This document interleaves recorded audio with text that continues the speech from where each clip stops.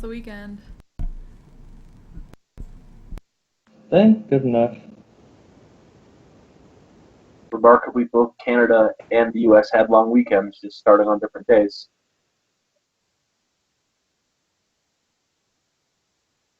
Is Fourth of July a holiday? Is that a thing?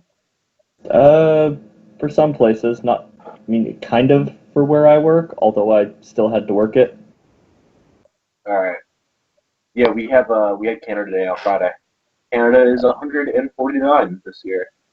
Right. Yeah, pretty young for a country.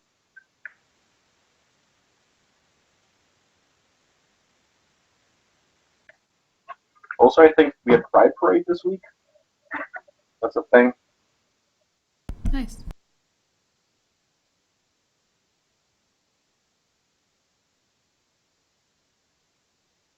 I basically did nothing for 4th of July. It was like the 3rd of July when they had the Hamilton sing along. Nice. I hear that's a very good play. Damn good.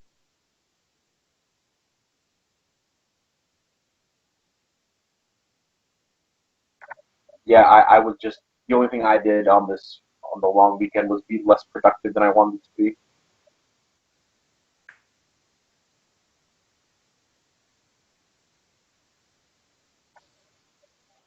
Even though like I'm on summer vacation from university, I have to have thesis proposals when I come back to school. So like I got to do those at some point, and I haven't, and I'm continuing to not do it because of a but. Yeah, that'll happen.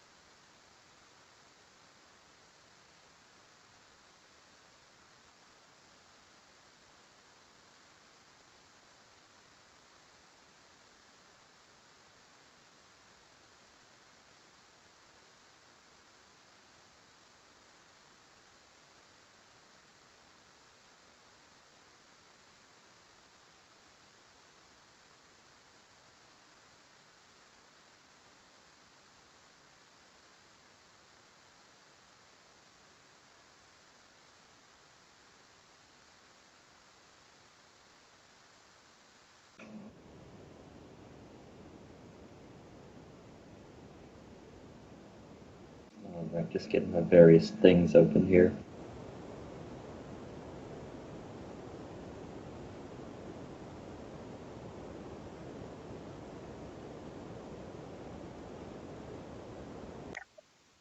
It's all good. Now I think all of us are in this call right now.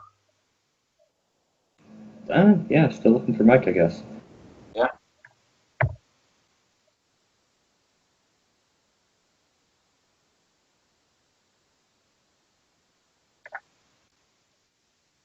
Also, anyone who's not watching SGDQ, you should probably watch SGDQ. It's great. What is it? It is a speedrunning marathon for that goes on for a whole week, and it gives all the money it raises to Doctors Without Borders. Oh, nice. I think this is the seventh or eighth time they're doing it, and they've got up to like a lifetime donation of $7 million. They regularly get $1 million from one of these things. It's super great, and also shit gets crazy. Yeah, the speedruns strats are quite good. I like watching it. I usually watch on YouTube. Check it out. I Yeah, normally just stick with I stick with Loading Ready Run. I stick with Desert Bus for Hope, but I can only do so much of sitting in front of a screen watching people play games at a time. especially Desert Bus for Hope, man. That is a quote unquote game. So good though. I mean, smoke and mirrors in general was an amazing idea for what it was. I was gonna say for its time, but it's still pretty incredible.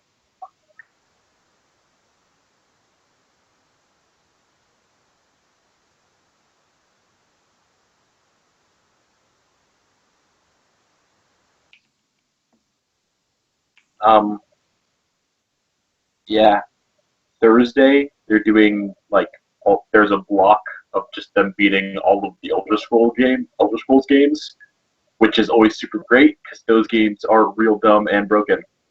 Yeah, at least the unpatched ones are. They usually run the unpatched versions. Oh Like, yeah, don't you yeah, just use like plates and like paintbrushes and shit? You can make like ladders and stuff with them. At least in Oblivion, I think it is. yeah. Or like I think it's in It's quite funny. the third one's Morrowind, right? Morrowind. Oh You yeah, just yeah. Yeah, you drink lots of what's the drug? Skooma. skooma. Yeah, Yeah, you then just you get drink a super shit fast. ton of skooma and you start running fast enough to like clip through walls and shit. It's amazing. Yeah, and then you get that scroll where you jump super high. Like there's that wizard who falls out the sky and he drops something. I can't remember what it is, but you go really fast and Yeah, then you it's just like pretty jump great. to the boss room. I think my favorite speedrun ever is Ocarina of Time. Oh yeah, where the like any percent where they beat it in like 2 minutes. No, it's like 18 minutes, I think, the speedrun. Yeah, okay, it's not. I'm exaggerating, but yeah, It's where they do ridiculous. I mean, yeah, they they warp do the jump wrong one. from yeah that spider boss to where the castle falls down after the Ganon fight. Like how you find that out is just crazy to begin with, and then just the ridiculous wall clips and stuff, and then like jump like there's like RNG boulders, and then you got to get like a specific angle, and you like And then you jump. like do a super Yeah, slide into the abyss and somehow end up on the ground. yeah, that's just so insane. Um, yeah, they did a promo for it on the Late Show with Stephen Colbert, and I was kind of salty about it because they were doing Mario Bros. 3, but they kind of cut it off before like the credits warp happens, and the Uh, credit warp in Mario Bros. 3 is yeah, that's fucking amazing. insane. What is it where they like edit what's that game?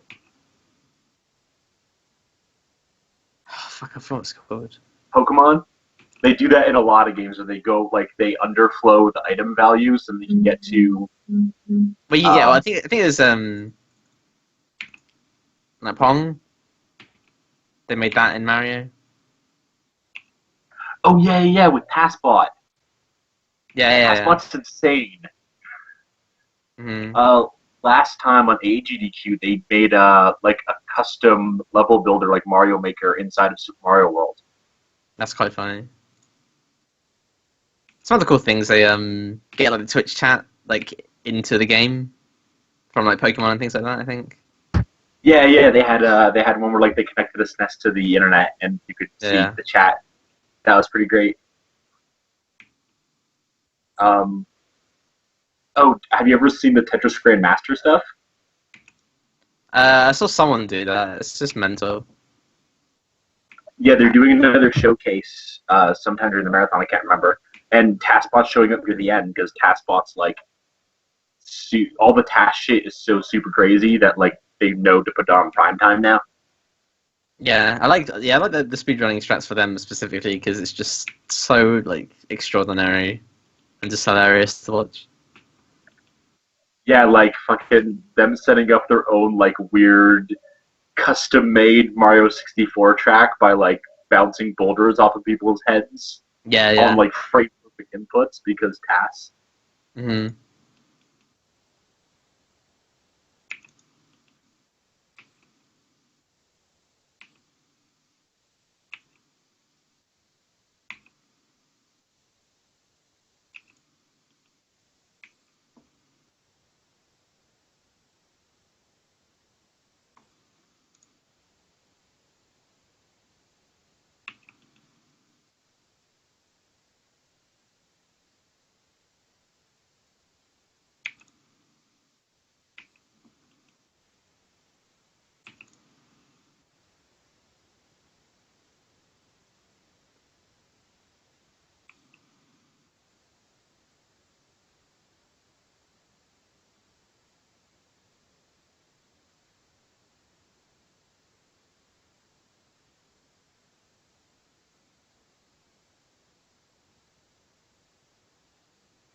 Oh shit! I'll be right back.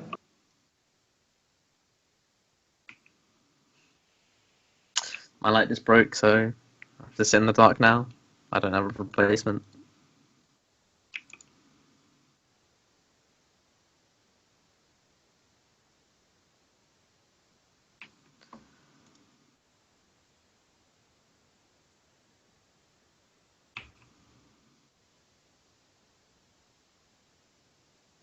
I would prefer that my room is lit.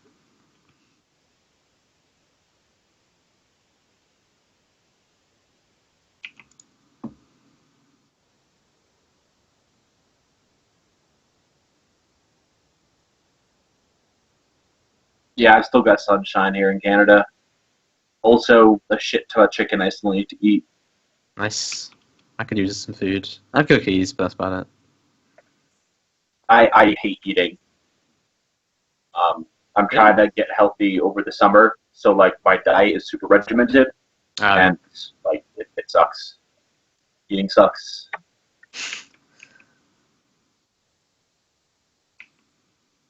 Yeah, it's midnight here, so well, it's actually half 12. So it's literally pitch black.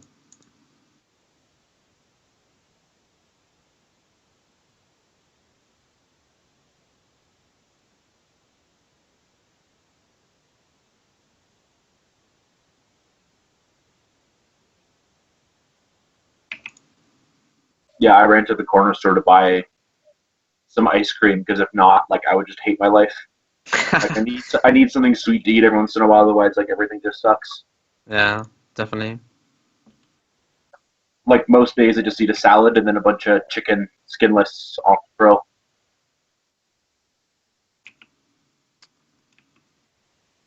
Not bad.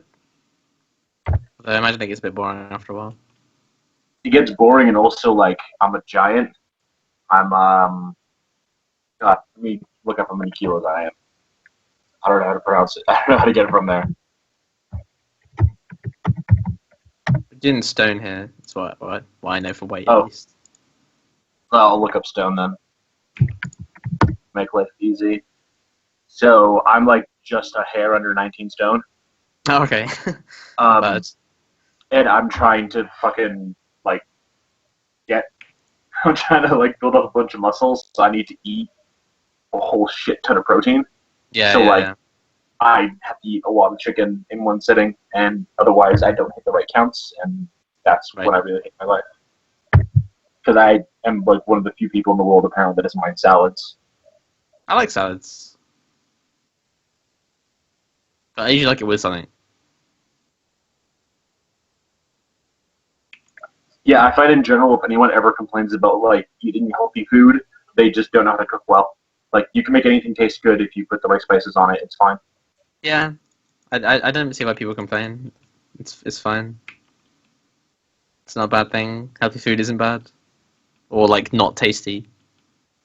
Because it always can be. I suppose fortunately for me I'm super fucking skinny, so I don't have to care about food. At least for a few more years. Yeah, give it some time. But Yeah. Yeah. I'm like 9 stone. what? I weigh like 9, 10 stone. Probably there, probably about 9.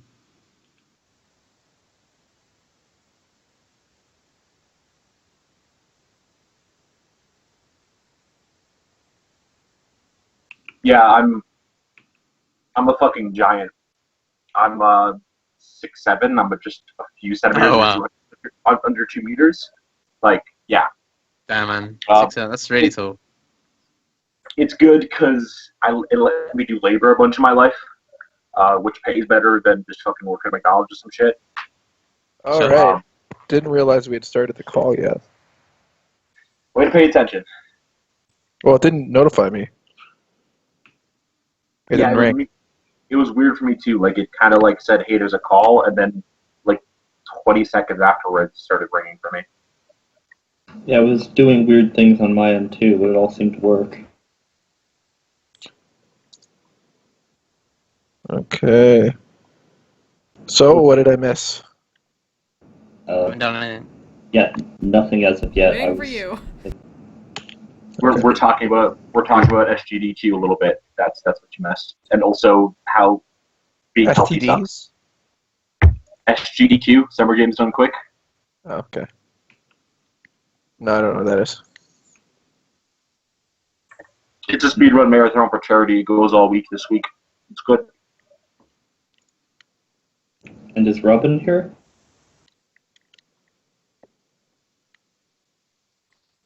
In the call? See the pain in the call here. I have not heard words. Can you not hear me? Yeah, Hi. Now now. we can. Right. Other things have a higher level of authority that lets them take my key clicks.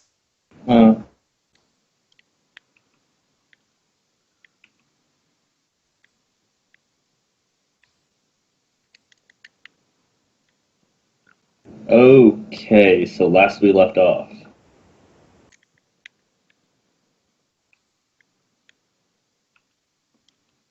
You had just spoken to the Lord Inquisitor.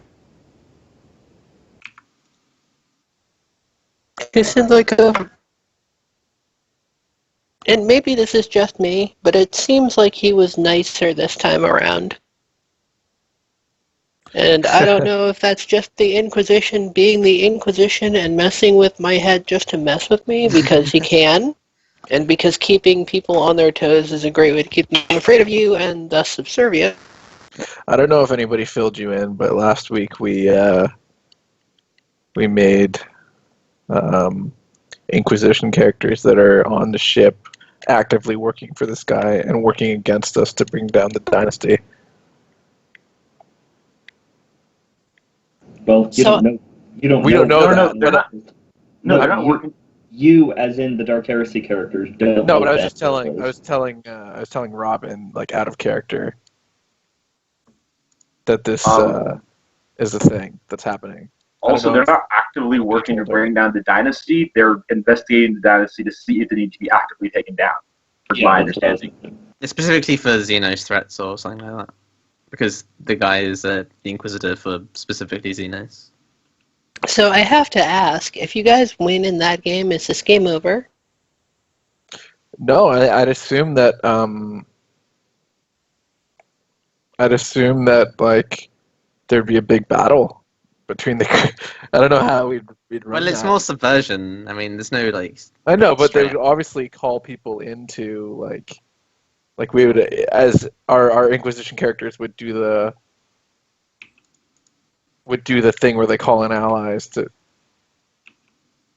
take us To be- out. To be honest, if that were to happen, like we would probably just kill them because of sheer numbers.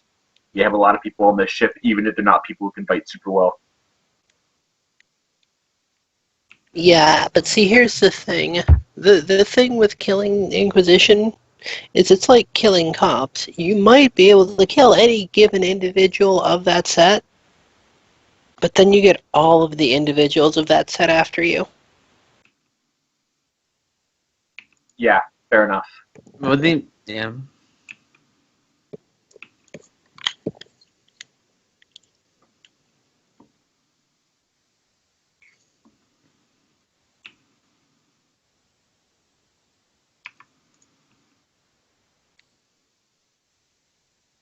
Are we doing repairs before we fly, or are we just going straight?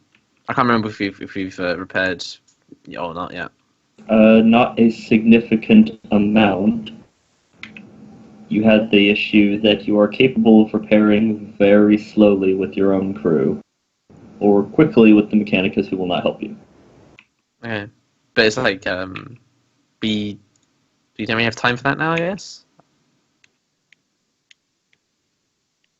My Well- understanding is that the Inquisitor kind of made it sound like this favor, if we want to do it for him, is press A.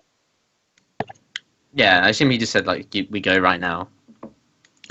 No, I think he would be reasonable about us waiting to get repairs done. Well, that depends on how much repairs. I Well, recall explicitly discussing the fact that the ship was in poor repair, and didn't he say something to the effect that it wouldn't matter much? or less. I remember that as well. So we won't need to. Yeah, repairing the ship on your own would take months. So here's a question. Do we need to be docked to do our own repairs? No. Oh, cool. So we can do it in space flight.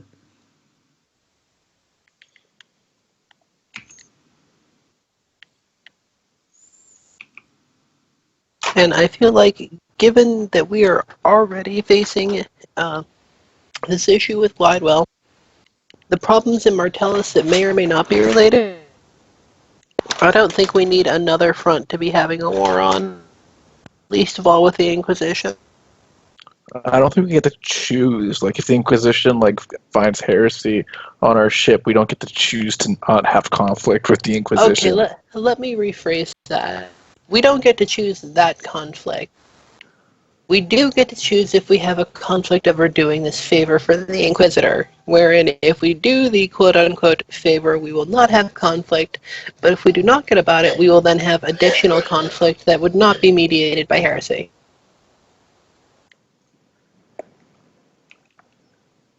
Alright, so Hodor was going to say in character, if we do find Xenos on planet, it will be best to eliminate them no matter what.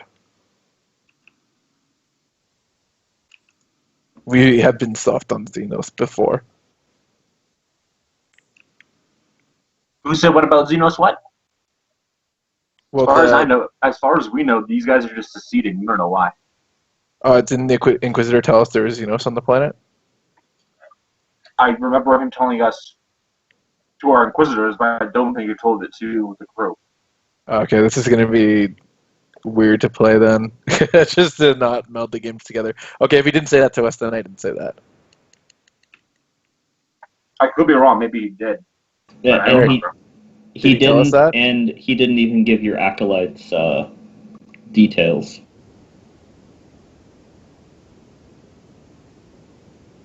Yeah, he didn't say what. He just said, at least the acolytes. He said if we bring back any, something. At the most, we could just kind of gauge that because he's a member of such and such order. That's a fair point. But I mean, Also that the people you're looking into have had some involvement with Xenos in the past. yeah. What is So someone's seceding, and he wants us to help them. To bring He the wants world us back to- into alignment with the Imperium. Okay. And the things that happen Sorry. if we do that is sink the Help mechanics the will loyalists is forgive what I meant. us. Like Romeo is in favor of doing this thing for the Inquisition. He just also thinks it's too good to be true. Like lifting the Mechanicus and getting a planet and having them track down Gladwell, which is a thing they said they might do for us. That seems like a lot. Yeah. No, yeah, he did. I don't Or know, at least maybe they're quite or at least powerful. Yeah, he at least implied it.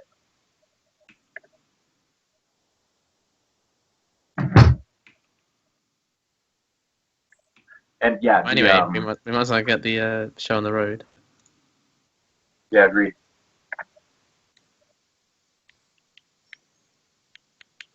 Moving is good. Well, one thing first. Will we have to make an acquisition roll to get fake identities, or can we just assume we have those with like a deceive roll or something? Depends what exactly you mean by fake identity. I mean, when we go to the planet, I thought the plan was me and Thaddeus, because we're the two normal-looking people, to roll down and check out what the hell is going on, because Romeo does not trust the Inquisition, especially when they're being so scant on information that this isn't some kind of weird political trap or some bullshit. Right, and that part I get. I'm just questioning what you believe a fake identity to entail beyond you saying you're somebody else. There isn't like universal ID cards or anything. Okay, I thought there were like Imperium stuff, but that makes sense considering how big it is. So, all right, never mind, we're good. Let's go. We're rolling. There's definitely no universal databases of anything. There's like trillions of people. And nothing resembling the internet.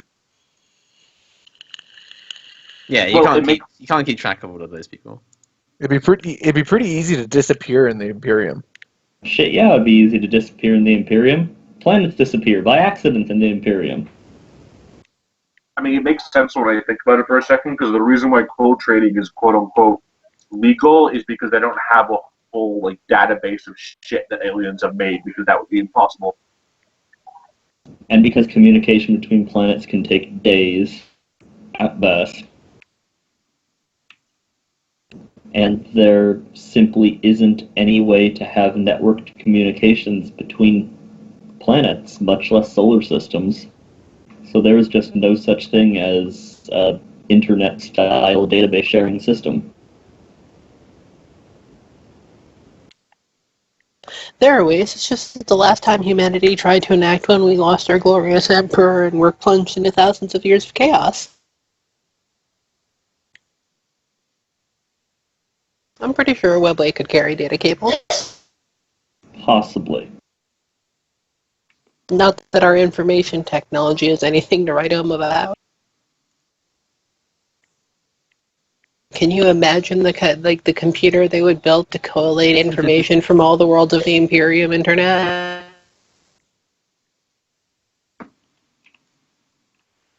It'd be like the size of a city. It would be the size of several cities, and it would generate enough waste heat to turn the rest of the surface of the planet into magma. Yeah, sounds alright.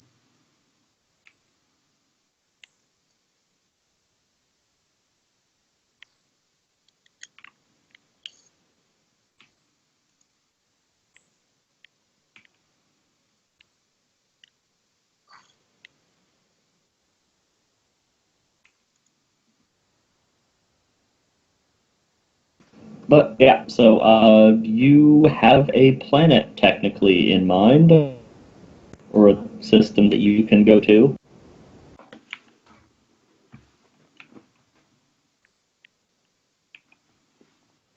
Get away from this rock, get away from this rock, get away from this rock. Yeah, well, I wouldn't mind a couple of days for the, I know their name. I'm not going to flake on their name. I know their name. Telvanni? The what? Our retainers? Turgenis? Trajanus. Jedi. Thank you. Yes, the Trajani. That's kind of like Telvanni. Yes, if I could get the Trajani to do some digging into the situation on that, obviously they're not going to have up-to-date newspapers, but, something. Who settled it? Economy? Anything? Is there a World Book entry?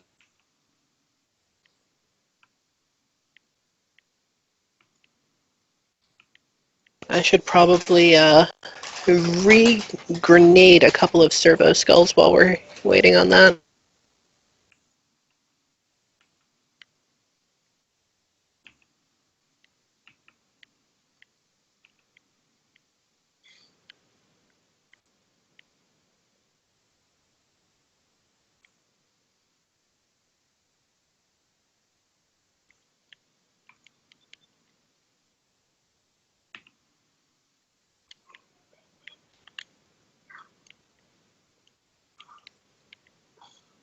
Alright, hold on, let me just pull my notes up on the planet there. Do we at least know its name? I do, which is why I need to pull my note up.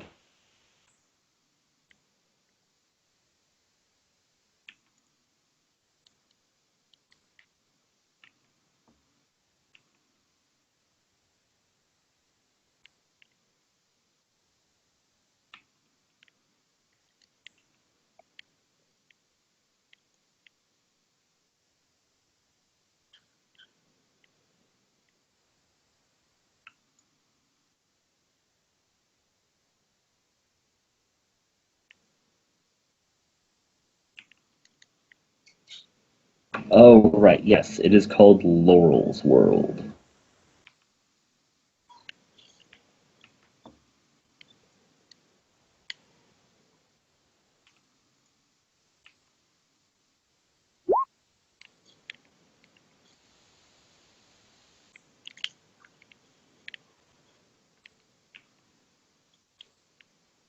And do the Trishani know anything about it?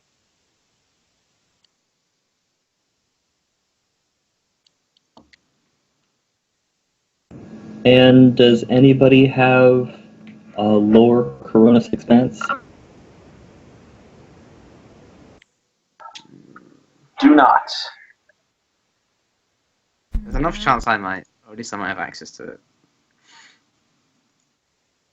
I think I have access to it, but I didn't take it. Yep. I don't know that. No dice? No, I didn't buy it. Captain, off chance you have Coronis Expanse lore?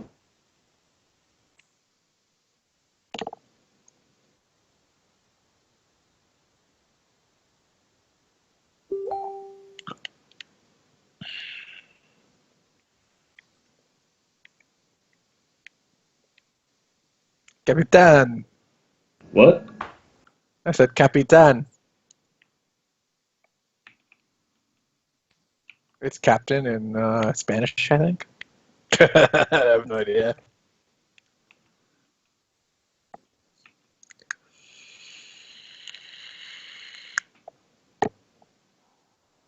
I believe the captain's thingy has failed her once again. Which thingy failed me? Your voice doodle. Although seemingly it has unfailed you. I am actively doing a work thing at this exact moment. Ah, that would be why, okay. Do you happen to have knowledge Cronus Expanse?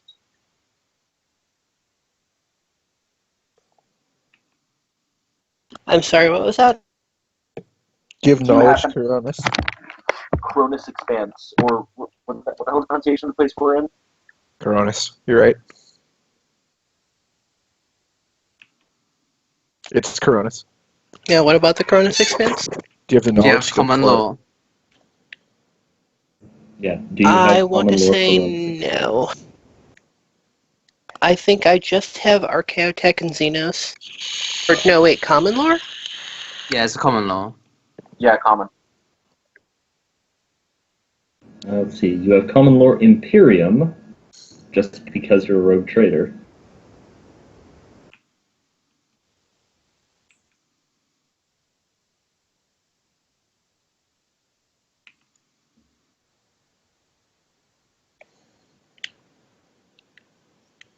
Tech, Machine, Imperium, Scholastic Astronomicon. Nope. You guys know nothing about the frontier. Yeah, I think I was from a pretty decent distance away when they yanked me up.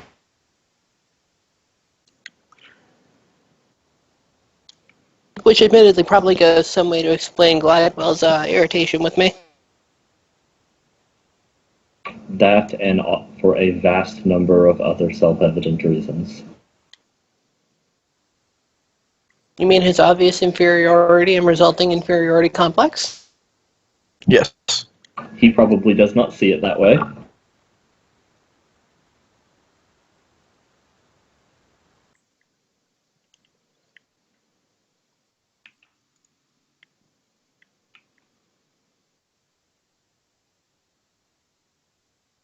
Alright, so yeah, the Trojani know very little about Laurel's World.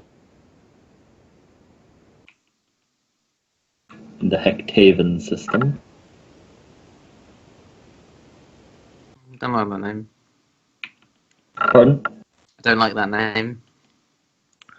The Hectaven? Sounds familiar, so I don't like it. Do they know what kind of world it is? Craft, Hive, Frontier, whatever? Yeah, it's totally a craft world. Yeah, definitely. Makes sense for the name. Well, Craftworld Eldar. And are also giant spaceships, not planets. That too. Craft the world or giant spaceships? Yes, they're giant Eldar live on non-actual giant spaceships. spaceships. Made of bone. I don't suppose any of my Oh. people could help with that since we're nomadic, but Who made them? Who made the giant spaceships? Eldar. The ancient Eldar. So humans are living on ancient Eldar worlds. No, we're living on craft worlds. That's why I said sarcastically yes. I didn't know. I didn't catch the sarcasm. I heard the sarcasm. Well, probably because I didn't know what a craft world was. Yep, We'll just- it is what amounts to Eldar homeworlds now that the Eldar homeworlds were sucked into the Eye of Terror and then murder fucked. Nice.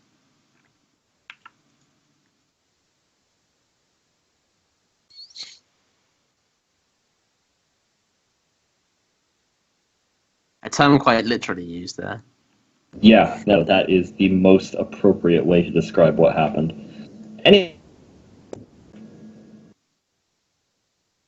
Murder fucked. Love it. It's my favorite thing to do on weekends. Totally.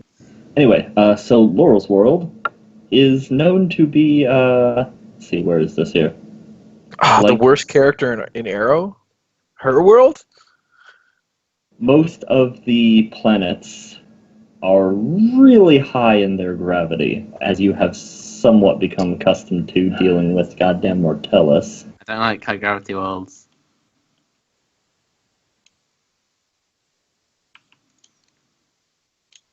It's cool. We have a tank now. Just get on the gunnery and we'll be fine. Makes carrying things like impossible. Wait, are you talking about Hodor, or do we have an actual tank? No, Well, the Imperium Guard have tanks that we can use.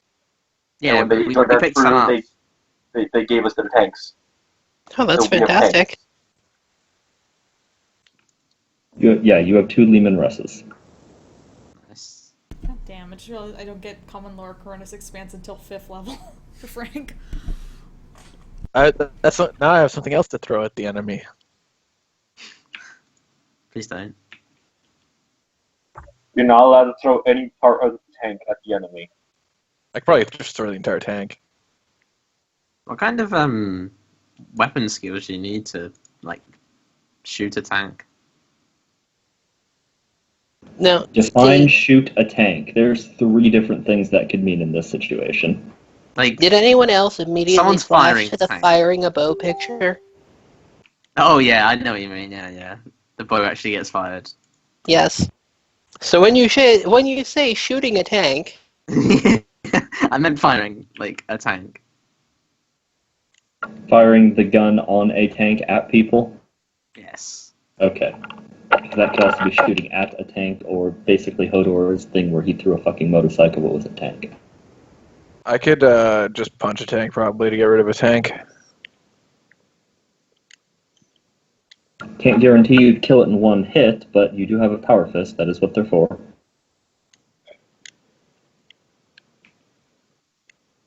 Or a Ripper. They're quite funny. But yeah, I want to say heavy weaponry? Tank gun? Heavy? So you have to choose like specifically for tank guns, or isn't that how heavy works? It's like a I don't know how exotic it's weapon proficiency, so you only choose one kind of heavy weapon. I don't know how it's normally supposed to work. The way I've just been having it work is you get heavy weapon proficiency, and then you can have proficiency with heavy weapons of the classes that you have proficiency with. Oh, okay. So, like, you know how you've got proficiency with bolt weapons, flame weapons, blah, blah, blah. Mhm. If you get heavy weapons, then you have proficiency with heavy bolt weapons, heavy flame weapons, so on and so forth, blah, blah, blah, blah, blah. Yeah. For vehicles, if you have the appropriate drive skill, then firing the weapon is rolled into that. It's considered knowing part of how to drive it. I says that somewhere in Into the Storm, because this was a thing that came up before, and I actually looked it up. Cool. So they are technically heavy weapons, but if you have the skill for the vehicle, you can use that instead. Yeah, you still use it on ballistics and all that. It's just that you're considered proficient if you know how to drive the thing. Wonderful. So, anyways, this planet is particularly known for exporting a lot of medical compounds. That's nice. We need some of them. Guys, we're getting into the train heist episode of Firefly. Oh yeah. Just to confirm, it is a Forge world, right? It is not a forged world. It is a frontier world, reasonably well developed. That I was hoping you'd say feudal. no, it's not. It's not a feudal world. Someday, you guys will go to a legit feudal world. And be their gods. Wasn't Martellus kind of like that? Kind of. But that was more like a hive world that fell into a feudal world. That was not a world where they legitimately have castles and guys riding around on horseback with broadswords and plate mail. But feudal worlds are part of the Imperium, or no? Yeah. They just haven't. Don't you know any place with humans on it is part of the Imperium? The Imperium legit has feudal worlds that are just part of the Imperium regular, like. Yeah. Well, also like the Dark Angels homeworld. They're an order of Space Marines. That they were feudal knights. Plenty of feral worlds in the Imperium, too. That's why it's an option. And why you can get feudal plate knight armor in one of the books. Yes. And you can also get it made out of modern materials if you use one of the armor mods, so then you can have That's like quite funny. feudal knight plate mail armor that you're using in a gunfight with bolters. But yes, the colony on Laurel's World was founded specifically because not most, but a large number of the native life forms, plants and animals, are the source of a number of rare medical compounds.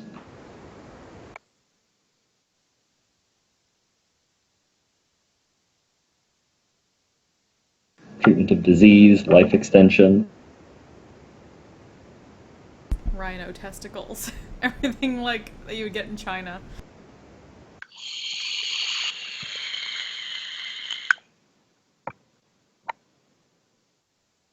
It has very little purpose beyond that.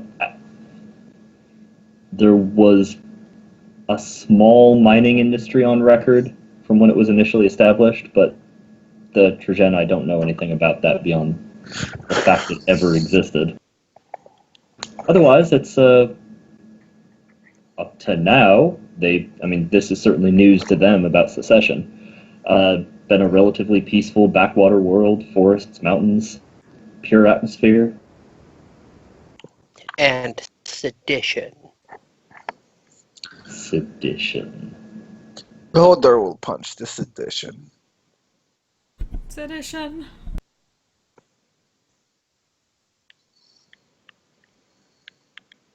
I'm sorry, I want to remake that song from Fiddler on the Roof now.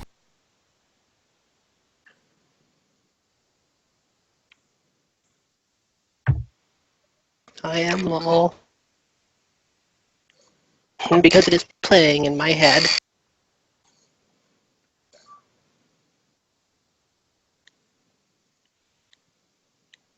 like if I were a rogue trader, yabba dibba dibba yabba dib.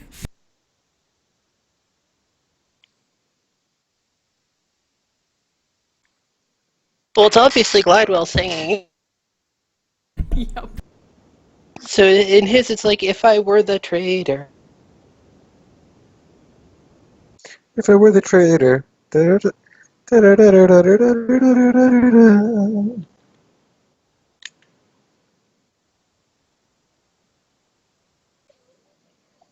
Yeah, so the Trojana, I apologize that they really have very little information on the world beyond that. It produces medical compounds from the local wildlife.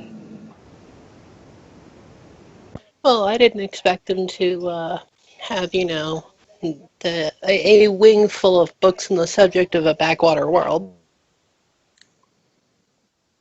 But certainly the bridge crew should be aware that I concur with the general assessment that the more I hear about this planet, the more it seems like there is something terribly, terribly wrong with this assignment that makes us the perfect suckers for it.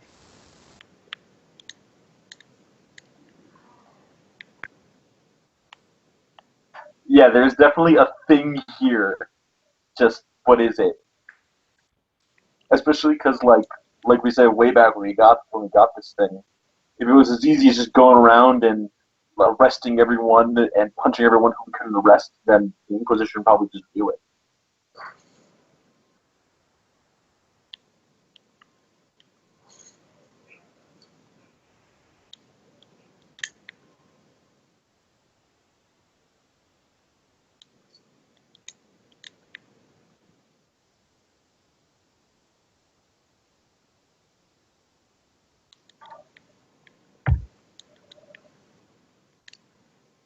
So, in the absence of reasons to remain currently, and directly in the face of my better judgment, I say, let's go and do things for the Inquisition.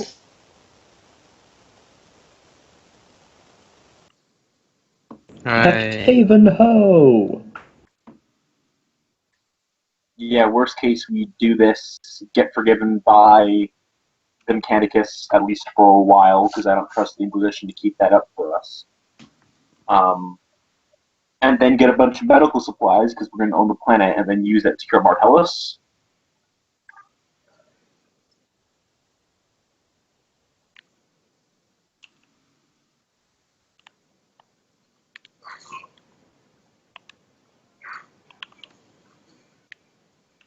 I guess that is an option. I mean, we're going to own this thing we're going to own this planet once we're through with it, so it's going to be fine. There is profit to be made, and therefore Romeo will do it.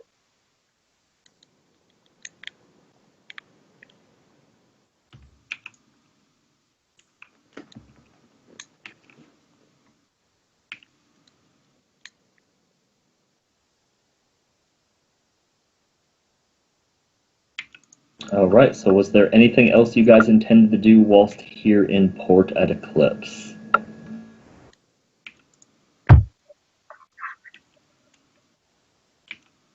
Make sure we're stocked up on all the wine from the bar. Already bought me a Stormbolter. I would like to get my hands on an MIU, but it's not like we can sit around and wait for someone to put it in me, and even if they did, who the hell am I going to get to open me up? I have to do it myself with mirrors.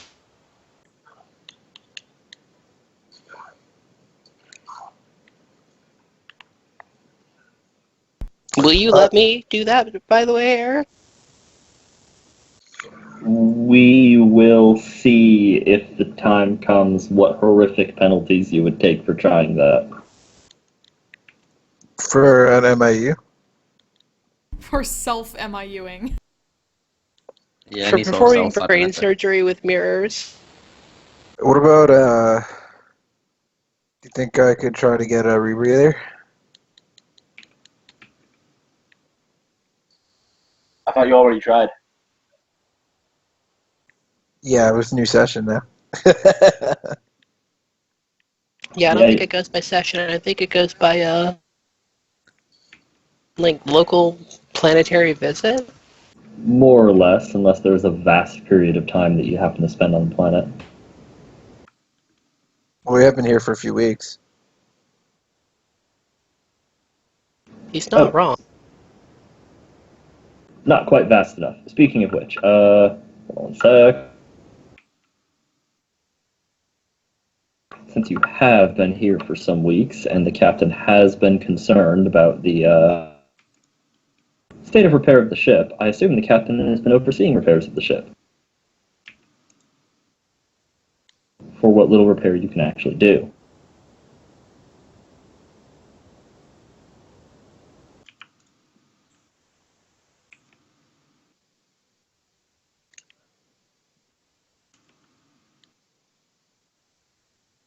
Well, Smiling at all the repairs.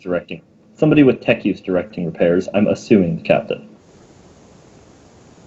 And would my Cinemas have chemical apply here? I'm gonna say no on something this widespread. Well, it's worth a try. 3 tests.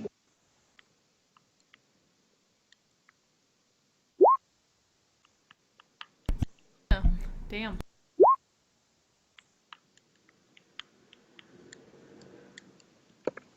I think I'm going to spend a fate on that last one. And hope that I don't go higher. I did not go higher. Good enough. Wow. Wow, one off. Can you smile on yourself?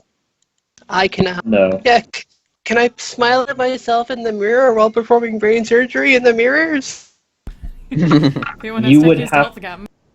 You would need a lot more insanity points for that to work. Oh, dear. Speaking of insanity points, should we find a Schwarzwald and Shanghai him along? Only bad outcomes. Oh, I'm this sure is asking there for is. something. I'm sure there are some positive outcomes to that.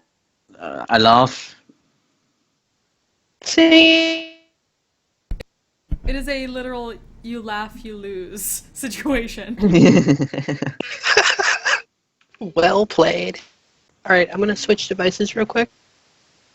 Okay.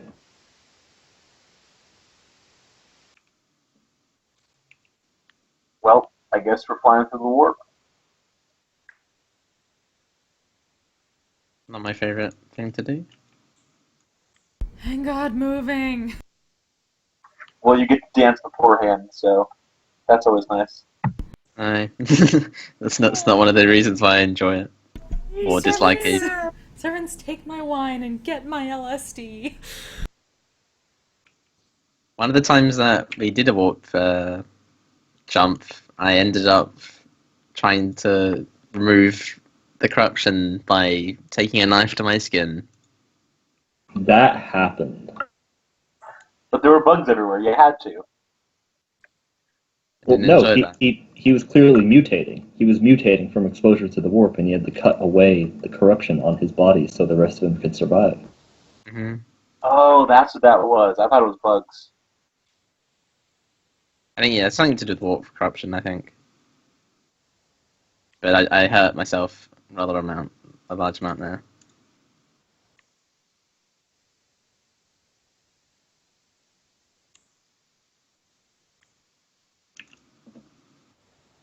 Actually, speaking of damage to ourselves, is anyone hurt still, or did we have enough time to medicate everyone?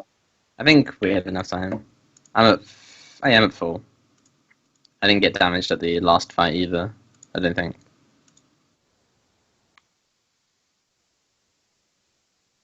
Well, I'm not sure if anyone did. Get Yeah. damaged anymore. I just sit the fight out someplace else. Yeah, I think you're all good damage-wise.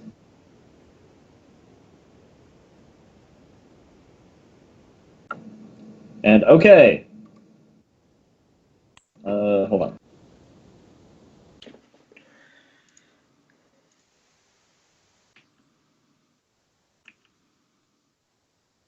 Just checking to see how many hull points you were successfully able to restore. The answer, of course, being not enough.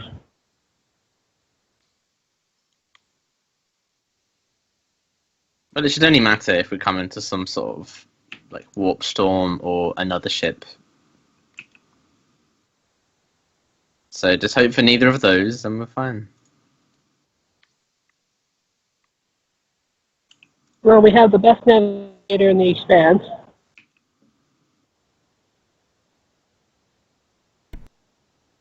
Who's currently preparing to paint herself in hallucinogens. Okay, you successfully restored 10 hull integrity.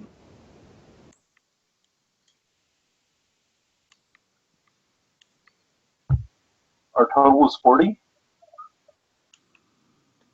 Pardon? Our total hull integrity is 40. I'll say 41. It's a sheet. Okay, so that's not bad.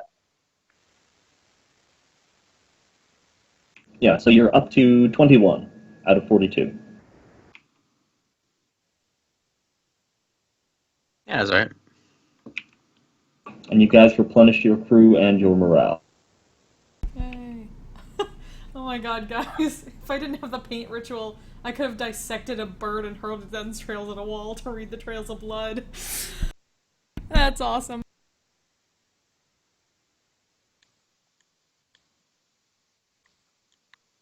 Okay, so part of that robot voiced out, but did I hear something about reading entrails? Yes. That's another house's special thing, like Denev's is with the painting herself. Aren't any of them vaguely normal?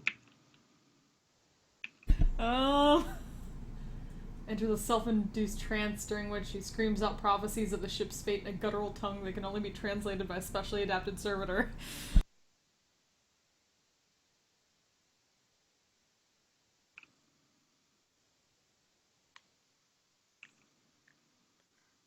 That's not too bad, at least.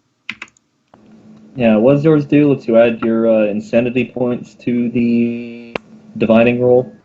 Yes. You should have that written down. And I would not want to do hallucinogenic drugs in the 40k universe. Nothing is nice. That's why you do hallucinogenic drugs. Everything is Well, horrible. no, but you gotta look at things. Imagine looking at one of those, like a heretic, while you're on LSD. Nothing pleasant comes out of that. Apollo Captain's glow. You Funnily freaking enough, picture. Captain. Funny enough, I'm actually trying to look up what drugs I can try to acquire right now. There are loads of drugs in this game. There are a number of them. Yeah, I'm trying to look them up and see if there's anything that'd be good for piloting, because I'm actually close enough to getting 100 pilot where it has become worth maybe being addicted or whatever the hell is the downside of drugs. Nice. Like, I...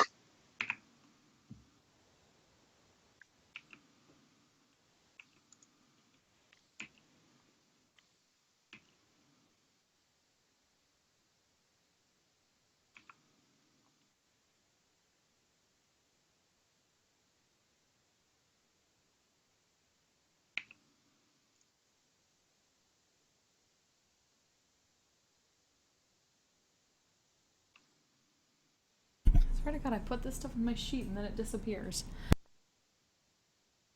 Balls.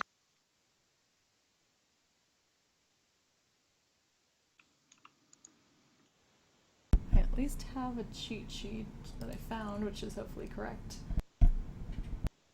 The Elseway charts are just the sort of side thing.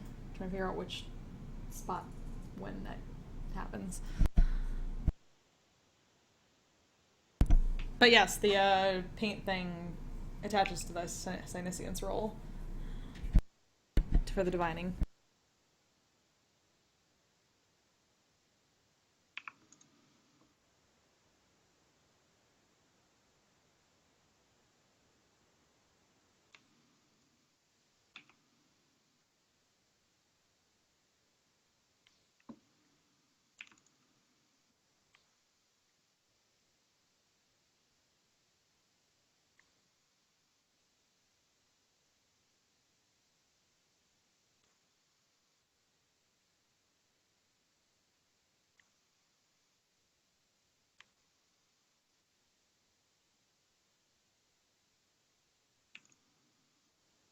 Alright then. So make your... What was that initial? Senescence roll for divining the auguries? Yes. Yeah. That's what does the Elseway help? Or is that the next step? The Elseway would Cost be... times, I think. The Elseway is just one that you check to see if you can avoid the Astronomicon altogether. Okay, Sinisians plus 19 at least, I guess. Oh, it depends on how far we're going here. What my difficulty is on this.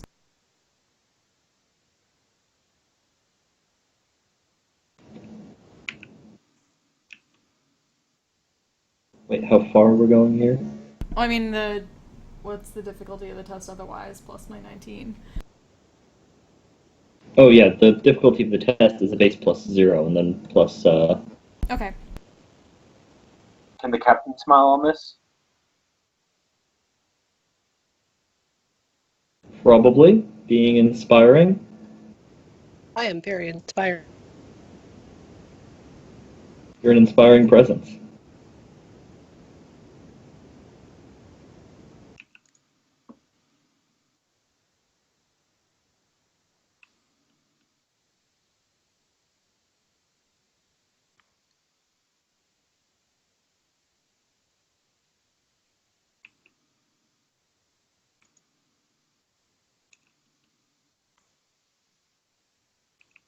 That ain't bad. No, not bad at all. Yeah, you think that going at the base, you think that'll take you about 10 days? That's not bad. 5 if we run hot, right?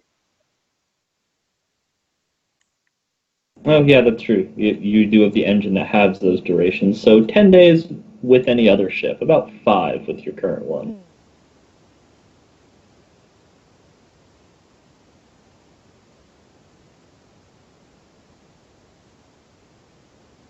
That's practically nothing. That's like 2 warp holes, right? One.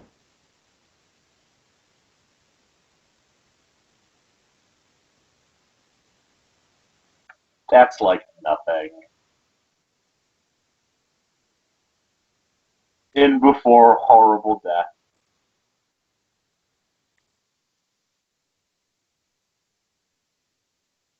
I think the horrible death can be assumed.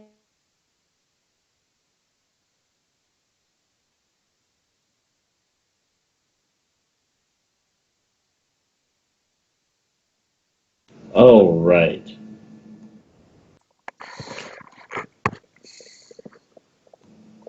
So, everybody who isn't Denev, make a willpower roll. As the ship slides through the giant glowing portal of hell. I dislike willpower rolls. I'm spending a fate to give myself plus 10 because I'm not risking it.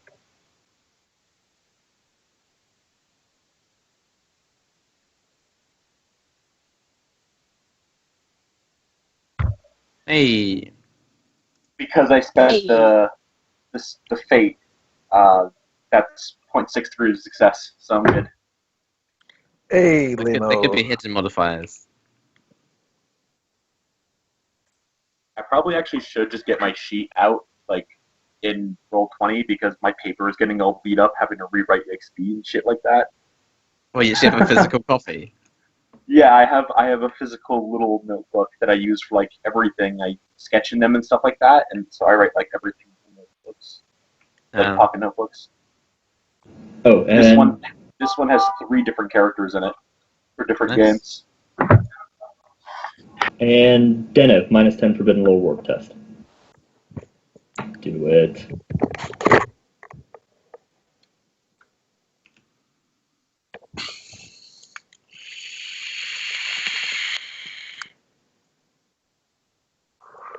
Boom, okay. No Yeah. Astronomicon and plus 15 to all navigation warp tests for the journey. That's the power of the Elseway. I love my Elseways. Heretical Elseways.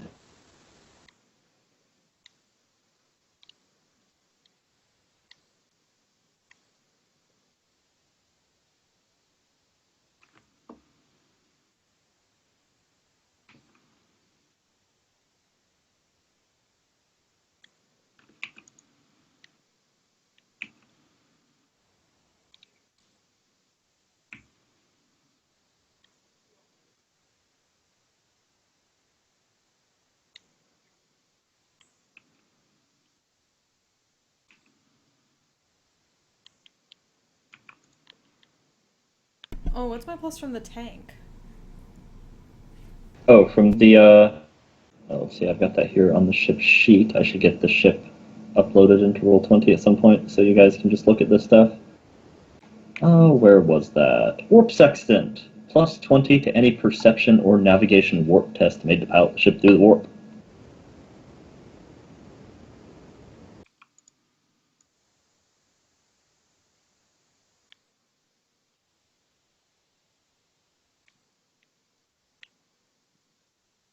and also another +10 to navigation warp tests for your Warpsbane Gellerfield. So you get all kinds of bonuses. Oh, lovely. I guess that's what we get for choosing a low profit factor, high ship point cost. That is what you get.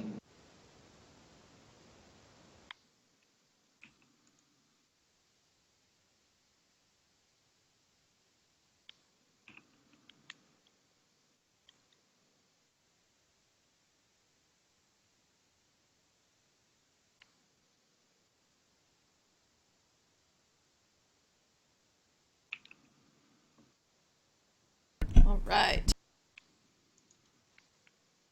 Let's see. So, and everybody passed their willpower checks, right? Yeah. Given that laugh, I'm thinking maybe I might want to re-roll mine. Oh, did you But I don't not? know if I want. I did not, but I don't know if I want to be that low on fate this early in the session. How many degrees of failure? 3.8.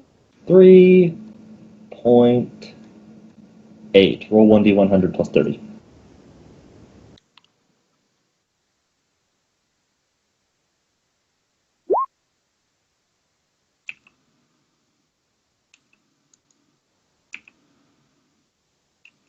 I feel like that should have Oh, just been your fated willpower test. It would have been another failure. Really? Oh, well, plus 30, yeah. Not with plus 30, it would just be whatever. Yeah, that would have okay. passed. Roll Usually 1d100. Another D100? Another d100.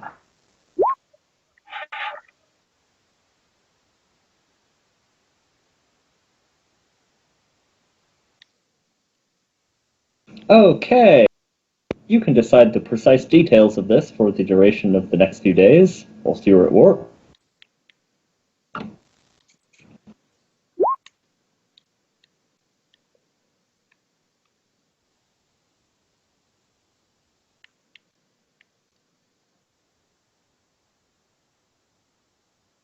It's probably gonna be the meaningless movie section. Yo, it's got to be the vivisection so you can try to figure out how to get an MIU in your head, because that's just too that's thematically perfect. You're practicing for Fantastic. self-surgery. That's a mix of vivisections and scarification. Right?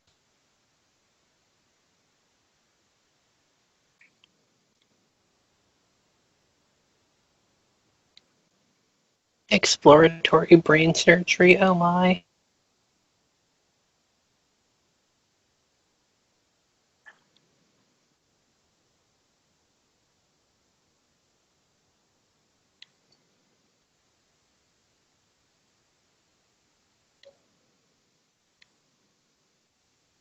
It's like, bring me some whores. Lobotomies for all of them.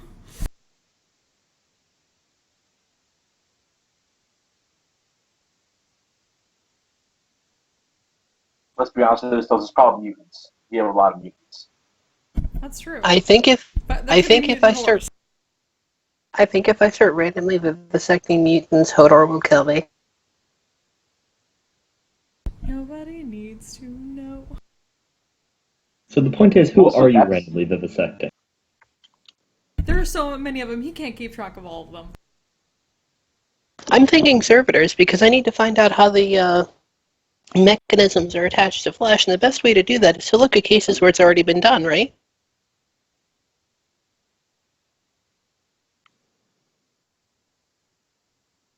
That is definitely one data point, although it has not yet been done on you.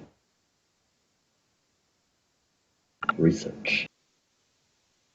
Yeah, so I'm like down in the lab taking apart servitors, taking scans on myself, and like looking at the inside of the servitors and the scans and the servitors and the scans. This is totally healthy.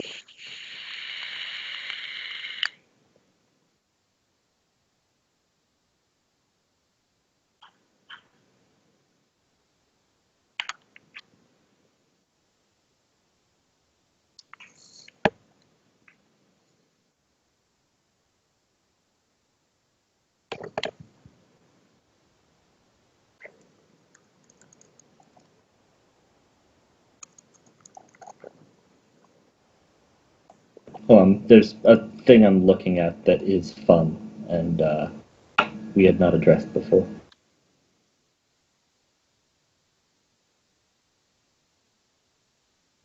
The thing is that your fun and our fun aren't necessarily the same. No, they're not, and that's what's great.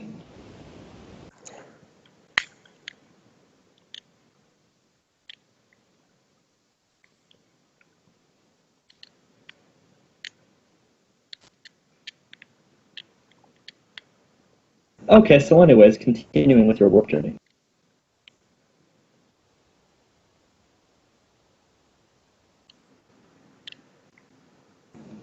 Zennith, you get to make a roll. Okay. A navigation warp test plus all of the crazy things you get, the plus 15, the plus 10, and what's the other one? Plus 20.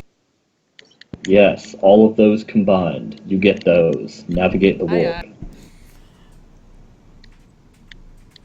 Navigate the shit out of that warp. The shit out of it. Nice. What is your navigation warp actual skill, by the way? 82. Alright. What is your senescence? 80. 80?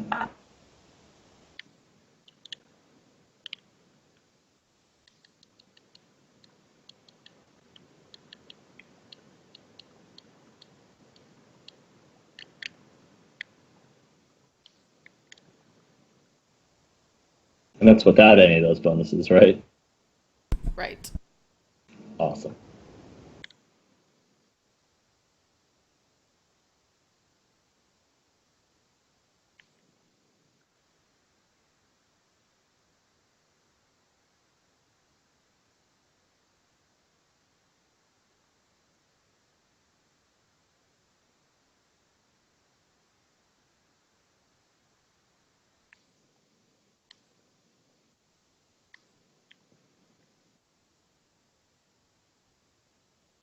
Okay, just figuring a few things out there. Fantastic! You rolled really well. Congratulations on rolling so well. I do try.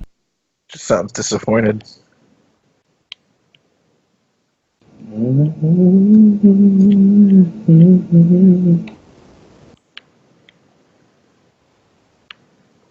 Singing Or a sad maybe- soul song. Maybe rolling well is bad. Somehow. It depends on the number you roll. I think if you roll doubles or nines or something like that, sometimes warp shit just happens. Oh, Nice doubles eight and for the warp.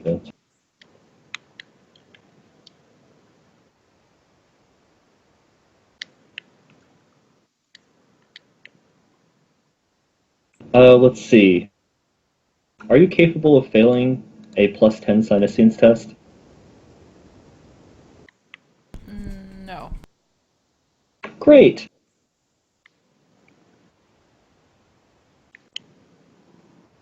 Oh. Oh, it appears you may have another run-in with the squirrels. God damn it! No, Whenever trust I me, do that really well and I'm not going to fail, he throws in the fucking squirrels. fucking squirrel.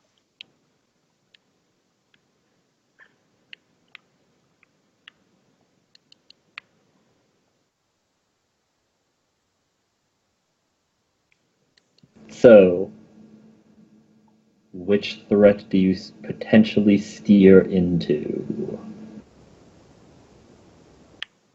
The possibility of an incursion onto the ship, or a roiling wave of hallucinations running through the ship? Both can be bad depending on what the hallucinations are. We do have missionaries now. Just as a thing.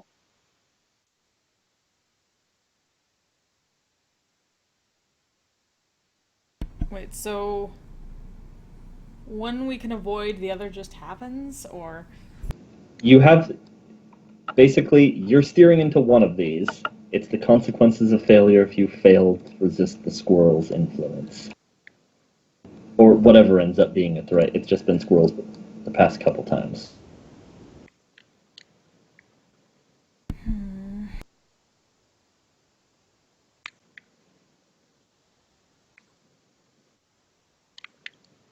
If you don't end up failing, none of it matters. But it is the price of failure. How good of a chance is it on demons that they'll hurt our ship? That's right. What? Yeah. They can, demons could deal hull integrity, is a thing. So we should probably go for the madness. Demons are demons.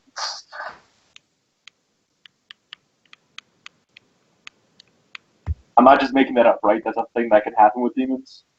All kinds of shit can happen.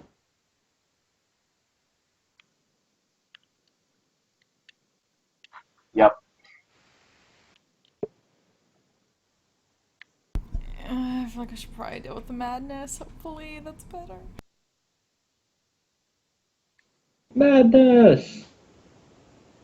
Hooray! Come on, fucking missionaries. We're all Zennith now. We're all hallucinating. We all go through the looking glass. It's not necessarily happening yet. Zennith has a chance.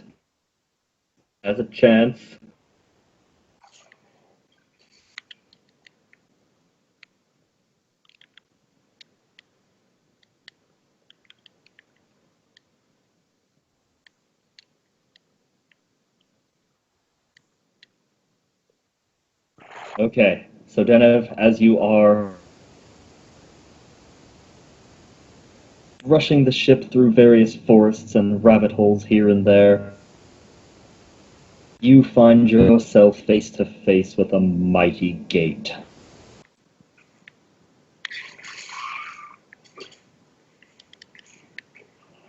Is it locked? It is up until your arrival. As you trundle along the path with the Zennith, the gates fly open.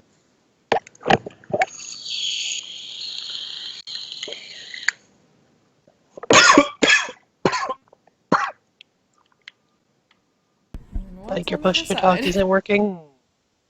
Oh, I never used push to talk. I just forgot to mute my mic. I have a button on my headset that mutes the mic. Yeah, I was subtly telling you to handle it. Yeah. Yeah. This is an Overwatch. You can't just turn on your mic only to let people hear you vape. Oh yeah, I took a screenshot of it. The best chat I've ever gotten in Overwatch was, "Can you stop opening your mic just to fucking vape?" It was pretty funny. But yeah, okay. But yeah, okay, so beyond the gate, you see a magnificent city, once pristine, now in flames and crumbling.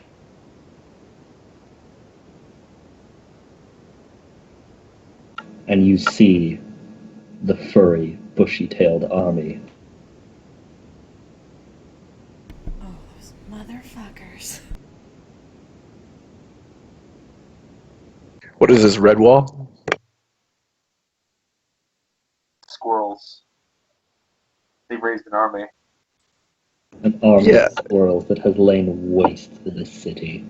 They Yeah, have an everyone- army. We have a Denev. They have thrown open the gates and you are facing them down.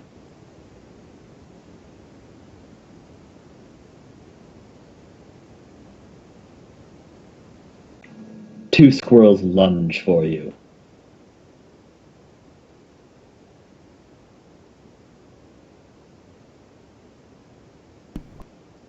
Oh, fuck that. Make your appropriate defensive rolls.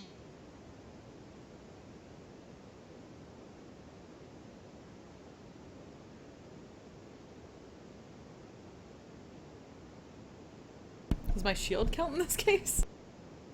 Not in this case. God damn it. We believe you, Zennith. Dodge them. You know what? That amuses me. Yes, the shield will count here.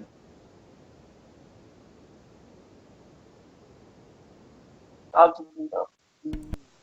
Not that time, but... It's 2.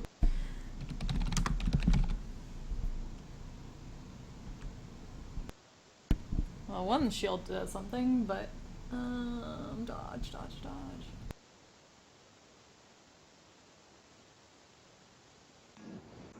Those who are anywhere near the navigation area see Denev's energy shield flash as if it absorbed some kind of energy.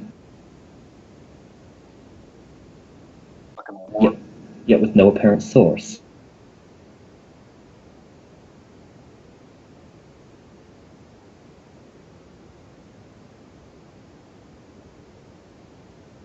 Nope, so one more dodge.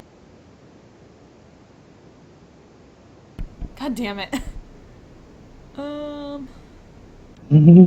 Fate.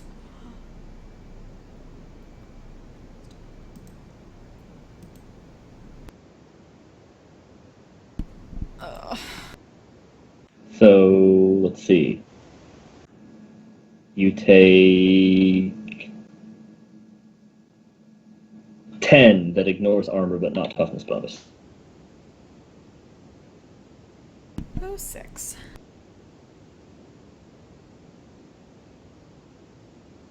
Ow. Don't forget to roll to see if you keep your fate point. Oh, that's true. What's you rolling for? Sorry. To not get stabbed by squirrels.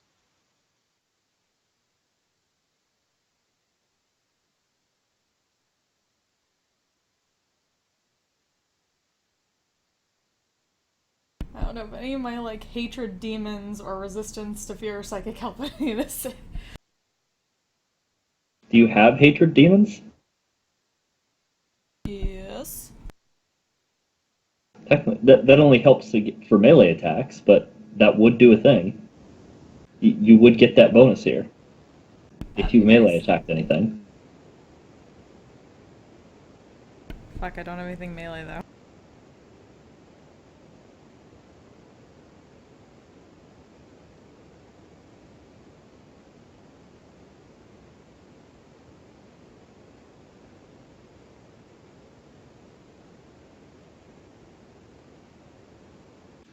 Alright, your turn. There's 2 squirrels. They're scurrying about. One bounced off your shield, the other one made it through and gave you a nice big chomp right on the wrist.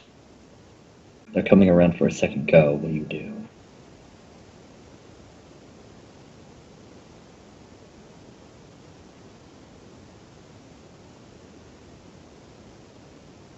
Ugh. I want to try to freeze one.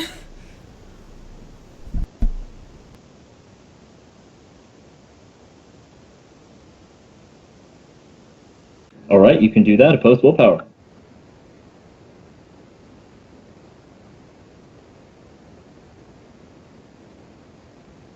Okay, one of those squirrels is frozen.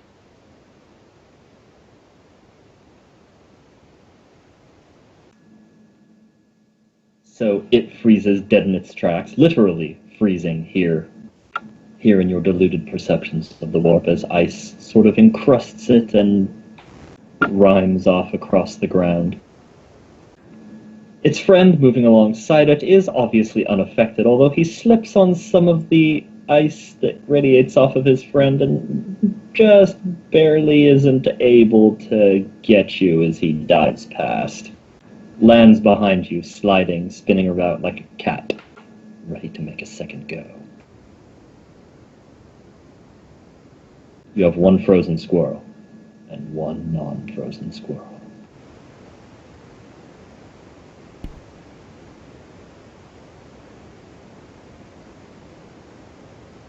Use my new melt-a-gun. Get the fuck out of my way. And try to shoot. Can I try to shoot with my tardy thing? Or no tardy. The new thing I got that lets me use perception.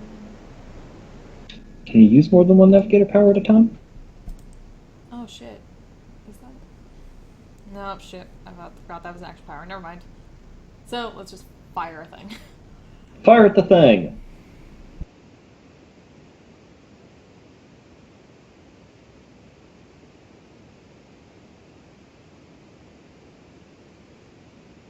God damn. Balls!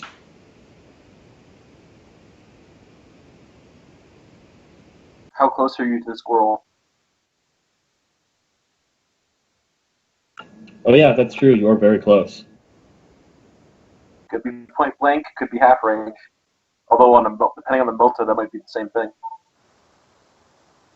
Oh. Well, he did just bum rush me. Yeah, he is quite close. That is a successful hit, assuming you weren't adding any range bonuses before. I don't think so. Okay, so yeah, one squirrel incinerated, the other one frozen. But you see beyond the gate a great tower of glass shatters. Sort of rolls up like a wave.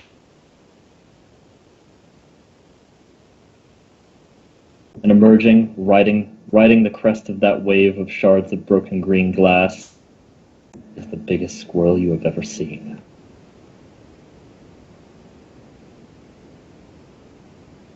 The general of this attack upon the glass city.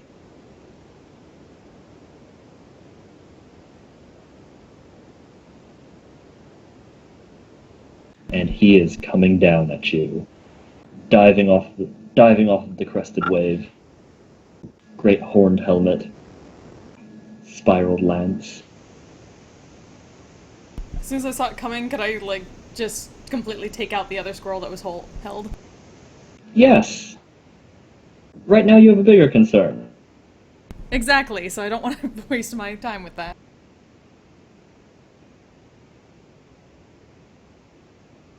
A squirrel of grand size comes at you.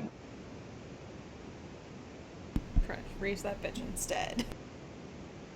Attempt your defensive rolls for a single large strike.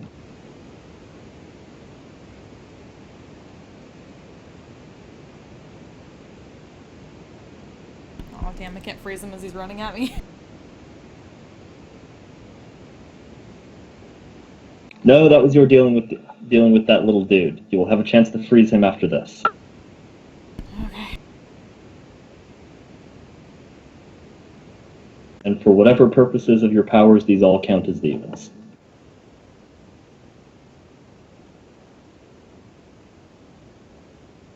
That's my shield at least.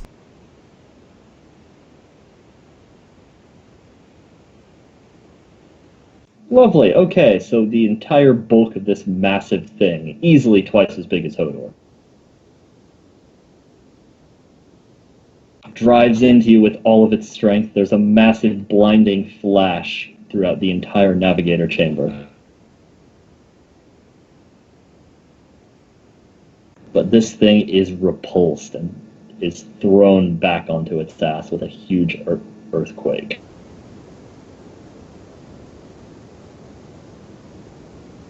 I assume you want to try and freeze it. Yeah, you're not getting any closer, you son of a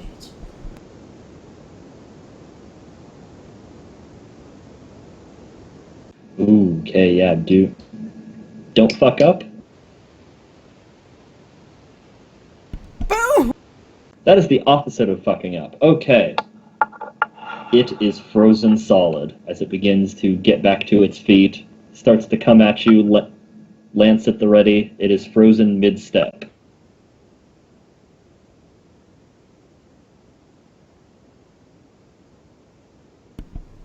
Pam just wants to walk straight up to it, just stare it down, grab her melt-a-gun, like, you're in my fucking way, and boom.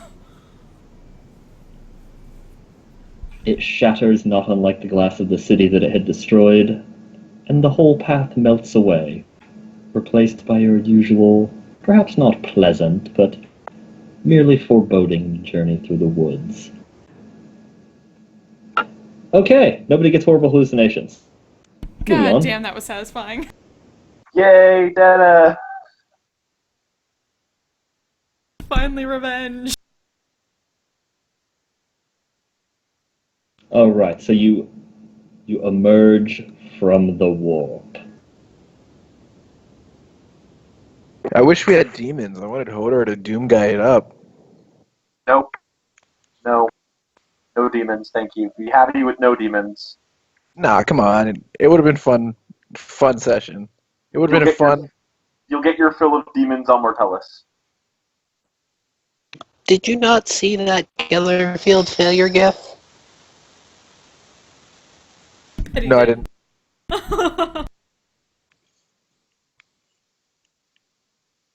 It's worth looking at. Some perspective. Odor can't fight against that shit. What is a Gellerfield again? The thing that keeps the warp out of your ship. Oh. When it fails, the warp gets into the ship. And those encounters are shit slipping through. Not quite failing, but shit slipping through. Long discussion about how the Tau would kill things. Yes. Oh, like those guys with the axes that we were talking about earlier. That conversation happened after the whole discussion of the Gellerfield failure gift, but yes. There you go. Was it in Discord, Skype? Skype.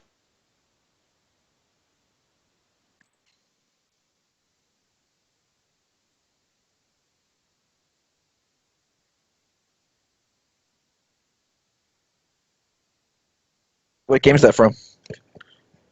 Not It's a actually game, it's from a short film. video. Yeah. For Warhammer? No, it's just a short film.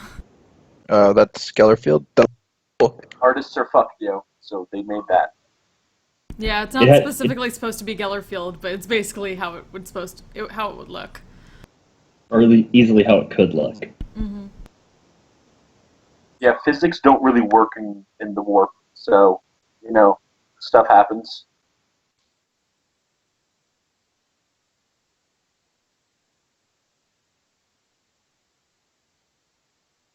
The actual short film was literally called Meta Chaos.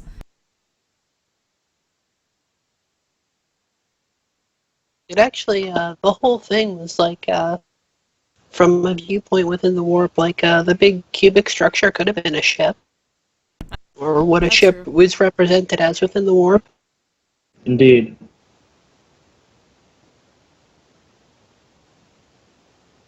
Creepy as fuck. Yes.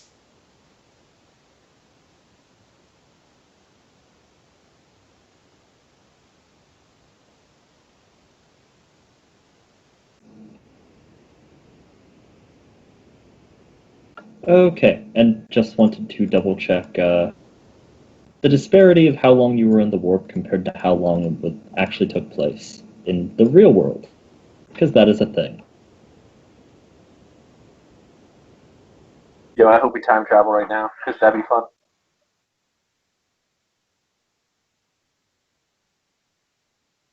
I think 5 days in the warp has been our shortest travel time yet. Oh, this was more like a day.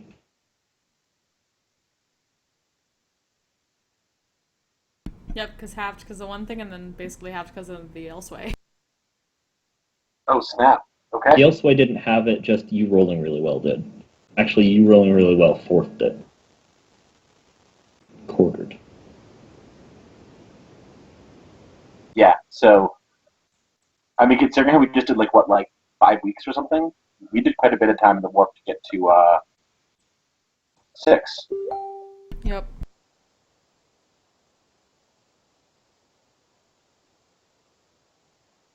We barely even lost So sleep how on long this was one. it again? Sorry. Yeah, it was only about a day that you were at warp. Zennith gets out of her tank and she's just like, victory is mine, you fuckers!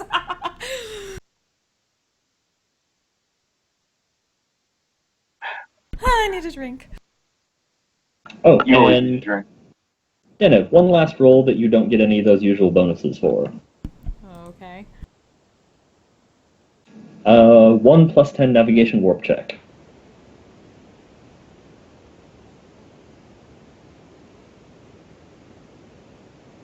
Actually, no. Screw that. This was charted before. Okay. Anytime you go somewhere that is technically uncharted, and you're finding the route yourself, you can make your own chart. Like with Oh my Martellus. god! For profit factor, right? For that, yes. Yes! Also for satisfaction, apparently. Oh, it's total satisfaction.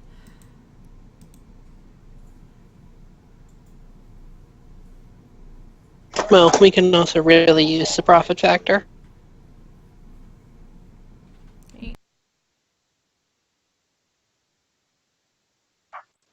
Well, I think the problem here is that this one's already been charted, and also Elseways means if we made like actual short paths to it, maybe heresy. She's a Brabazon. Right, forgot.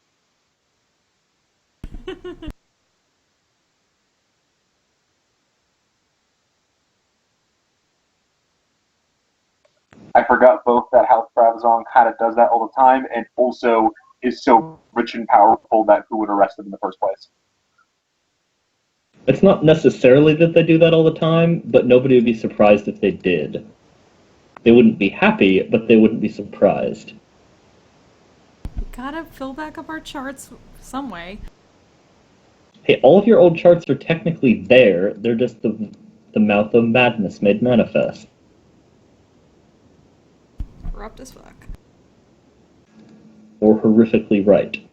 One of those two.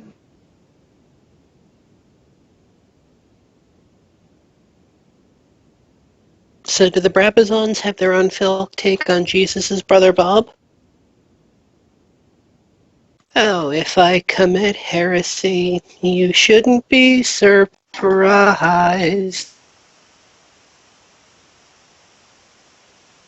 It's fucking Craig! Craig Christ!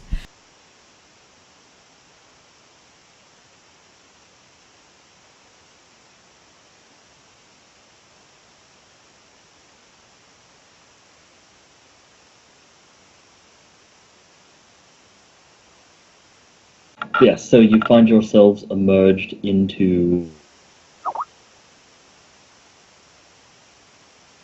where was that thing? Yes. Into the Hectaven system. You do not experience an overwhelming foreboding sensation or any sort of corruption or fear as you would on some of the other planets you have come into contact with. The astropaths report... The astropaths report no warp anomalies that are preventing communication. Zennith sees nothing that would stop you from engaging the warp drive and leaving at any time.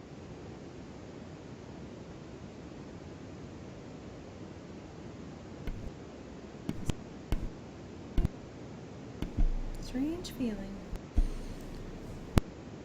No feeling is a strange feeling. What do the auger rays pick up?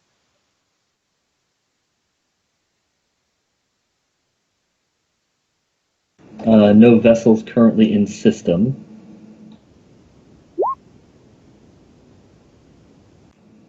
By and large, the outer reaches that you found yourself in are just large swirling dust clouds. Your repulsor shields make short work of them. You can just head right on through with no issue. There are massive rings of asteroids to the point where almost the entire star system is just a gigantic flat rock plain. It's only when you get in real close to the sun, real close,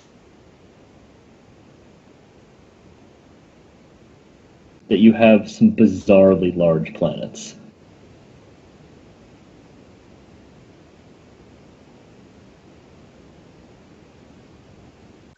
Is there any way that we can stay in a dust cloud, dust cloud, and also be close enough to the planet to teleport Carrium, or is that just like outer ring, then asteroid, outer ring of dust, then asteroid, then planet, then sun?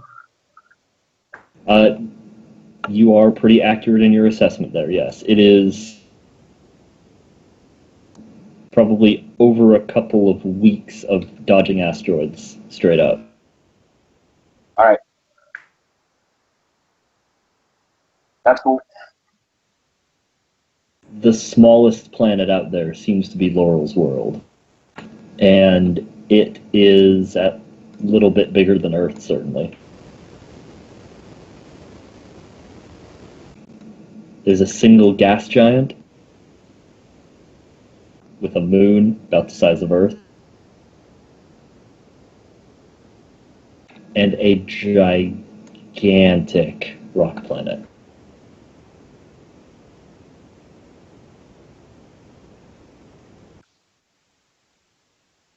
Alright, and thanks to having the best navigator ever, we're here far earlier than anyone could be expecting us reasonably, yes? Reasonable. Let's take a day or two and be really thorough about the local scans. Specifically scanning the asteroid field incessantly is not a bad call. Last time we found a space elf there, that turned out to be pretty profitable. Not saying that's going to happen again, but there could be cool shit in there. There could be cool shit in there, and it is possible that a world having political troubles might have influences that are attempting to be subtle, so... Yeah, that's why I asked about the gas clouds, because just because there isn't a ship there right now that we can see doesn't mean that there is one or that there won't be one in the future. You guys have used gas clouds in the past because they are very difficult to penetrate sensors through. That's how you ambush the orcs. Right, so obviously we can't get a 100% complete scan, but we can hope that they make a mistake while we're looking, yes? And Or since we popped in Zennith can try to track stuff as well. That's true. I was going to say, since we popped in inside the dust cloud, we should be, it might be that it is reasonable to assume that we came unseen. Yeah, it's pretty reasonable. Although once you start banging away with active augury, anybody who could detect you will.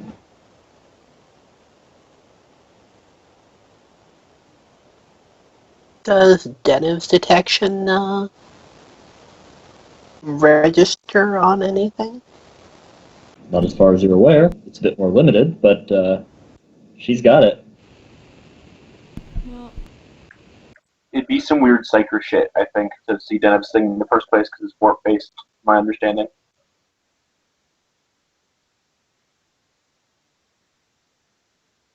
So it's at least less noisy, so to speak, than active scanning. Active technological scanning, I guess. that'd be 7,000 kilometers. So your range isn't that long. I mean, it's a shitload, but in terms of, like, space. Space is really big. It is big. Is that 7 AU?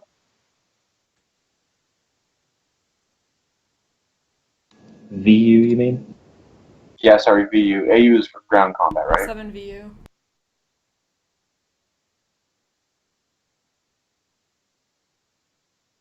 Which is Yeah, a 7. respectable amount in, like, how close are you to that ship kind of ways, but doesn't help you scan the entire star system.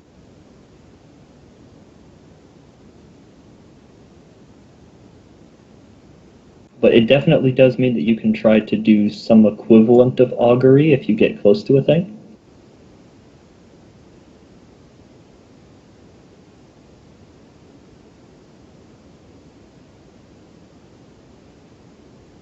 I mean, the good news is, even if we want to ping off augury rays and be paranoid, which we all know Romeo is, just because they know we're there doesn't mean they know where we are, or at least not where we're going to go. I mean, the thing is that there's only so much of interest in this system. It's unlikely we're going to the stone giant.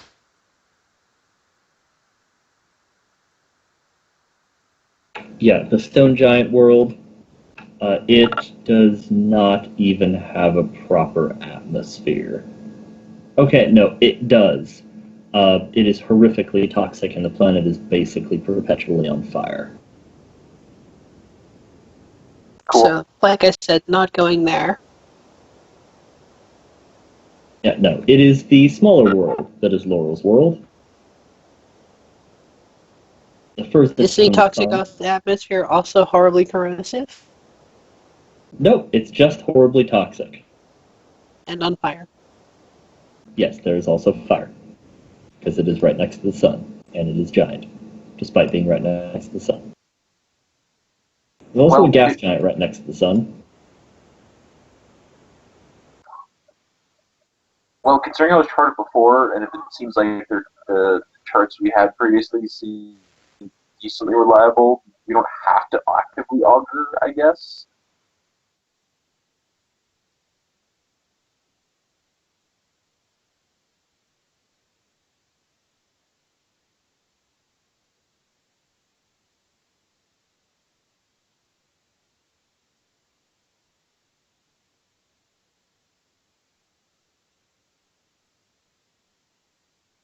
Although, notably, running silent does double your subspace travel times.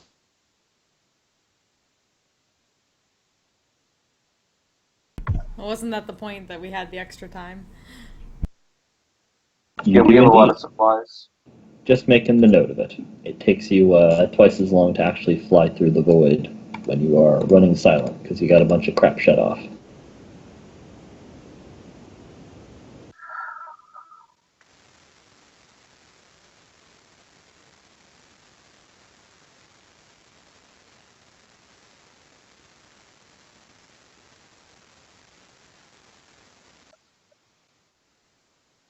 Although somebody do make an augury test for some passive augurs.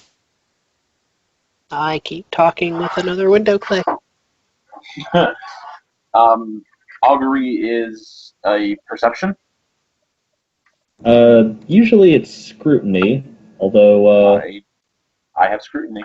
okay, that plus your ship's detection, which is 9.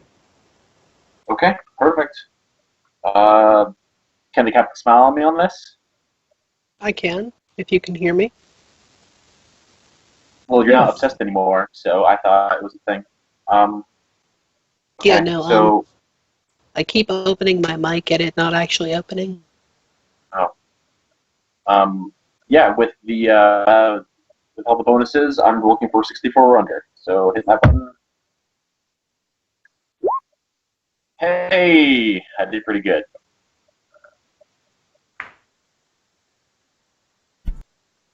That is Nice. 5.7 degrees of success. Alright, you muscle the Master of Etherics out of the way. Or at least doing a large part of his job, and you sift through, I'm pretty sure that's Jimothy. You sift through what at first would seem like the, background noise of the universe, and you are getting some legitimate Vox transmissions. I mean, they've been traveling for a while.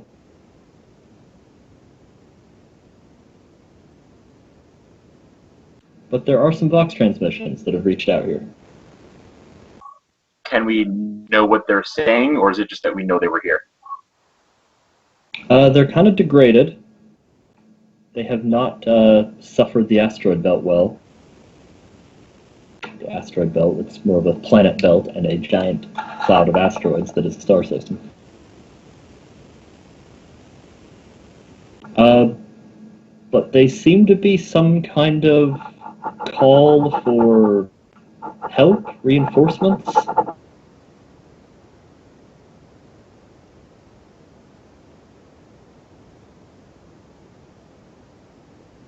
So I know Orc and Eldar. Do any of the words sound like it would be, or does it seem like they use any of those words in this transmission? No. There are Okay. strange words here, however. But you can't quite make them out. It's hard to tell if it's distortion or an actual second language. Does anyone have tech knowledge? Knowledge tech. Captain does, I think. Common lore tech? Common lore tech, that's what I'm looking for. Common lore tech, yes. Roll common lore tech.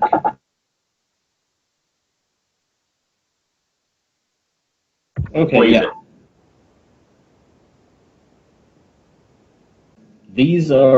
This is not any kind of signal or communication frequency or codes that you are familiar with. You have never seen a piece of Imperial technology produce a communication signal like this one.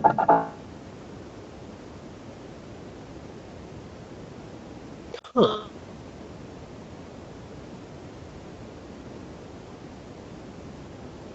So we know it's not orcs, because I don't think orcs would be able to make or maintain a thing like this. It's not for shooting people or going fast. It seems unlikely. The transmission is longer than 7 words. It's probably not orcs.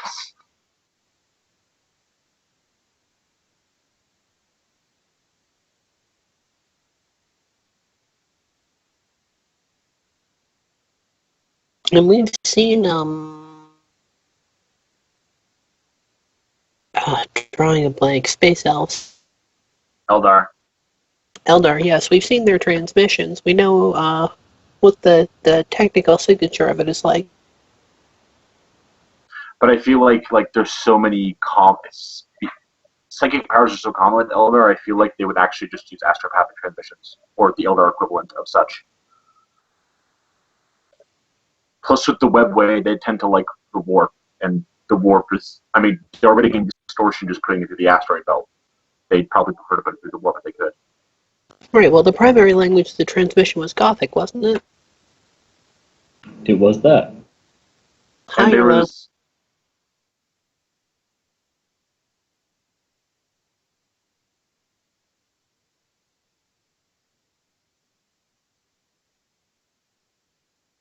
Did that come through? I heard it. Depends on which part came through. I heard you say things. She asked if it was high or low Gothic. Oh, low Gothic. Almost nothing is ever in high Gothic. Unless you're talking to really fancy people. Another thing that makes it probably not Eldar is the fact that Romeo didn't recognize anything, any of the words in it. His Eldar isn't amazing, but chances are, like, that's another strike against. Not that it is an Eldar, just it gets less and less likely.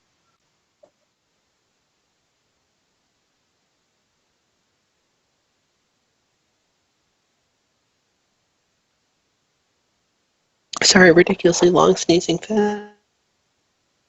No problem. Why would Eldar be talking in or speaking in Gothic at all? They did to you. Well, because it could be Right, they would. They would to us, but it seems unlikely that they would in a distress transmission sort of scenario. Because why would they be expecting humans to be the ones to save their asses? Well, it could be humans trying to contact another. Trying to contact another species outside of humans. Alright, do we have any idea how old the transmission is? Without wanting to dig down into the scienciness of how long a Vox transmission would take to get from A to B, we're going to say this is a couple months old. Oh, damn.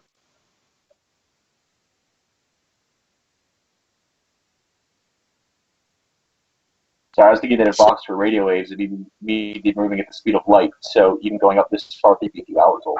But, yeah.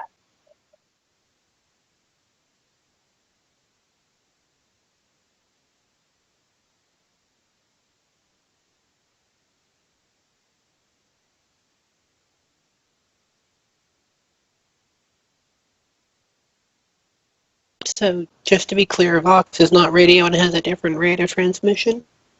Like I said, not wanting to try and get into the science of it for narrative reasons. Okay. It is basically radio. That fact is irrelevant to Warhammer. Got it. Space opera. It's the Force. Just don't think about midichlorians. It's fine.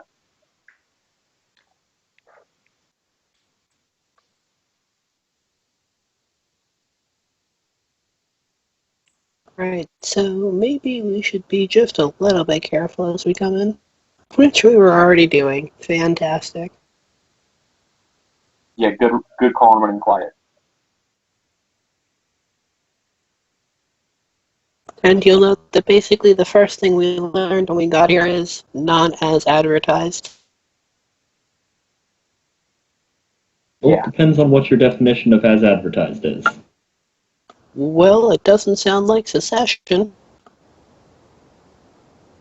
It sounds like an attack from some tertiary party. It could still be secession.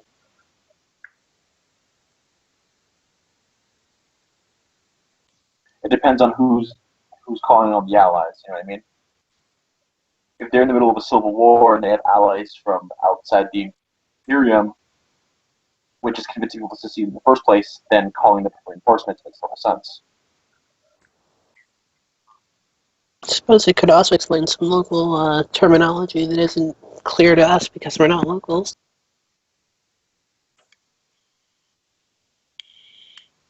Okay, so we should definitely find out what the hell is going on without necessarily tipping our hand that we're here.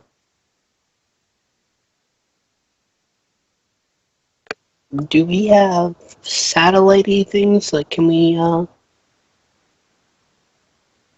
how much of an idea of what is going on can we get without, porting down? Depends on how close you are wanting to get.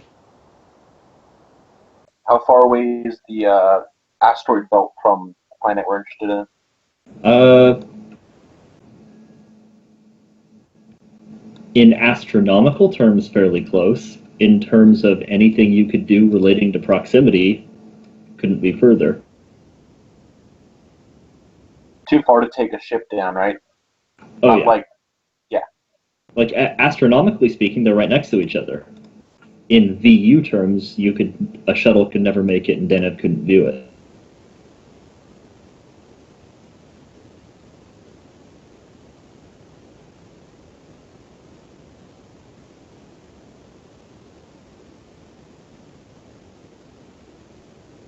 And we don't know anything about their orbital intelligence capacity.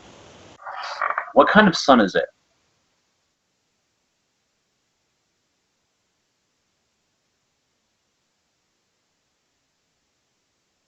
Specifically, could we pretend that we're here to scoop it up for fuel?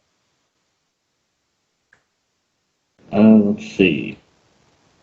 Could we actually scoop some of it up for fuel profit factor?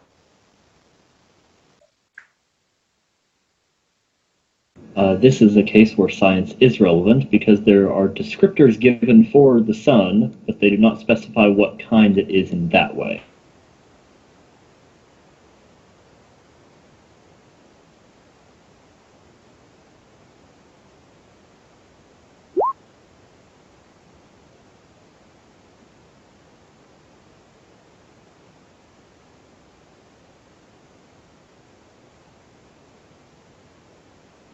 Well,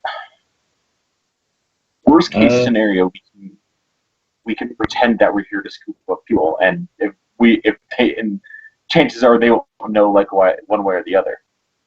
Yeah, it is a scoopable star. I just checked. This is one of that rare form of star that you are actually able to scoop up. Well, that's just lovely.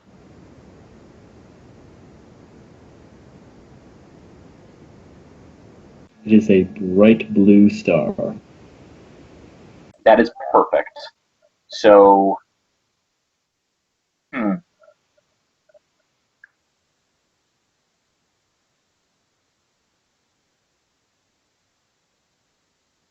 well, slingshotting around planets is not a crazy thing to do. So we can get close to this thing, and then maybe send down some people to teleportarium to figure stuff out, and then pick them up on the way back, or figure out what the hell we're going to do when we go back out. Because we're probably not going to warp out through an asteroid field either.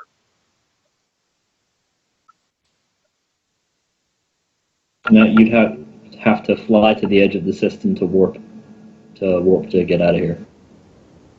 So it makes sense for us to go in, go close to the star, go close to the planet, scoop up some stuff, and then loop back out.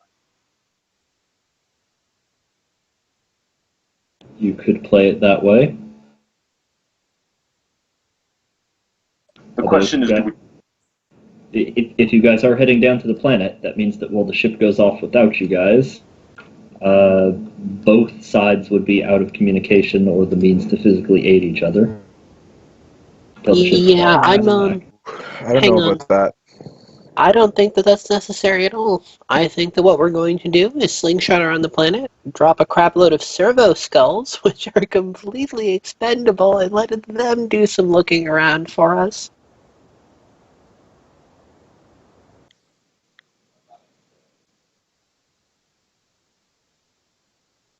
Opinions? I mean, that's a good call. We could also say that we're going to the planet to try to restock on stuff that we've been in the warp for a while.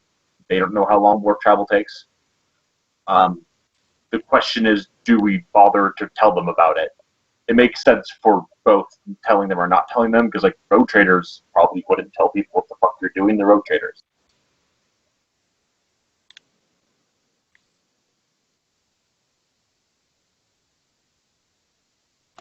I think that we should perform basically the maneuvers that you've suggested. Do the slingshot, drop the servo skulls, do the scooping, pick up our servo skulls, and then decide where we're going to go from there. I mean, for all we know, there isn't a planetary government left, and we can just go around as we please and pick up the pieces. Basically, there's no point in making plans for what we're going to do on the planet full on our return until we know what's going on the planet. All right. So we're going to the planet then, and figuring the rest out later. Also, if we are going to scoop this thing, sadly, throw missions down the ship, because you can just fucking crash into a sun if you fail, and that's not good action. You can just Yeah, we're all laser staying on the scoop. ship. We're just dropping servo skulls for the investigation phase. All right, Or sounds good. At least the first part of it, I assume. Servo skills are kind of limited.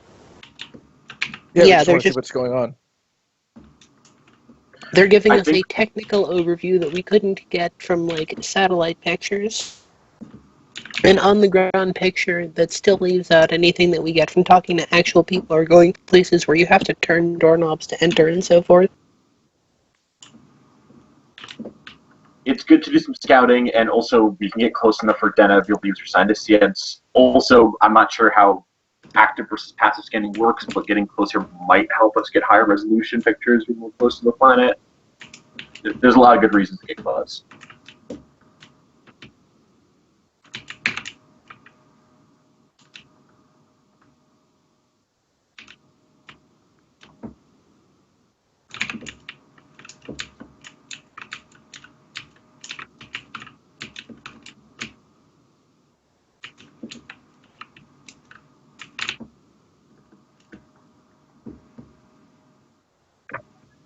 Well, I think there's tests to navigate asteroid belts, which I probably should do. Yes, and Denif, offhand, what was your... You got some crazy amount of degrees of success on your navigate warp to get us here, yes? Yeah. Which one was that? Let's see.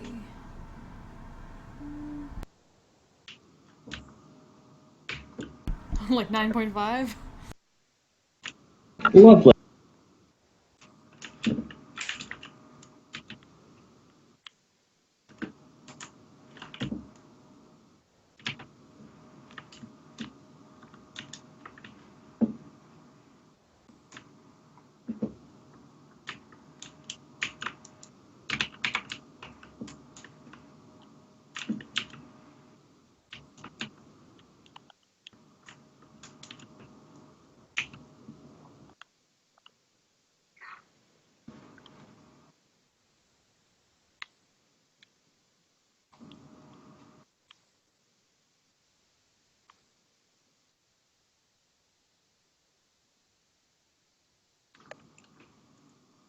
Alright, so yes, I just wanted to make sure with something here. You are reasonably certain that you guys will be leaving Eclipse in a few days. Cool.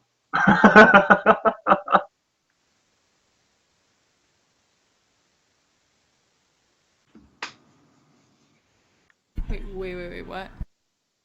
We went back in time. Rather, We got you here arrived, before we left. you arrived before you left. That's awesome. What?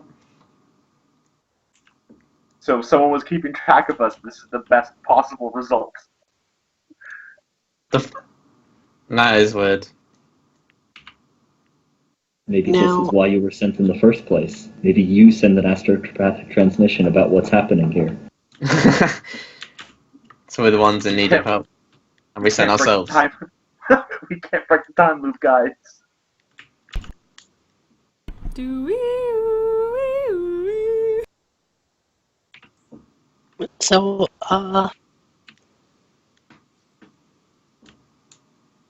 I have already thought of at least one way to use this to break the universe.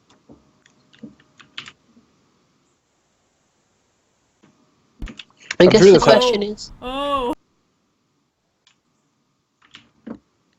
I think I maybe know what you're going to say. well, like, if we, the question is whether the time adjustment was just a thing that happened, or whether it happened because we moved so quickly. Because if it is something that is... Little column A, little column B. Because if we could just keep banging forth between Eclipse and here, losing a few days every time. Well, we can go back so far in time. Yep. That'd be pretty overpowered.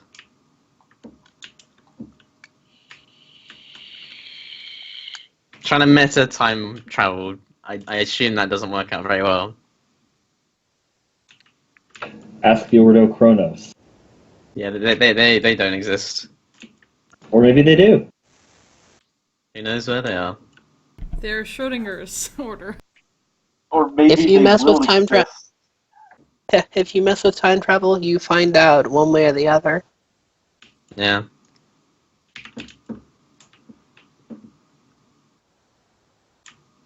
If you decide to mess with time travel, you open your hands and find a note in your own handwriting that says, "Do not mess with time," in shaky capital block letters. Do not mess with T-I, and then ah. You actually wrote, ah. Of course.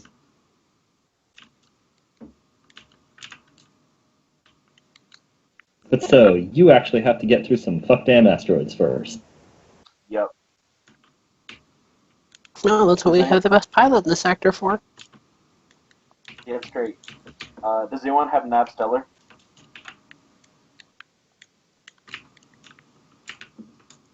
I You? do have Stellar.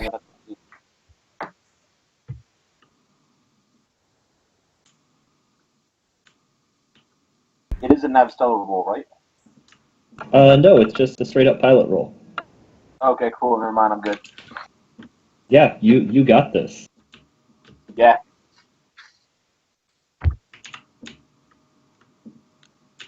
All right. So I'm assuming the captain can smile on me. So I'm looking for a 76 or better, including the negative 15 for our ship being bad. Also plus 10 for that's just what the check is. Okay, cool. And 5 Right. of those checks. Okay. All right. It's happening. All right. So I'm looking for 86 or better. First is good. Second is fine. Third is fine. Fourth is fine. Fifth is fine. We're good. Nice. Okay, so I'm gonna miss all Romeo those rolls. spends the course of probably about a week or two periodically being hopped up on super stimulants so he can stay awake for extended periods, dodging asteroids for days on end. Right, in the moments when I am not micromanaging and smiling over his shoulder, can I be attempting to assemble more anything else coming out of the Vox? As always, I want more information than is available. Attempting to assemble what? More snippets of Vox transmissions? Trying to piece things together. Yes. Make a tech use -20. Combi tool? Does count, yes.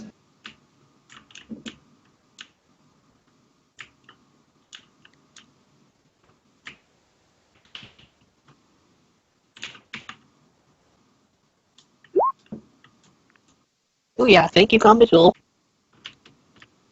Okay, you're able to cobble together some of the bits and pieces fragments, make some decent estimations here and there, and start trying to reconstruct the signal.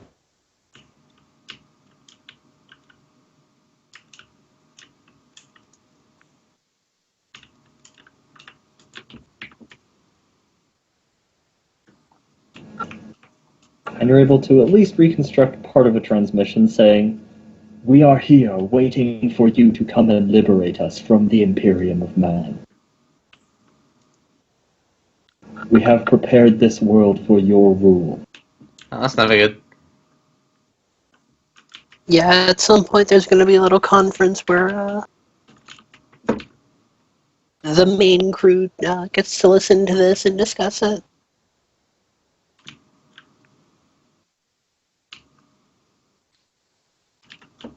So the tape plays, and Captain is serious face, and says, "So I think we can definitely agree that secession is on the menu of things going on here." Yeah, I don't like that someone else is going to come here. Or maybe they already have. I don't know yet, but I don't like that. Or it's the biggest display of reverse psychology ever. No, they're probably stupid. Considering how our astropaths didn't have to decipher this, it's probably the worst case scenario is that they're already here. I hope not.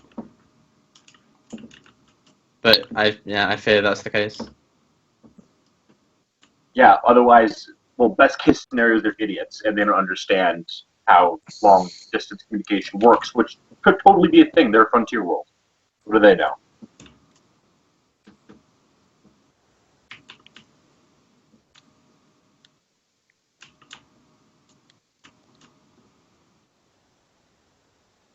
I mean, who would they be talking to, right? It's probably someone, and it's probably someone they know, and that means someone who's at least been local at some point. How weird is it that we got this Vox transmission on the edge of at the edge of the system? By the way, is that a thing? Voxes, is that in normal Vox distance? I mean, theoretically, Vox distance is semi-infinite, Okay, cool.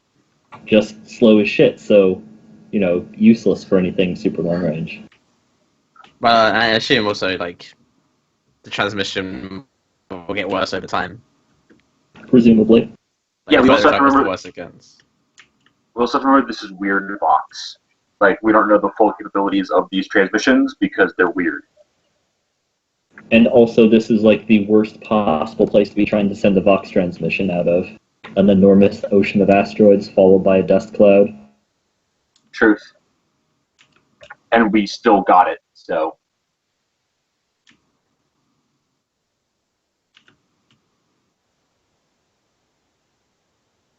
So there's more going on than necessarily meets the eye, or antenna, as it were. Yeah, it makes sense why the Ordo Xenos gave a shit about this.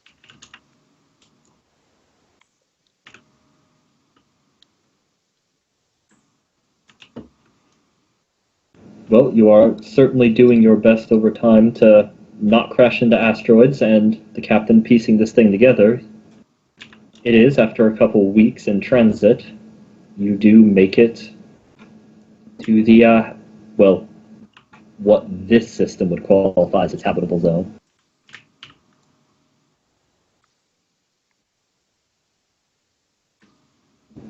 And you make it within spitting distance of Laurel's world.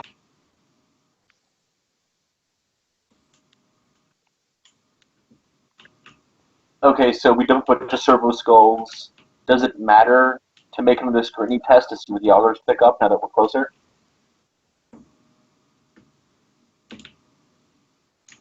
Scrutiny test for, Passive for- augers, now that we're closer, to see if they pick up anything new. Does that matter? I'm not entirely sure. oh, right, and any new Vox transmissions, right? New box transmissions, see what the hell is up with the planet, like even knowing where a city is good, and also that it can send us at this range, right? If you guys are basically pulling into orbit or very close to it, yeah. If we're going to slingshot, or at least pretend to, then yeah, we're probably in orbit. Okay, so yeah, you can send down your servo skulls. At this point, it's up to you if you want to start active augury or not. And Denev can totally do your Void Watcher thing.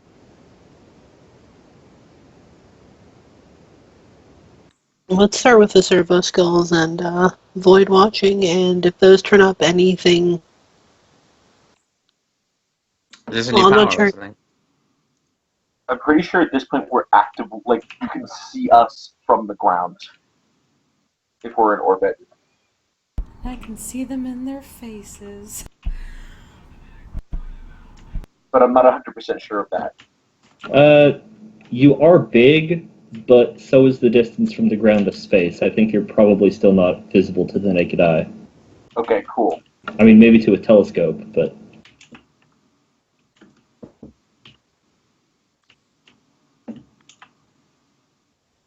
Dino's just being a voyeur at this point.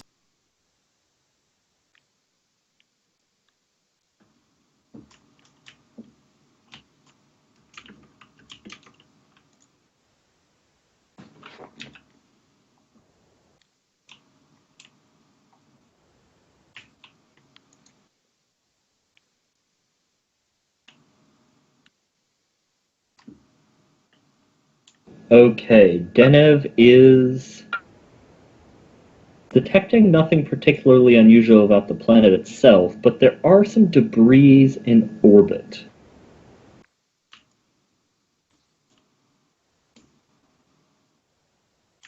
Some Maybe to go decently find, like, big... Well, there's some decently big chunks of something, but not enough for it to have been like whatever was here either lost parts and left or crashed. Because there is, based on the size of those pieces, whatever is up here, there's not enough debris for it. Is there anything Is like there on the an, surface that looks like it was like a crater? Not that Denev's able to detect void watching. What is void Can watching? you... Kind of like Denev being an augur array. Kind of. Is that like Being able a to see, like either hidden objects or see closer on objects you can already see. is that navigator power or just something Yeah. you can inherently It's a do? power. It's an Okay, extra so she power. got it right. Can Denev mark off where in orbit those debris are? Because we can try to send out fighters to, like, actually physically observe them. You can do that, yes. I would be interested to know if it is enough of a ship that they would not be able to make it away and would have to have crashed. I mean, between tech use and knowledge voidfarer, we could probably kind of figure this out. Or sorry, between knowledge tech and tech use from you and Romeo knowing how ships work, because trade voidfarer, maybe we can try to figure this out. Reasonable. So yes, you guys bring the debris aboard. Oh yeah, good call. I thought we were just gonna look at it in space. We're bringing it aboard makes way more sense. We could have a freaking cargo hold to put it in. Oh, yeah, I just assumed you were bringing it aboard. But yeah, you are capable of doing so. Yeah, that makes way more sense than my plan. Okay, you getting ready to Area 51 this shit? Yeah, let's go ahead and secure that cargo bay, just in case. So what did the server skulls bring back? Sorry? The We don't know server yet. We just skulls. sent him out. Well, I mean, this is all taking place over a fairly long period of time. Okay, my bad. So yeah, the servo skulls did not go unnoticed.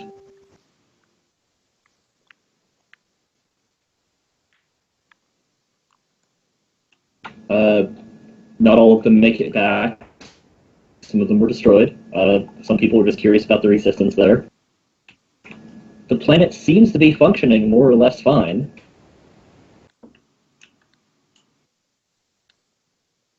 People are going about their daily work, farming, basic manufacturing, maintaining the general business of living on a frontier world. So no giant bloated corpses or murder fucking or tentacles everywhere. There's definitely some signs of the fact that there has been battle.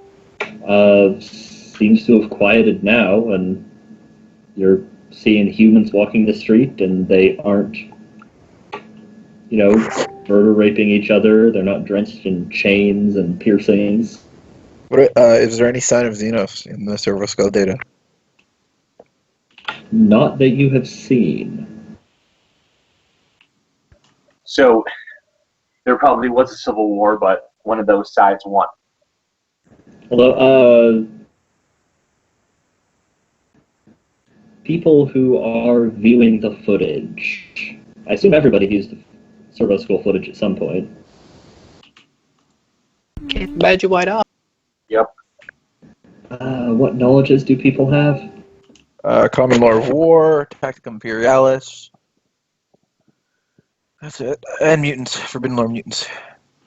Common Lore Imperial Navy, Common Lore Board, Forbidden Lore Xenos, and Scholastic Lore Astronomy. I know literally nothing. Military. Whatever. Common Lore. Secret tongue. Is that knowledge military or secret tongue military? Must be secret tongue. Okay. Imperial Navy. Is that the only knowledge you have aside from warp? Common Lore Tech, Common Lore Machine Cult, Forbidden Lore Archaeotech, Forbidden Lore Xenos, Common Lore Imperium, Scholastic Lore Astromancy. All right. Let me get a knowledge roll from. I assume that all of you, none of your knowledges are any higher or lower than the others. My war is plus 10.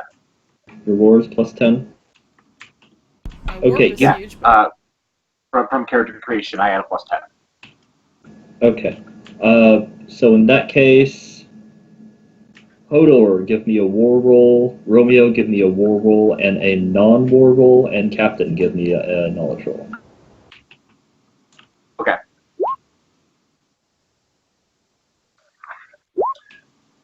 My intelligence is not great, but let's try it. That is not good on my war roll. And not good on my other roll either. Hodor has not seen anything like this before. You know what? I'm willing to burn a fate point to re-roll my war. would you get it if the captain smiled on you? If the captain smiled on me, I would have 0.1 degrees of success. My intelligence is 34, so plus 20 would get me there. Oh, I can smile. I do a lot of smiling. Then All right. I have 0.1 degree of success on war. Okay. So you guys are all sitting there, eating popcorn, watching the sensor data from, what was it, 1,000 servo skulls? Or a little less at this point. A little less at this point, I think. Well, probably not, because you probably replenished them, right? Yeah, presumably. I'll have you guys make a maintenance roll on that at some point. Anywho, yeah, so Romeo, you and Hodor are looking over this whole thing at the signs of battle, and there definitely was a side versus side taking place here. Although, the best you're able to pick out, one side seemed to have significant fire superiority. Noted. And there are some large footprints here and there. Large. So the secessionist won. That's just What kind of they would have footprints? access. What do they the would have footprints look access- like? Sorry, go ahead. Hard to make out exactly, but they are definitely spaced, with a walking or running gait in places. Are they like avian or? You can't make it out. They're just like a hole. There's not a lot of variation on it. What I was gonna say is it's safe to assume the secessionists won because they're already aligned themselves with something that's not in the Imperium. And they would have access to the same firepower if it was just a straight civil war. Someone had to be providing arms to decide that one. And Captain, you... At first, it seems like they just have some unusually advanced technology down here. Rather clean looking, too. Not the same kind of gothic, skull-encrusted technology that you would normally see in the Imperium. Much less on a frontier world. Interesting. But then you begin to pick out, you are fairly certain that not everything they're using down there is human technology.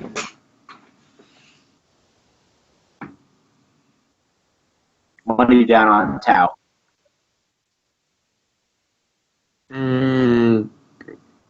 More likely, I guess. Clean technology, superior firepower, weird big footprints, and they didn't immediately kill the planet. Tower pretty small. Yeah, but their battle suits aren't. True. Do you guys know anything about the Tau as characters? I can't recall if we've ever made knowledge rolls of the Tau. Romeo I has vague knowledge of the Tau because we talked with the mercenary off of Schwarzwald's crew.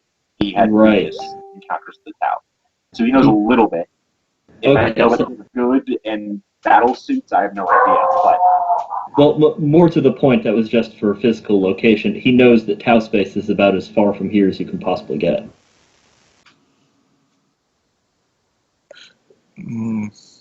There's a whole lot of Imperium between here and Tau space. got it. Basically, you are on... I'm not sure which fringe. But the tower on the completely opposite side of the Imperium. Did we were we able to find out where Governor's mansion is?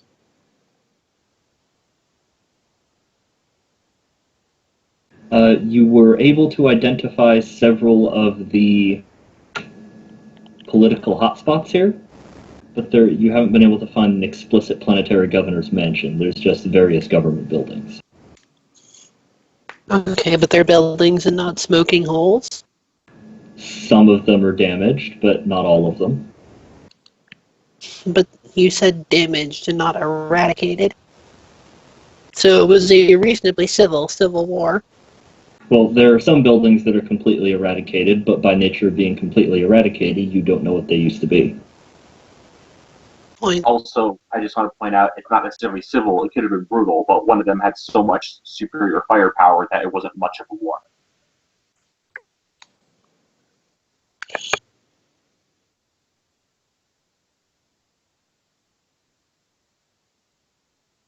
I mean, technically, if we invaded a feudal world, it would be a battle, but we all know we kick their asses. As I recall, we did that experiment. Admittedly, they didn't know they were attacking us, but hey. Yeah, you're right. It was a thing.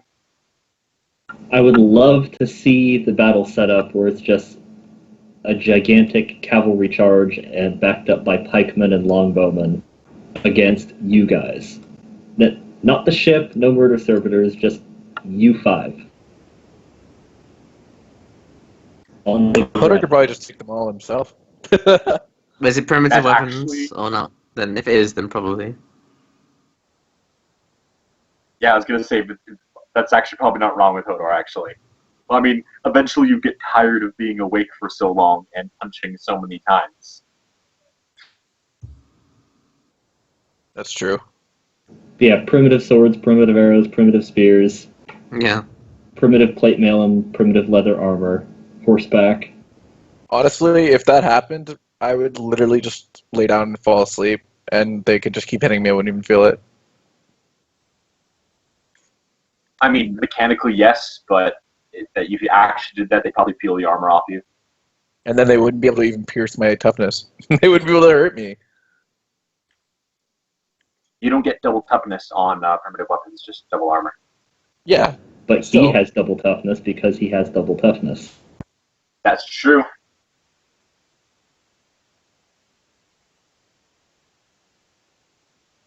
The catapult to the face is still probably going to hurt.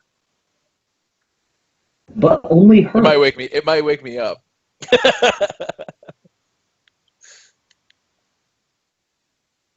The things you guys can do if you just show up on a planet and suddenly start creating legends to last for ages.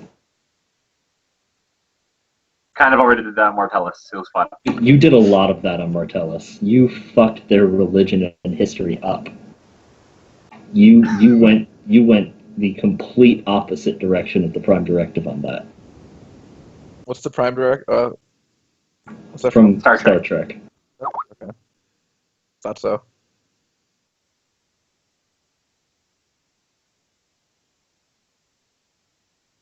So yeah, oh, and your examination of the craft.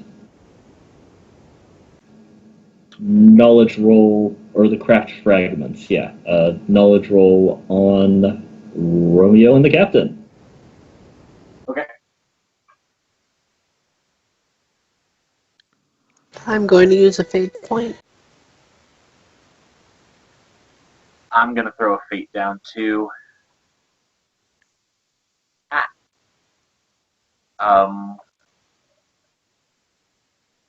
No, I can't. Even with a captain smile, it's 0.2 degrees of failure.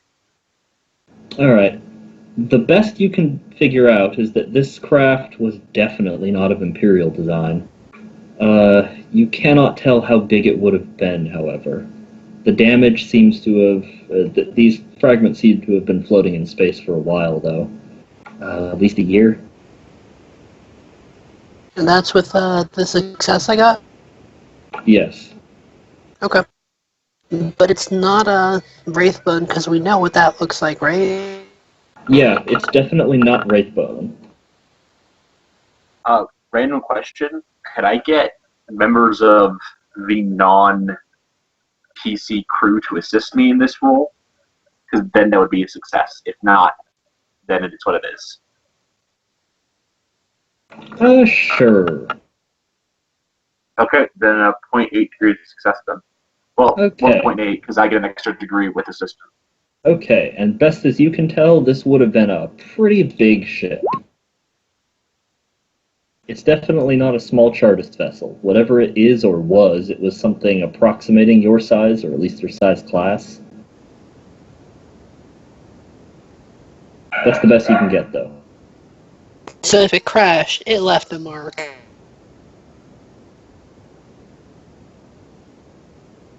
But you'd Well, have we to can go ass- active augury to find out.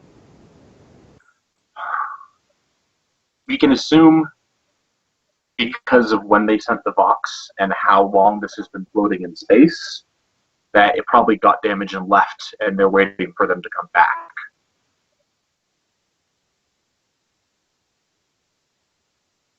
because this debris has been out there for a year, and the box transmission is only a few months old.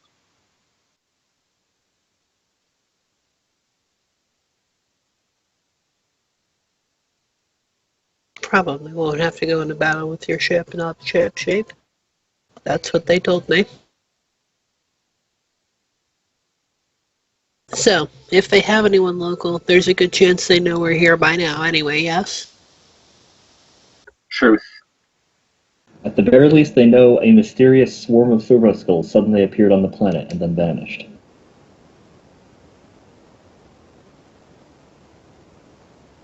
You know, on some planets that'd be enough to start a legend in and of itself. The Day of the Flying Skulls. Fortunately, this planet is actually capable of, producing servo skulls, and they know what they are, and they have them.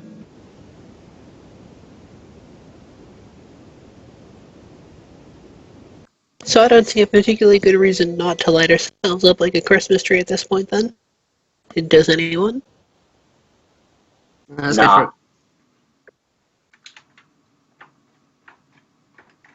Alright, our sensors. Let us heat them. Okay, light that shit up. Scrutiny, +9. Alright, who else is scrutiny? Thaddeus? Might do. I don't think so, though. What's your No. perception? My Oh, you perception's don't, okay. 47, but I don't Okay. have it. I'm only asking because it would be cool if I can get an assist, but if not, it's fine. You can have a smile. Don't think I can I'll get totally it either. take a smile. I can get rank 4, but not yet. Don't worry about it. I'm gonna roll this dice, and we're gonna see what happens. Do it. Do it. Yep. Ooh. That's a success. That is 45 plus 9 is 54 plus 10, 64 minus 14 is 4 degrees of success, 5 degrees, 4 degrees. Okay, you sweep the surface of that planet as you light yourself up. There is a definite crash site on the planet below, and it seems like it was a little harder to pick out, however, because it seems like a decent township city has been built around it. I've got it. It's District 9. Nice. Alright, well, we can go scoop up fuel after. I think we should probably just go plan inside. I don't want to turn into a prawn, though. Yo, just don't get the goo on you, you'll be fine. What does the ship look like? The crash ship. It looks like the Zennith used to. No, it's not Imperial. Well, yeah, but they being part of the ground and with the city in and on it. True. If it's not Imperial, what is it? That's what I'm saying. Can we tell? I mean, You have Lord Xenos, right? Yeah, Xenos lore, minus 20 Xenos lore. Do it. okay, I'll roll it, but minus 20 Xenos means I'm looking for like a 16 or lower. So, Captain nope, okay. Nope. Yep. It didn't matter what that was plus or minus. I'm 100% sure it's orcs.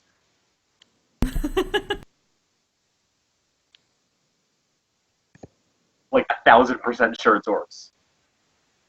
It's a very crafty... it's a very strange rock formation is what it is. Not even a ship at all, guys. Come on. It's obviously Martellin. Wow, what if it is? It was possibly made by a hyper-intelligent pack of voles.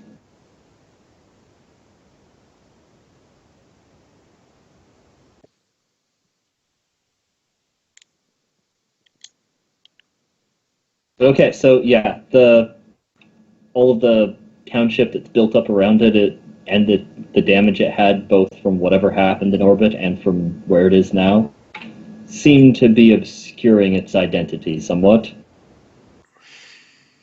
You are pretty damn sure it's alien, though.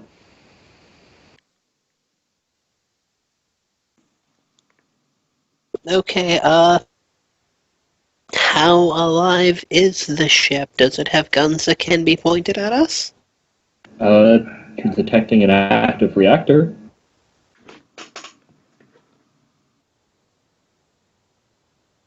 You think there's still weapons theoretically functional down there, although obviously the ship is no longer capable of bringing itself around.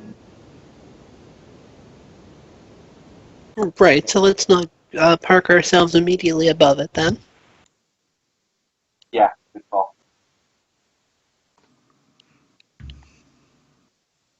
Well, we can either go down right now and figure out what's out, or you can send me and Thaddeus, the two normal looking people, and we can try to look around.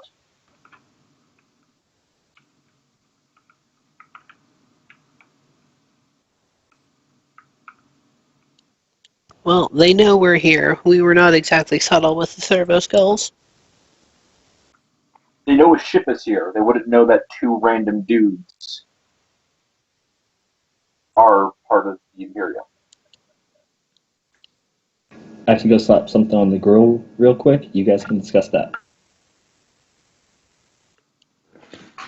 I mean, just don't roll up in power armor. I've still got some flak armor out there somewhere.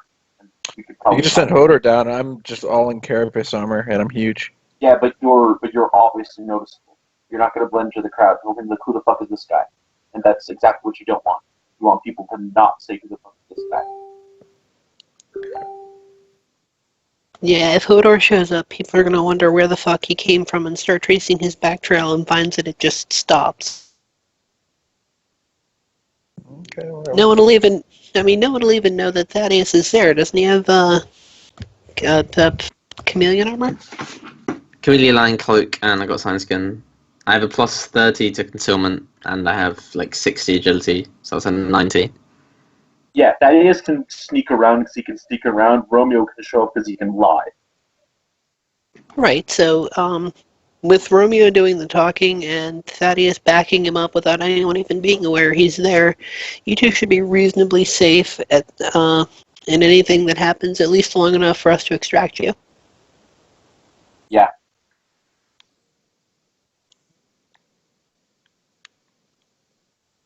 Then let us do that thing. But where are we going? We're going to the ship. Oh, it's okay. Yeah, we're going to go run around town. I think we should go to the ship. Not that it's not the most obviously interesting thing that... Yeah, not that it's not the most obviously interesting thing, but if we drop you on top of it, someone is going to notice. Oh yeah, of course. I'm saying that you teleport us into like the forest around, and we'll make a. You cut out, Robin. I don't know if it was just my internet. I think that was just the internet. I heard it all. What is how populated is the area around the ship? Are there other towns nearby? Eric is BRB. Yeah. Yeah. I was going to say, because if we dropped you reasonably nearby, you could get some idea of what's going on without being in the heart of potentially completely Xenos-held territory. Not that the whole planet isn't apparently Xenos-held, but if there's anywhere they're going to notice some people suddenly appearing, it's going to be right there. Yeah. Well, there might be people for and against. We're just going to find, both. Oh yeah, there is a non-zero chance that if we just shoot one shell from the ship onto one random town, they all get cold feet and go back to the fold.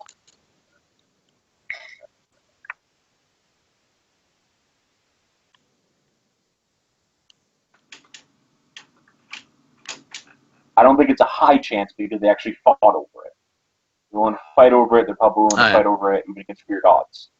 But if they were just like, I don't know, we're going to secede, then actually having to put fucking your fist where your mouth is, they might just yellow belly out. Yeah, well, we don't know quite what's going on. I do think it's interesting that we didn't pick up any of the Xenos on the servo skull scan. Well, we didn't know where we were looking. they could Maybe just they all still be died from they could still the be crashing. around, or they could just take residence up in the ship. We There sent could out a be pretty just few of them broad. left. We sent out a pretty broad scan. If only a few of them are left, and they all live on the ship, then maybe we just missed them. Maybe. Hell, maybe the atmosphere is toxic to them. We don't know what the hell their composition is. Maybe they have to stay on the ship. Maybe the ship is only on because of life support systems. They need to live in there, at least long term.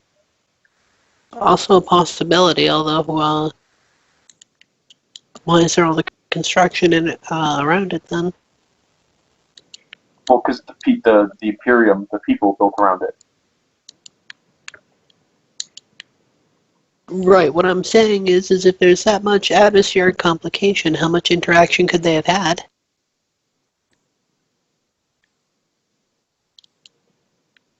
Well, I mean, I don't know, maybe they habitually walk around in suits, which explains the giant footprints. what I was going to say is just because they can't go out for long periods of time doesn't mean they can't, and it also doesn't mean that they can't go in.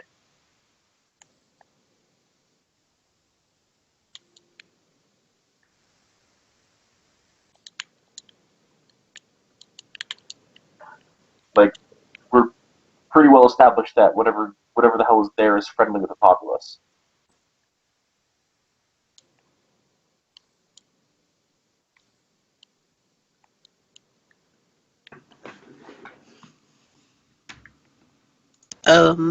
Do either of you, Romeo or Thaddeus, have Secret Tongue Rogue Trader?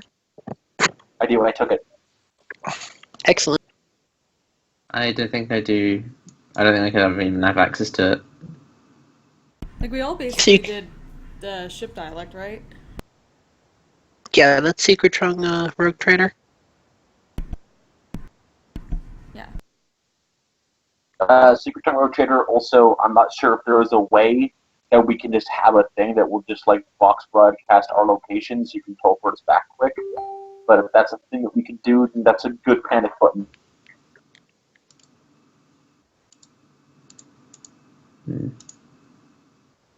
Because, like, Thaddeus can roll up with everything he wants, but if Romeo wants to blend in, he can maybe take the Storm Bolter. No way he can take another gun. No way he can roll up with power armor. No way he's going to roll up with the Eldar bike. No way he's going to roll up with the Archaeotech jump pack. Like, he's going to roll up with maybe flak and a bolt pistol and maybe the Storm Bolter he bought. But anything else will just give him away. I feel like we should get Secret Tongue Rogue Trader. Arc Militants get it, so I don't see why I shouldn't. I know at Yeah, I least. thought everyone did. Yeah, I know Yeah. at least me and Zennith have it. I'm not sure about Hoa. It's only 100. I probably wouldn't have brought it anyway, to be honest. I don't have it. I can get it. It's cheap. How much is it? It's 100? Yeah. It's 100. It's good because only people on our ship know our particular flavor of Secret Tongue Road Trader. Like, even if we rolled up with Shortswald, he might not know what the hell we're talking about.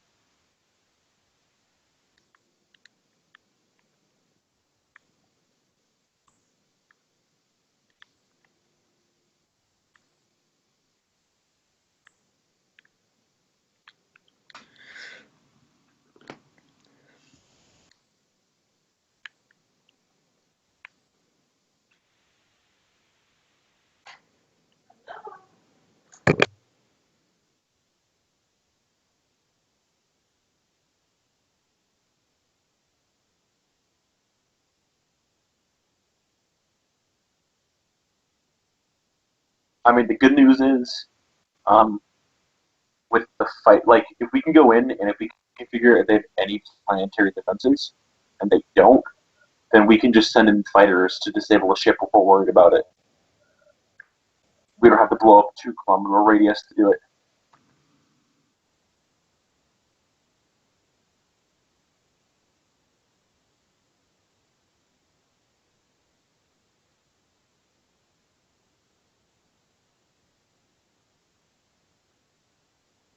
Okay, I'm back for a moment at least. Welcome back. Hello. Yes, so, So we had a question about the available technology for teleportaria. Yes? What is that question? Basically, is there a way in a relatively small device to just ping out where the hell you are on the planet with box or anything else like that for Romeo and Thaddeus to theoretically take down in case they get in a jam to just get teleported out? No, what you are asking about is a teleport, Homer, which is an ancient and arcane piece of technology that you do not have. Did not know that was a thing. It's come up before. Yeah. Space My Marine bad, I Terminators forgot. have them built inside their armor for more accuracy. That's awesome. We should maybe try to buy some of those sometime. They are pretty fucking big, though. Oh, are they? Oh, I mean, they're man-portable, but they are not They're like backpacks. subtle. Are they man portable, but like World War II radio man portable? Kind of, yeah. That. I think they're a big tube. all right. And then we had a second question about stuff, about the buildings around the ship. Yes, what about them?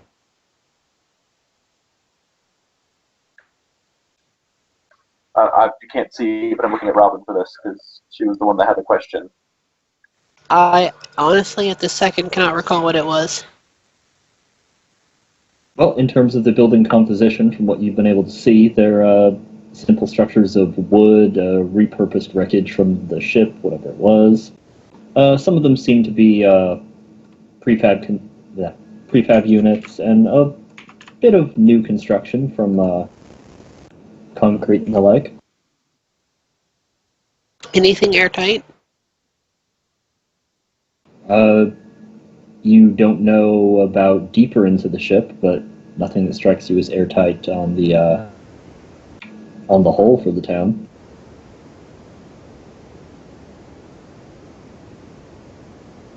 Okay, and in all of the servo skill scanning, we didn't see any Xenos at all? Hadn't picked any up, no. Certainly technology. I mean, if you want to send down a second batch around that town, it's a thing.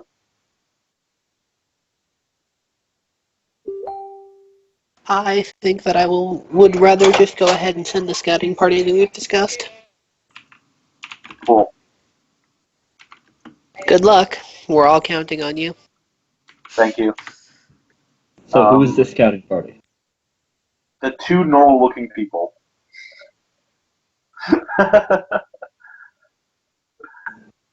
Technically, that can include Denev if she wears a hat or a headband. No, And to her be eyes. fair, Oh, yeah, yeah, Her eyes black are eyes. completely black. Her eyes are completely black.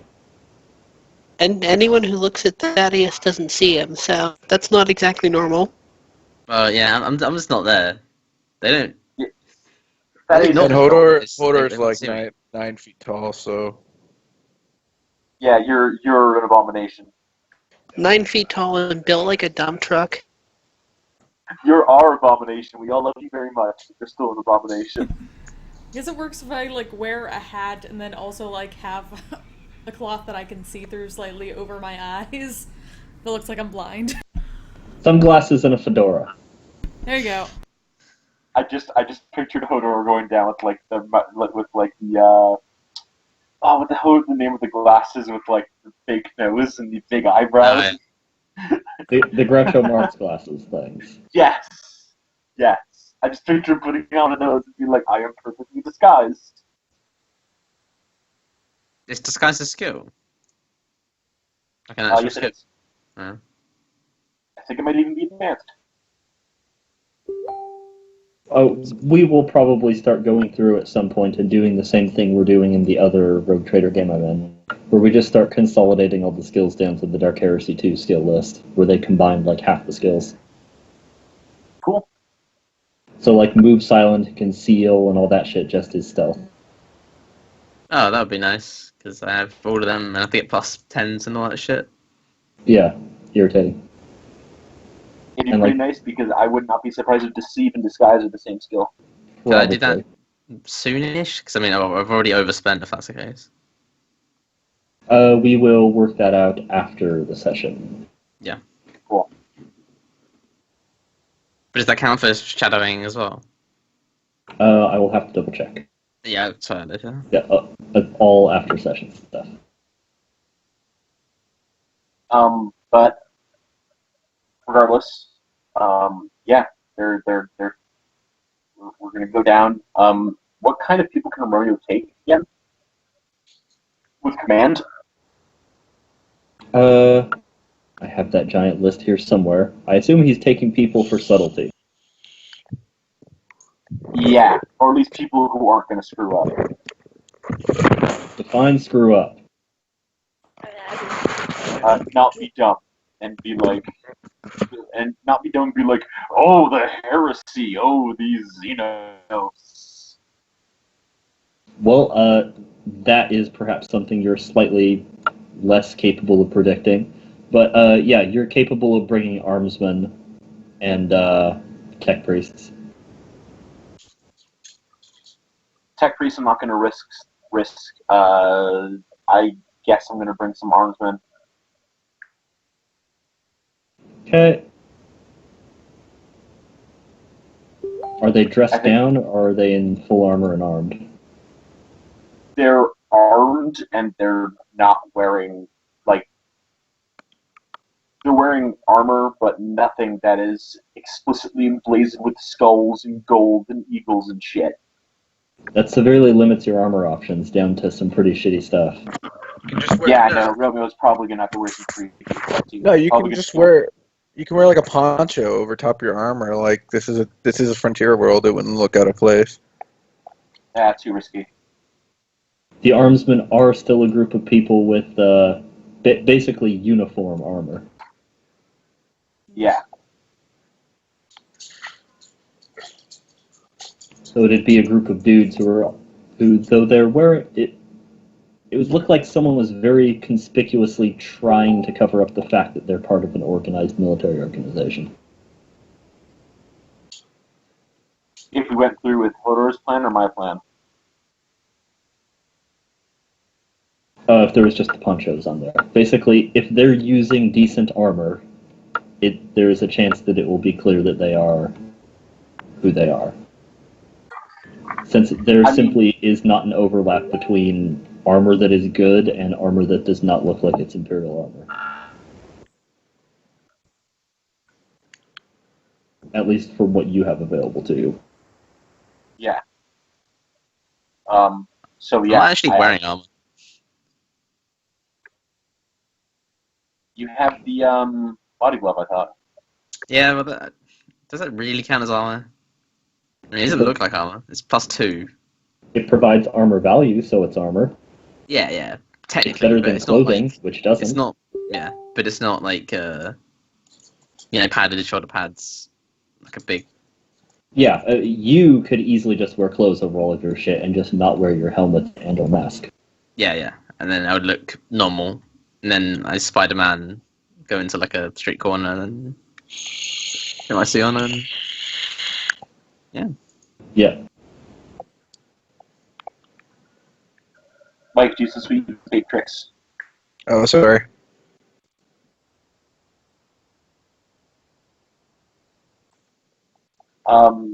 You could hide me in a truck the entire time. If you run into trouble, I just burst out and like Hulk out. Yeah, but then what kind of truck are we going to bring in? Actually, you know what? This is a really good call. Romeo does have a car. Like a normal ass car, like not like not a tank, like that one he bought when we were had his dollars thrown at it. That would basically be you, Thaddeus, and 2 armsmen. I can't just sit in the back seat. You can't fit in We'd the have to back seat. take the back seat out to fit you. Yeah, It's we not can a modify it. Do I Not need a to get pickup. the Grim Fandango picture again? Oh, no, you should you're good. get the Grim Fandango picture again.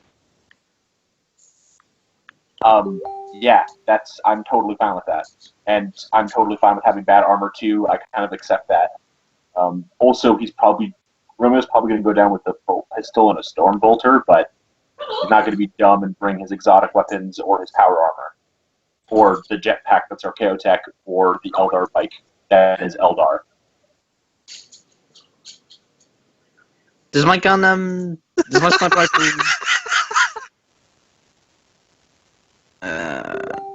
can I fold it up into a suitcase like the Retribution one? Yes. Although you will, of course, have to take time to unfold it should shit happen. Yeah, but obviously I got a pistol still. And then, of course, with that picture, you spoke of modifying the vehicle so he could fit in it. Well, that is a mechanic demon, and he did just that.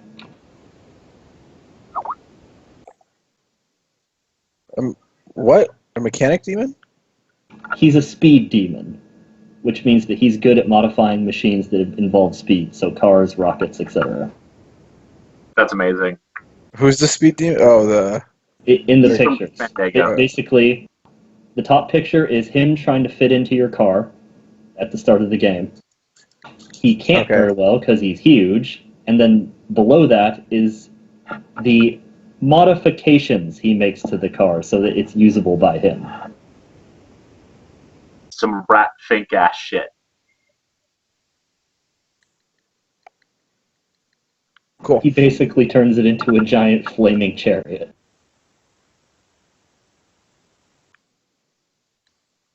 See, I'm picturing, like, I see modifying the vehicles, like, you know, getting in there with some wrenches and unscrewing the bench, and Hodor sees modifying it, it's just reaching in there and grabbing the bench and pulling.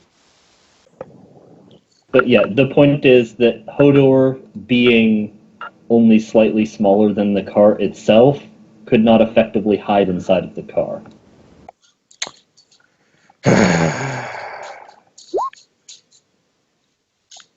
All right, so we got a plan though. Thaddeus, Romeo, and 2 guardsmen roll up in a car on the outskirts of town and drive in and see what they can find. All right, so hold on, let me go check the burgers on the grill real quick. Be right back. Yes, sir, yes, sir. I'm waiting by the teleportarian if anything happens. That's exactly where I want you to be. Although if everything goes right, we will need to fire a shot. We're not here to murder people. We're here to figure shit out. The guns are a precaution. Same with the armor. Yeah. Well, I'm hoping stuff goes wrong. In character, too. Because Hodor likes punching stuff.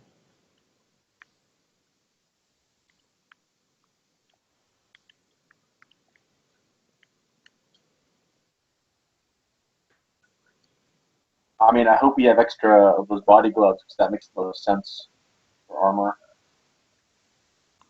Pardon? I hope that we have like extra of those, the same kind of armor you're wearing, because that would make the most sense for the guardsmen and Romeo to wear too. What do you mean, sign skins or Body gloves. The body gloves. well, sign skin is different from a body glove. Yeah, I know. We're probably not going to have a bunch of extra science kits running around just because those are rare and specialized and help hide you from people. I'm not sure where it is. Infrared? It's fine. Red, I think it works against, right? Yeah, but Presence is what it's called. It's extremely rare, sign skin.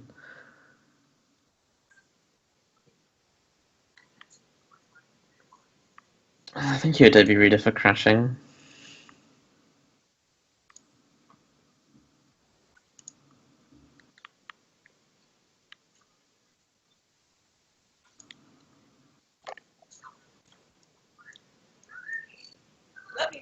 Over to you.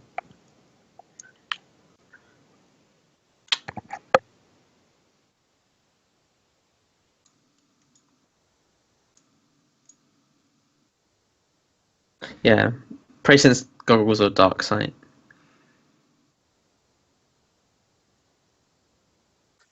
Oh, so it works against Hodor and Zennith as well. What do you mean works against? Your dark sight doesn't pick up his price. If you put some price sense, you don't pick them up in dark sight. It specifically counters dark sight. Oh, I thought Presence gives him dark sight is what I'm saying. No, it counters the sign skin counters Presence and dark sights. Okay. But it's also hot as shit. Presence gives me dark sight, yeah, but that's different. It's also hot as shit to wear. No. Oh, am I thinking of something else? I thought there was Yeah, one you're that, thinking. Yeah, it's a night cloak. Oh, okay, my bad. That gives a plus 30 I to your bet- concealment, but it's I different. bet that is not as rare as the silent skin you have right now. Yeah, night cloak's average. That makes sense, because it's got a negative and yours doesn't, so it's worth more. Mm-hmm. Yeah. It's very nice. Although, if anything does hit me, I'm fucked. I mean, you've got enough agility to dodge stuff. That's kind of what Rumo's on too. Yeah, that's just what I do. Okay. Also, we have a car now, so Mm-hmm. a car that Romeo cares literally nothing about. So, all right. Well, now that you're back, do we have more? What's the best armor we can put on the guardsman and Romeo? Is it just basically going to be body gloves? Essentially. I mean, body gloves themselves are actually kind of fancy. Armored body gloves are rare. More like you Okay. got like just some kind of thick clothing and shit. Not even the equivalent of a guard's black, like maybe an armor. Okay, that's fair. Well, like a flak coat or something like that? Or cloak? I mean, Romeo's got flak armor, not guardsman, just flak armor. And we also have that one breastplate that I don't think anyone's using right now. That's super good, but I also feel like that might be all mixed to wear.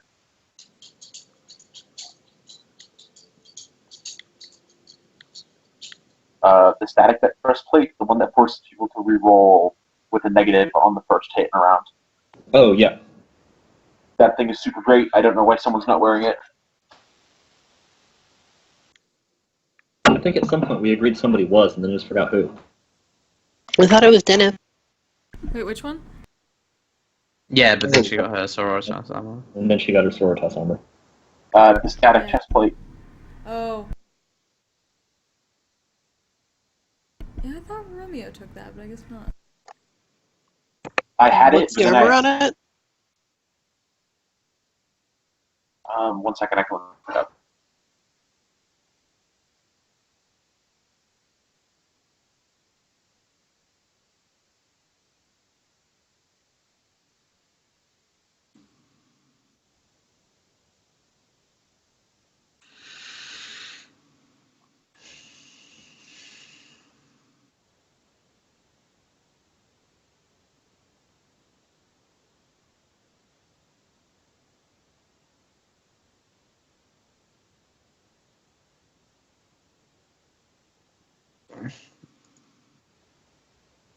The armor on it is the one thing I don't. Oh wait, no, it's 6.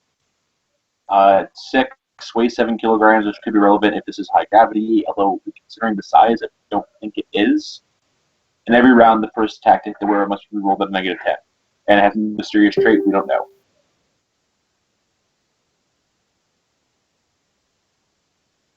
Yeah. Well, my chest plate is, or my body piece is 7 armor, which is slightly numerically better, but doesn't make people reroll. Yeah, and it makes them reroll a lot, which is why it's good.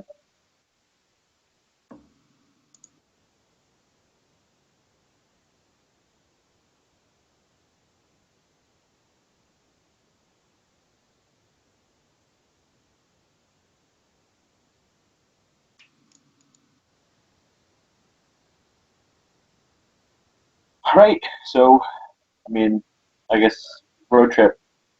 We're doing a road Yeah. trip now. Okay, so yeah, you road trip up onto the outskirts of this semi-ramshackle town. Is like music stations on the radio a thing in the Imperium? I'm gonna say probably. All right, Rome's gonna fiddle with that on the whole way there, because that's what he's like.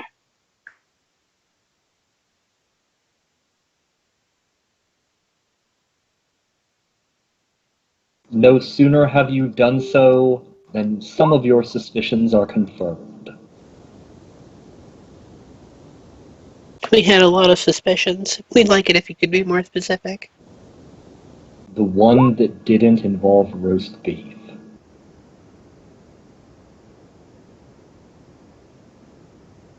That's right.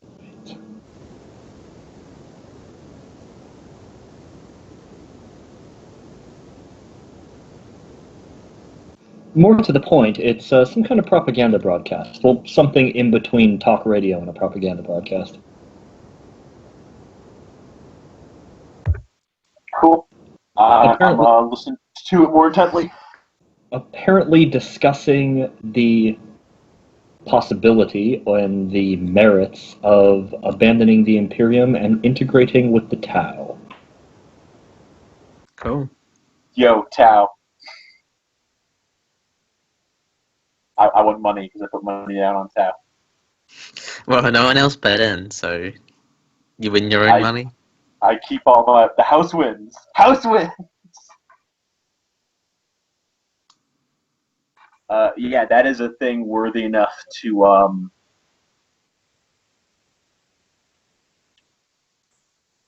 send up a Vox. Although now I'm sitting here thinking about it, it might have been smarter to bring an Astropath and an Armsman and a Guardsman instead of, but also whatever. Astropaths will be unsettled as shit. Yeah, they would. That's the problem. They have no eyes. In addition to Yeah. all of the other crazy shit that comes from being a psyker. Truth. Alright, so yeah, I guess I'll sit on that for now. But they'll figure it out at some point. Romeo will tell them. Unless we were smart and came down with a Voxcaster that had some kind of encryption on it. I don't think you explicitly have that. Okay. Yeah, I think we're just using ship's cant as our encryption. I mean, I just don't think this is pressing enough right now to... If we send out a box and it's got a bunch of weird gibberish in it, that's still weird. It's And fine. We can just keep going and make a report Yeah. at the end. Yeah, that's what I'm thinking. Yeah, we're driving. The Tau, though. So you make your way to the town center, more or less. A nice bustling marketplace here. You're not terribly familiar with the Tau, but you definitely see alien technology exchanging hands here in use. Looks like some people are getting food out of some sort of replication or dispensing rig. Man, I hope I can get a Tau gun. They have some immense guns. Yo, I want a not- battle suit so hard. Yeah, well, that's a little bit This more is hard like- to come by. Actually, probably not. is like- I think they're both unique. Battle suits, the lowest they get is near unique. And then you need to buy all the parts separately too, like the guns and all the stuff on it, just the suit itself. Oh, same with the guns, actually. Well, like just the Tau weaponry. I'm wondering if there's anything that Tau have that would even benefit Hodor. Yo, they have a bunch of shit that benefit Hodor. Like what? Like a bunch of their shields are really good. And they still have a bunch of other non-offensive weaponry, or not weaponry. Like they still have a bunch of gadgets and stuff that's useful for pretty much everyone. Most notably for the captain, they have true AIs, which is heresy beyond heresy, but incredibly interesting for probably the captain.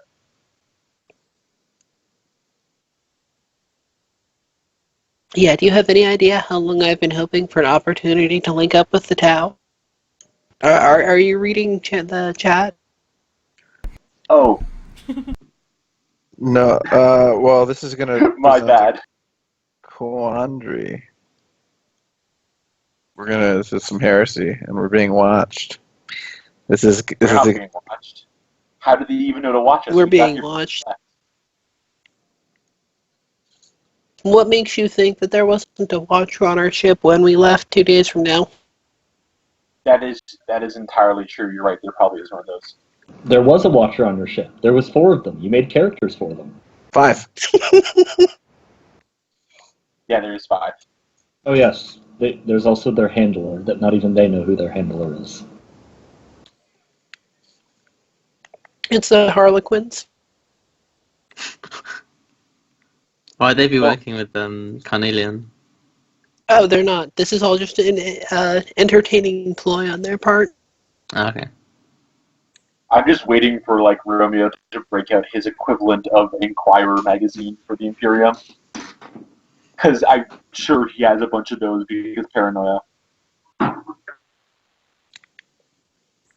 Well, as you round the corner in this busy marketplace area, you see what seems to be some kind of grand gate. It looks like it was not hastily constructed, but it seems to have clearly been made out of parts from the crest ship. And flanking it on either side is that wet dream of Romeo's. I'm gonna steal me one of those.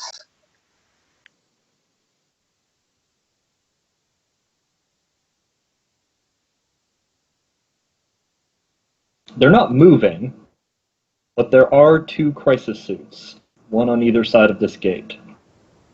Dude, Crisis is even the one I want. Is that the biggest one? No, they have photon grenades in their knees. They're the medium-sized one, but they're pretty good armor for the mobility they are. And Pretty cool. they're not size enormous. I think they're only hulking. They might be one above hulking. There's this one thing, not relevant, but long shot pulse rifles have got a semi-auto fire of 2, and they're accurate with 2d10. Yo, that's pretty crazy. I could do 10d10 if I get maximum degrees of success with both shots. Yeah, plus railguns are a thing, and railguns are great. Also drones. Yeah, they're great, but different group. Agreed. Anywho, so yes, you're not even sure if they're functional, but there are certainly 2 crisis battle suits there, although I don't know if Romeo had ever actually seen a battle suit before. Probably not, unless the logicians picks him up back when he was with them. But otherwise, probably not. Or the Strixus back when the logicians were doing all the shit with the Strixus. But other than that, probably not.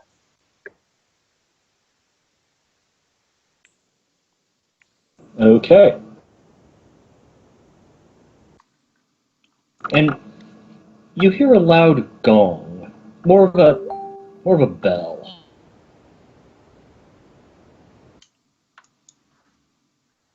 As it starts to taper off, you hear more of them in the distance, sort of radiating outwards from the ship.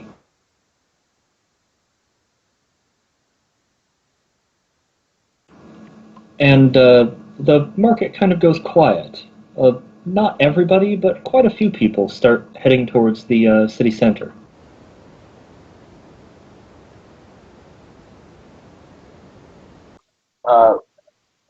Romeo's going to park. Well, I guess he doesn't have to park as well heading towards the city center. He's going to start heading towards the city center as well. But he is going to note to Thaddeus that if he wants to snoop around in the buildings, seems like they're going to be more empty than normal for a little while. If you want to do that, then I can go around elsewhere if that's what you want. I mean, it's kind of what you want. Just opportunity is there.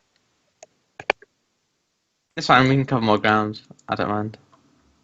All right.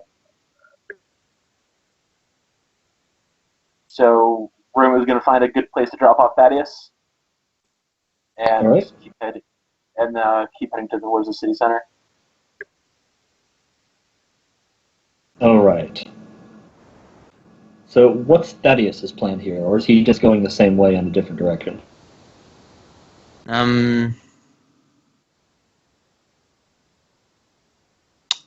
Thinking maybe to get as close as to wherever is the main place for them, like into the ship without being, but not too dangerous. So you're looking for an entry path into the ship. Yeah.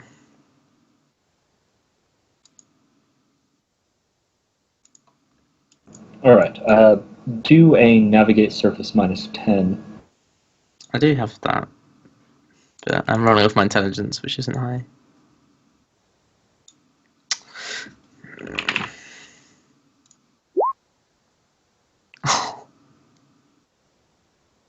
That was so close. Yeah, if that was a -10, I would have got it. Shame the captain's not here. Yeah, or if I gave myself a +10, I would have got it too. We're quite close to finishing, so I'll reroll. Nah.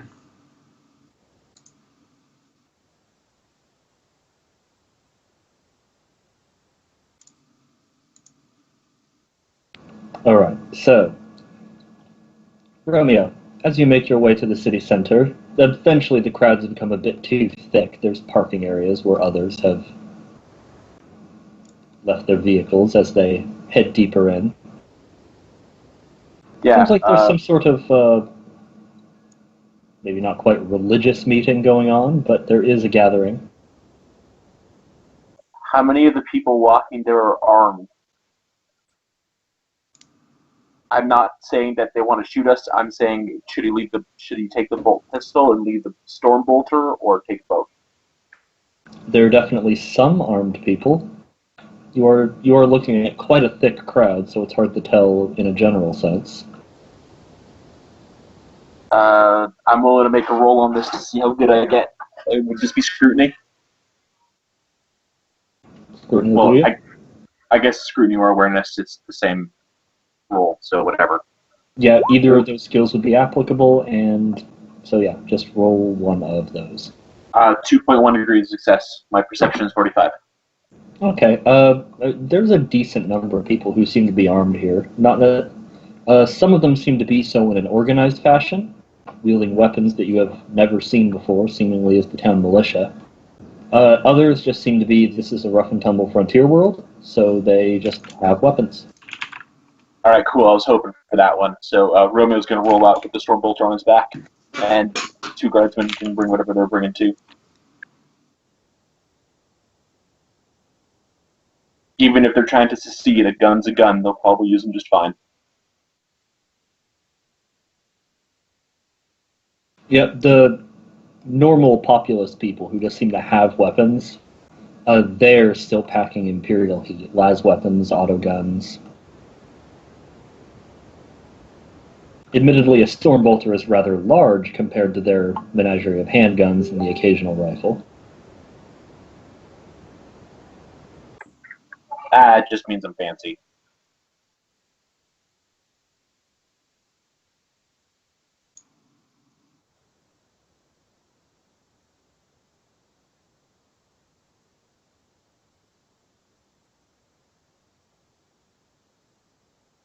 Yeah, so So Thaddeus is spending some time, sadly fruitlessly, looking for an entrance into the ship that is not guarded. And Is there just Romeo, not an obvious one at all? not one that you're finding, no. I mean, there's, entrance. Romeo's heading towards one. Obviously, there are many throngs of people. There's that gate that you had seen with a battle suit on either side. How hard would it be just to scale it stealthily? Well, it is broad daylight.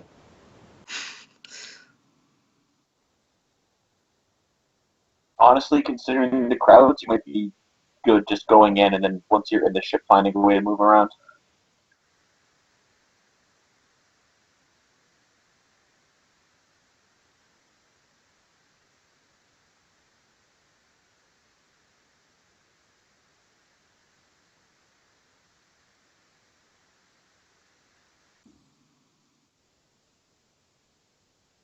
Well, Romeo is stopped by one of the men with the strange alien weapons.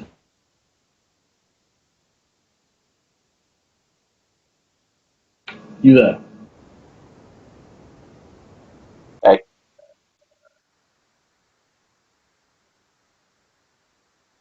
It's a lot of firepower you're packing.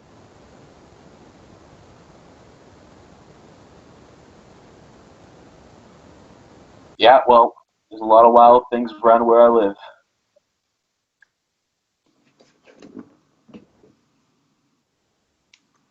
You from Holston? Sorry, could you repeat that? You from Holston? Little ways out, but yeah. Papa to see you here. Will do. Hope for good rolls. That is the opposite of a good roll. That's good. That's 2 under. I have a 44. I can only imagine what the first one was. Like, you blurting out, "Believe me, I'm not lying!" No, it'd be like, yeah, I'm from And Dolston. I'm not an alien. No, I'm from the Crystal Blue Zenith. I mean, shit. First one would have been like, oh no, I'm definitely not from the Imperium. Think Why'd you involves think that? Who said spaghetti. that? I don't know who said that. Look, I'll it's not tell you where I important. didn't come from. A ship in orbit. Look, it's not important who I am, how I got here, or whose Holy Inquisition I'm not here for.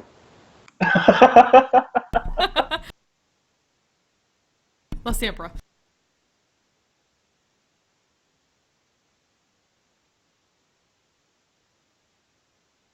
Well, enjoy the sermons. Thank you. You have a good one yourself.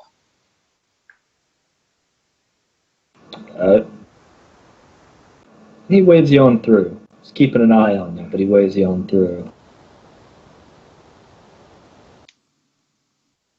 And you find yourself within a section of the ship. It's been it's within a previous section of battle damage, so people just walk right in off the street through a battle damage hole, and it will crash damage, not battle. But through the damaged hole and right into what's been set up is kind of an amphitheater. Got it?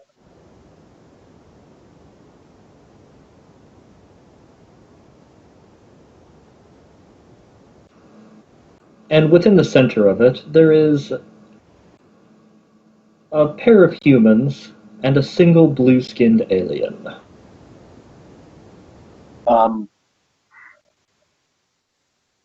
So once we get in there, Romeo's gonna go find another similar armed guardsman type dude. Mm-hmm. And he's gonna ask, because he's gonna say like, "Hey, I'm out from out in the boonies, and I really wanted to show the rest of the fam this. Do you mind if I record it? Because I do start with a quick recorder." Yeah, spread the word. Thanks, man. So he is officially recording the sermon. Oh, right. The humans and the alien all appear to be dressed similarly. In a manner of robe, one of the humans is carrying a staff. They all rise from their seats as the crowd takes theirs. We thank you all for coming. We know that you have come from very far. We know that you are all scared of what retribution the Imperium may reap upon us, and scared for the future of our new union.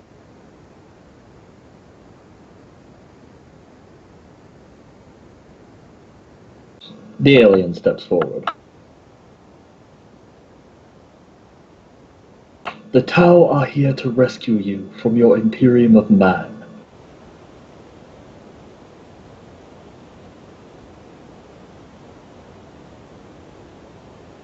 We bring to you greater technology, safety, employment.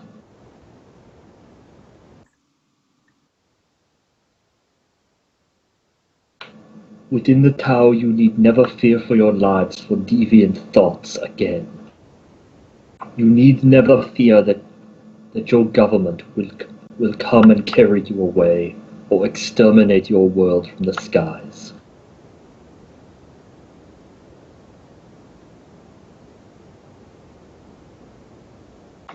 have a full sermon prepared, but you can see the general gist that's going down. They're discussing a matter of Tau supremacy, the grand vision for the future, superior technology, healthcare. Taubamacare. Just Nice. as soon as the Tau arrive to integrate this world into the Empire.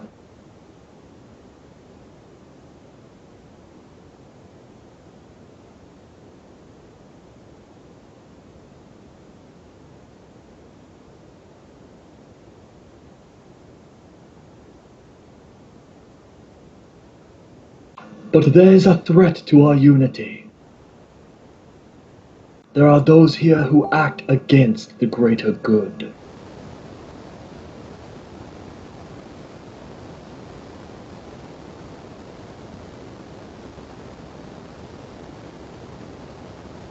Those who are still loyal to your Imperium of Man, who would see this world remain under its rule. And those who have newly arrived here to take it from you.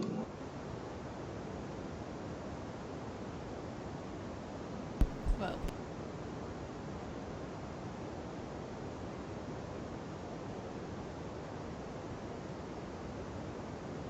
Romeo was like yelling out, like, yeah, fuck those guys.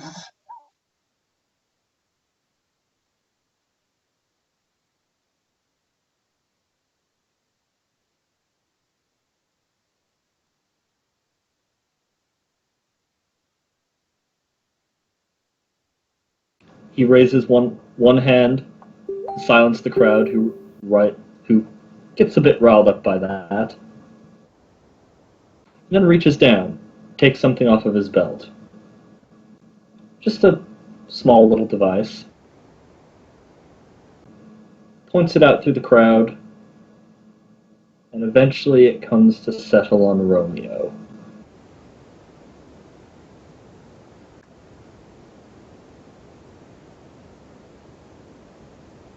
Okay.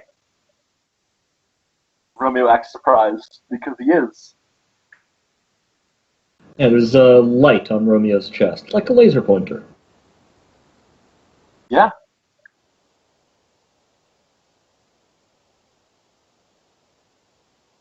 This one. He masquerades as though he is of your world, but the Watercast have shown us he is an interloper from above. Well, you got fucked, mate.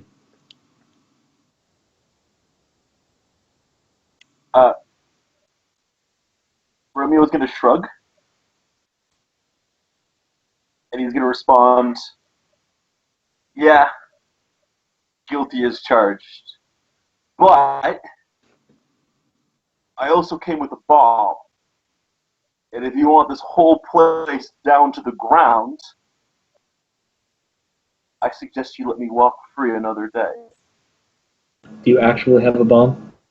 I actually have a bomb from Kyron. That is an actual thing I asked for with my MIU. It's an internal bomb. Oh, that's Big enough right. to take out an logician ship. Well, he wouldn't have been able to provide you something that could take out a logician ship. He could Fair, provide but- you something that would thoroughly remove you, so you couldn't be captured, like you said. Yeah, I don't know. Solution ship's a bit of an exaggeration, but he did say that he wanted something that could take out the room with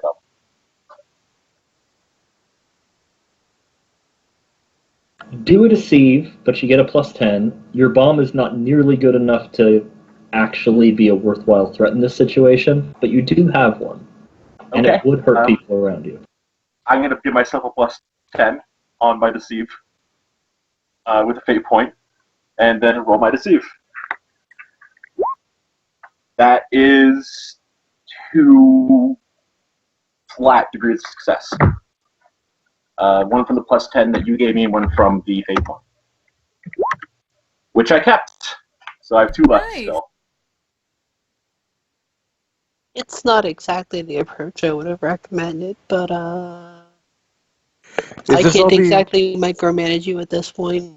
I have no Say, idea that any of this is happening. is this all This being is- is this all being like communicated in real time to the Zenith or no?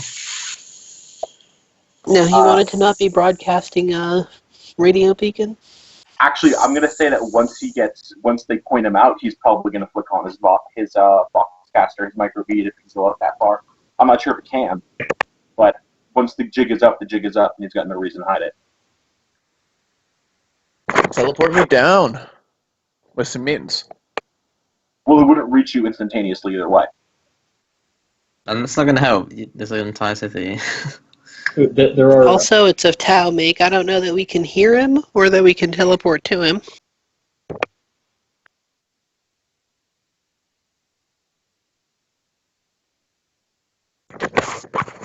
so Alright. the Tau doing the announcing appears torn on this.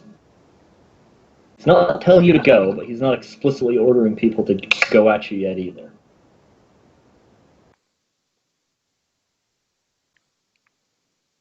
I love you too, baby. I just picture Romeo like 2 arms up, like head kind of tilted like your move, and he's gonna take 1 step back right now.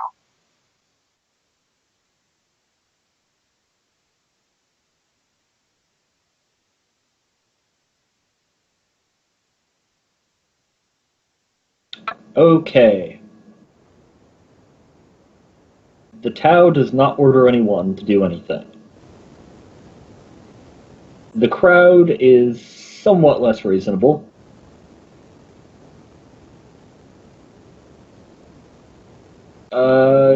Romeo's looking at an angry mob situation. Get me down there. Romeo's gonna keep looking at the Xenos. One thing And to he's gonna notice. Well, one thing to. Microbead's 1 kilometer range. I think best case, I might be hoping you can hear it and then get it out. Well, I don't have a. Microbead? I don't think either of us have a Voxcaster, which is what we need to get it out. And But Thaddeus. he would definitely put it out to have Thaddeus hear it, though. And Thaddeus, you were already heading here, right? Or were you going with Romeo's suggestion?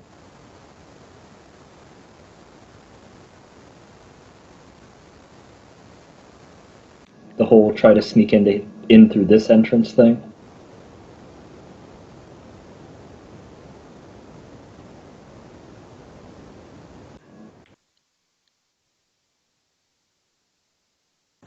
Do we have a Thaddeus? Fuck, I forgot I was muted. Oh yeah, by the way, Microbead's 1 kilometer range. Yeah, we got that. Yeah, we heard Oh. that part. You cut out after that, though. Oh. Bizarre. But yeah, I'm here, and I would have gone through the, yeah. Okay, so you're witnessing this take place. Roll awareness. Okay.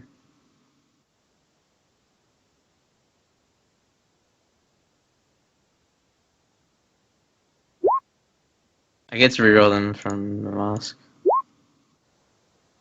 Nice. Really?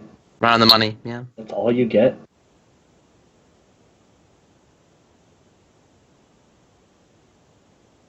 Okay. Oh, actually, it could be, the first one could have made it, if depending on sight or sound. It is I have sight. heightened senses. So the Yeah, first one it is was, sight. so that's 1 Oh, degree of snap. success. Is that from the mask, or did you take a trait? Bionics. I brought them. Right. Okay. But my mask gives me rerolls on perception. But so you're wearing the mask now? I assume you're hiding somewhere? Yeah. I have my full gear on, and I'm hiding. Well, I can give you a hide roll if you want. That would be wise given the situation. Concealment. Which I have +10 on, I think.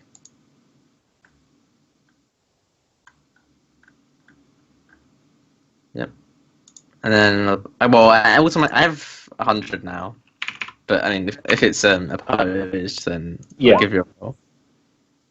Okay, cool.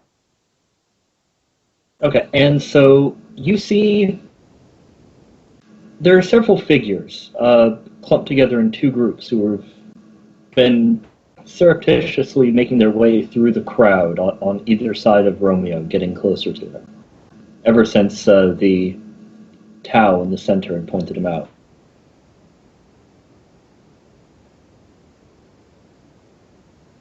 Not like good fancy robes, more like, ratty street beggar robes. Okay. You're about to get fucked by the Faith Militant. Yeah, Romeo's I gonna will call point out. them out. Yeah, on microfeed. But Romeo's gonna call out to the Tau. He's gonna say he's gonna tell him you better start settling your people down. I know all the people out here know how much damage a Stormbolter can do, and I know how to shoot it. Now I don't want to shoot any bullets. We don't have to spill blood here today. All I want to do is walk.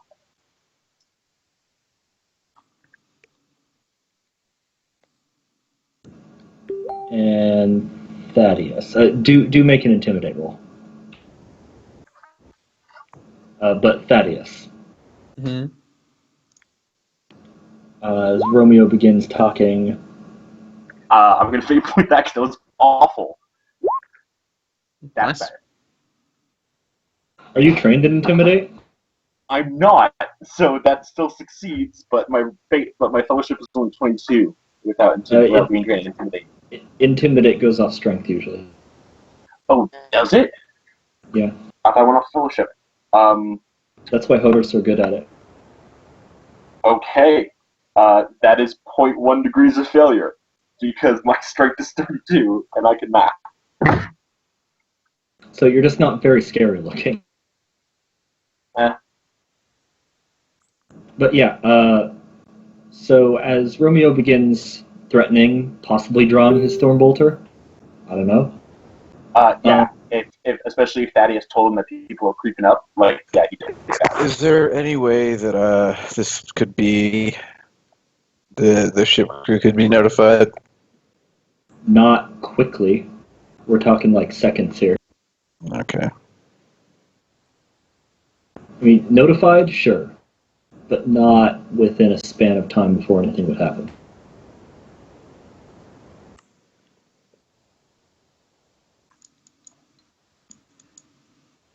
And Should have so, brought me down.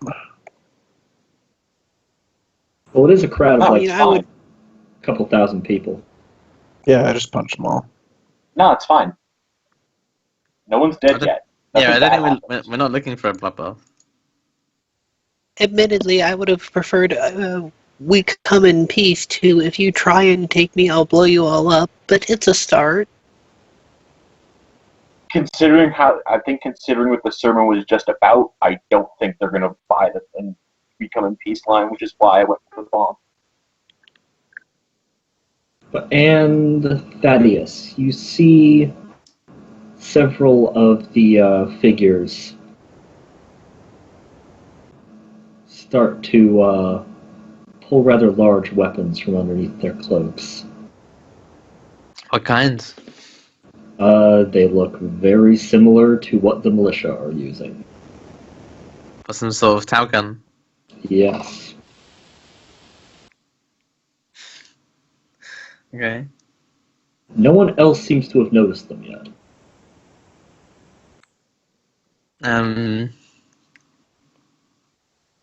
Romeo, what do you want me to do? There's a lot of people with militia Tau guns here.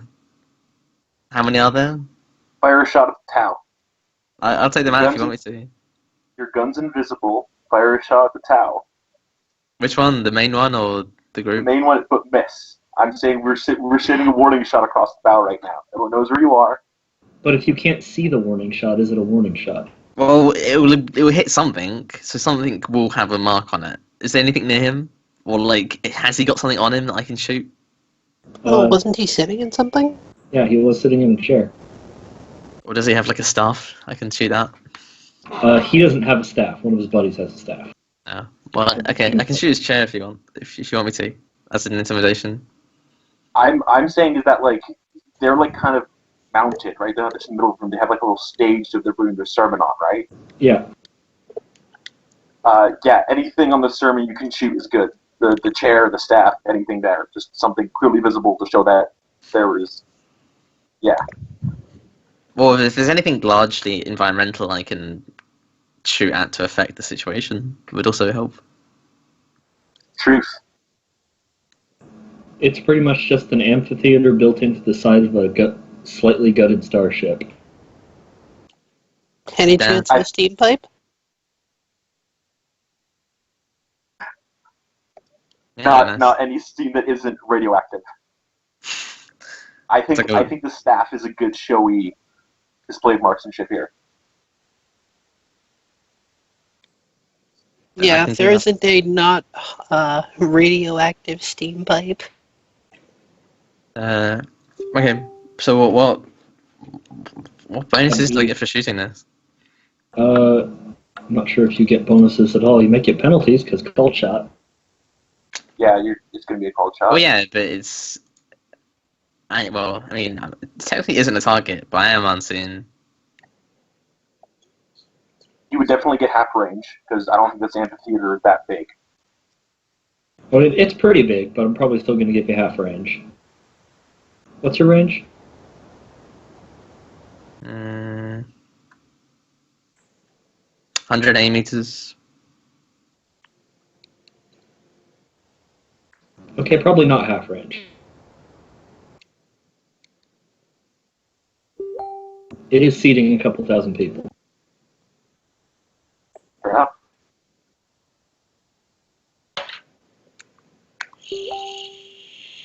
And what's cold shot minus 20? Yeah, unless you have some other stuff to negate to get it down, which could be a thing. There is some deadeye shot. I think does that. Do you have Deadeye shot? I get it next rank. So no. Helpful in the Still long aim. Not currently, though. So cool shot is minus 20, but I could get probably a full aim off in time, right? Yeah. So that just negates it. Actually, wait, no, that gives me a plus 10 since I'm accurate weapon. So I'm at plus 10. Any more or less? Accurate, and then does the dot sight give you extra? I just have a telescopic sight, I think, which Oh, I helps. I thought think. Okay. I think that just reduces range penalties that you're not suffering from right now. Yeah. Or if you would be, it's ensuring that you're not. Yeah. So yeah, I guess you're good to go with a total of plus 10 on a ballistic skill test. Do it. Okay.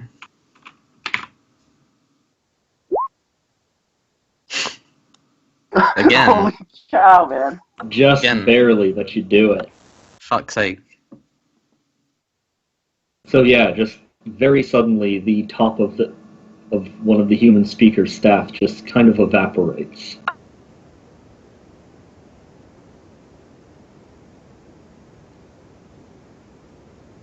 We're under fire! Guards, form a perimeter! Romeo books it. And suddenly, those robed figures, each one of them hucks something into the crowd. Maybe they're good guys or on our side rather. I thought they were, but I didn't know. Well, I still don't know. Or it could be stun grenades. They're just going to arrest everyone there and use their radiation detector or whatever it is they use to separate the sheep from the goats to pick Romeo out from the unconscious bodies. Yeah, I'm either going with way, an undercover. after the shot happens, Romeo is going to tell Thaddeus to book it. He'll be fine. Romeo himself I'm not here. They don't know I'm here. No one knows I'm No, here. I know, but I'm saying on microbeat after you take the shot, and then they start saying like we're under fire, or he's like Thaddeus, just we'll figure it out later. Get out for now. Like the ship needs to hear shit, so it'll be fine. I'll figure it out. My extraction's our main concern here. Yeah. I'm saying Romeo's saying that he'll figure out his extraction, but you should go because they don't know you're here yet, so you have a better chance of getting away right now.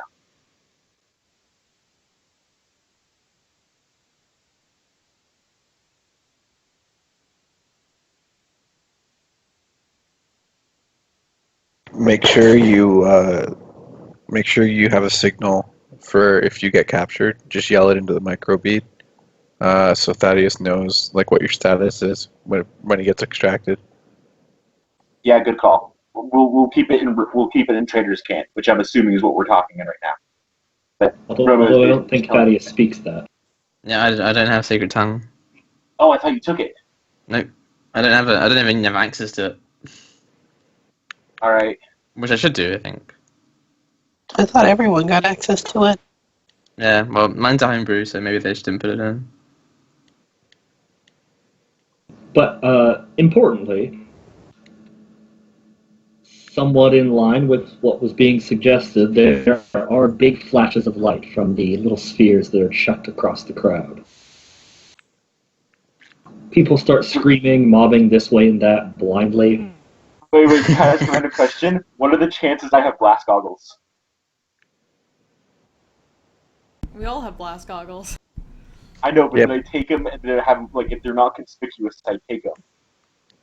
But if they are, then I wouldn't. Well, I mean, you were carrying arms, so I don't think blast goggles would have been out of place otherwise, with what you were carrying. If you were on a feudal world, I'd say they probably would be, but here goggles are not out of the ordinary. Cool. Yo, glass goggles. I don't give a shit about flashbangs. No, they're called Blacklight for Tau.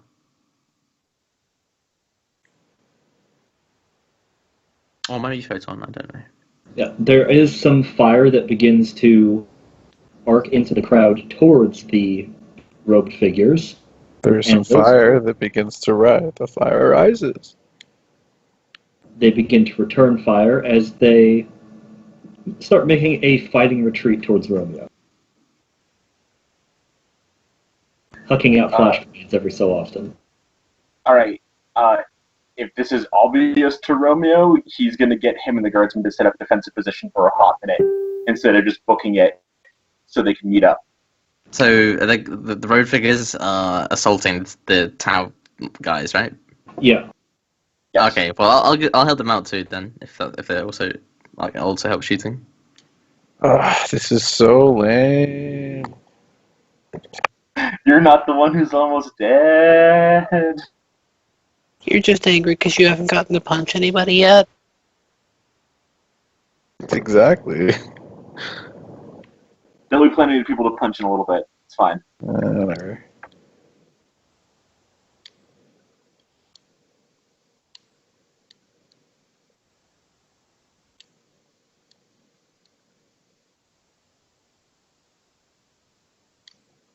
Okay, make a command. Okay. I'm going to spend my last fate point on this one. That's still a failure, but not a crit. Okay. Yeah, I didn't say that. Yeah, the armsmen do not have a will of steel. The rampaging crowds and gunfire, they are still running. Alright. Romeo holds up his own position then. Him and Thaddeus against the world! I wasn't going to fire shots if the guardsmen stayed around, but Romeo is also firing into the crowd with a bolter at this point. Oh, right. Like suppressing fire. That's the thing you can do with automatic weapons, and he has one. Yeah, I'm basically treating the mysterious sniper fire and the suppressing fire from that as a pinning test on the crowd, which Yeah. they fail. Awesome.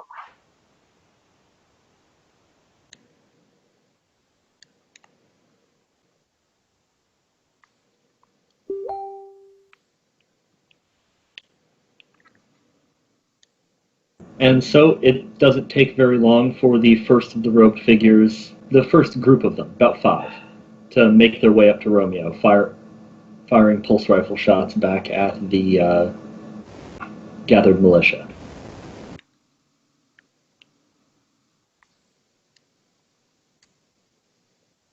You, Greta, come with us.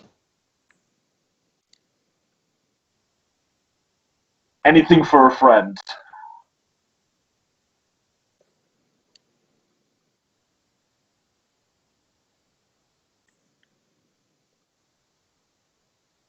And awareness.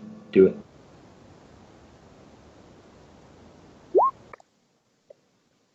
Yeah, that's good. 2.2. Okay, they're all Tau. Every one of them in the rows. Oh, okay. It's confusing.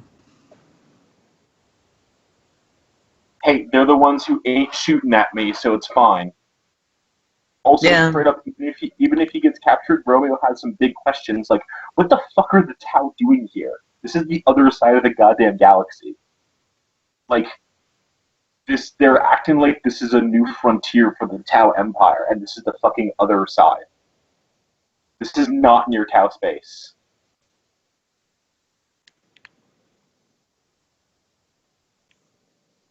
Yeah, so they spirit Romeo away through a hidden back alley entrance, or through a hidden back alley tunnel. Okay. I keep Thaddeus up to date on this. Yeah, well, if I can see them, I'll follow in turn. Shadowing them. Are you attempting to remain unseen by those who are, Buy everything. by everything? Okay, yeah. If Thaddeus lets Romeo know, he's going to let them know that he's got one other friend. Other than the two guys that came in with him, he's got one other friend who could be following them and give a general description of Thaddeus. Don't shoot that one. He's cool.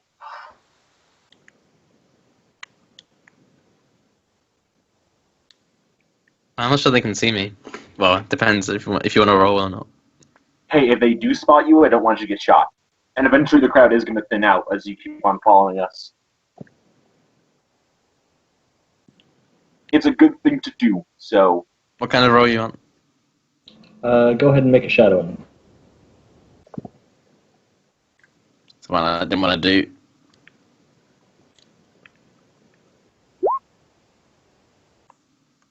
Boom, okay. You successfully make it through to the same entrance that Romeo was spirited through.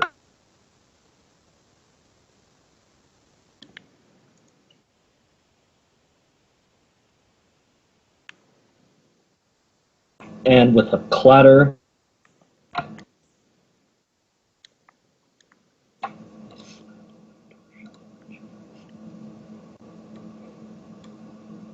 you are from the Inquisition.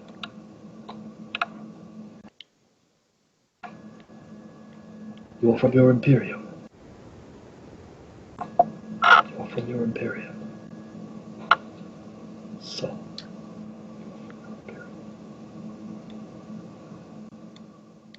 Yeah, I'm with the Imperium.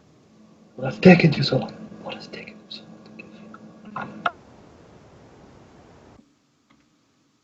Quite frankly, One of the wells rises up. there's... Sorry, what do you say? One of the wells rises into a bell.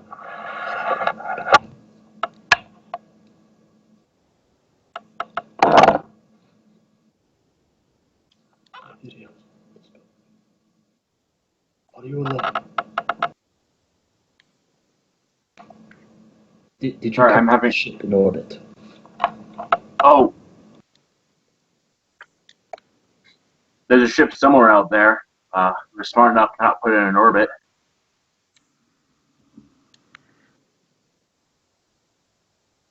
You do have reinforcements then. You are not all they sent. I was part of the scouting party, yeah. We wanted to do a small infiltrate and figure out what we could.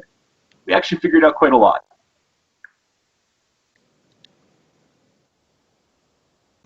We have been unable to send any transmissions to your Imperium. We do not understand your communications. Yeah, yours is real weird. We picked it up coming into the system, but we had to do some work to translate it. That was not ours. That is the secessionists using our transmission equipment.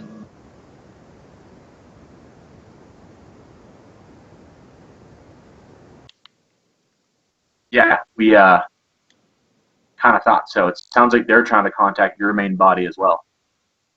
They would be unsuccessful. Come. Do you have others? They will wish, the ethereals will wish to speak with them, and you. As far as I know, the rest of them ran off. Do you have a command structure? Not one I can contact right now. Well, you could. We can place you in contact. No, I mean, I don't think he could. I can. I mean, basically at this point he said, yeah, Thaddeus, there's a dude that looks like Thaddeus, but he's also not saying that he's around, partly because he doesn't know if he's around. Because I haven't been doing awareness checks to see if Thaddeus is here or not.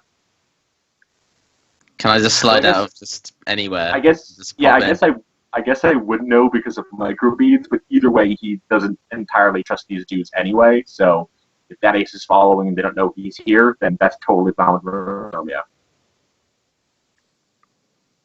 I can just walk in and say hello, just out of nowhere. You could. That is a thing that could happen. But it seems like we need to get everyone together on the planet to talk with these people. Oh yeah, Romeo doesn't trust him for shit, but he's definitely following him around because the other option is get shot. So Our own communication devices are much weaker, but they should be able to contact your ship if it is in the system. Would the Voxcaster be able to do it?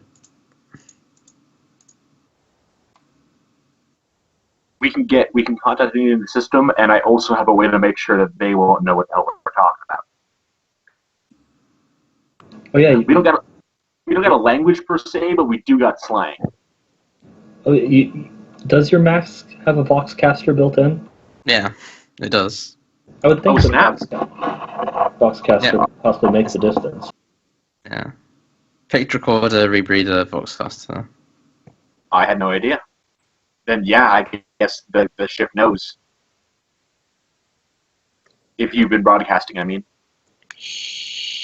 Now I have, yeah. Well, that we need to come down and meet with some guys that helped you escape. Could be friendlies for now. Basically, the tower requesting a diplomatic meeting. And I'm totally happy to give it to them. But they want actually, they want Robin down. They want whoever's in charge. That happens to be Robin. Yeah. Yep. Do they Yeah, want me down, or are they willing to come up?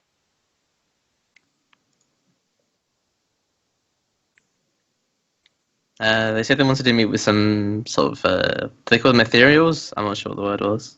Yes. Yeah. Out of character, the ethereals are the ones who actually run the Tau. There's different castes, but the Yeah. ethereals are. They're the little small dudes. They kind of showed up out of nowhere, and they're the whole reason why the Tau have any kind of organization at all. Before that, they were like the Emperor says or like Kitten says in Emperor Texas speech device. A bunch of people throwing rocks until a bunch of dudes show up, and now they have the best guns. Okay,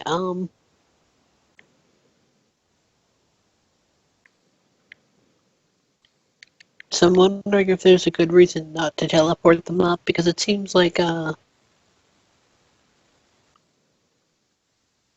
There that's are the sort of thing. There are a ton of good reason to teleport them up. Like, we can have guns on them, because just because they're nice now doesn't mean they will be forever, or doesn't mean they're using us. We've been betrayed before. It's nice that Romeo got saved, but it doesn't mean that their kindness is infinite. Well, they risk quite a lot getting you out of there. Also, our people stop being in the immediate vicinity of some people who just pointed them out of a crowd. Because you're not that far away from the amphitheater. You're right, but also paranoia. But you should ask them if it's okay for you to beam them up to the ship instead, or have the meeting on yeah. the ship. Yeah, that is a thing he asks. Also, and I can't think of the name of it, the part of the ship that plays hypnotic music. Melodium. Empathy. I'm loading. The melodium, I think, goes throughout the entire ship. Yep, it does. Right. That's another reason to have the meeting on the ship. Yes, it is. We will see if the ethereals agree, though I expect they will. We have spent far too long on this planet. Yeah, if you don't mind me being bold, what the hell are you doing here? As far as I know, Tau space is on the other side of the goddamn galaxy. Is it that far?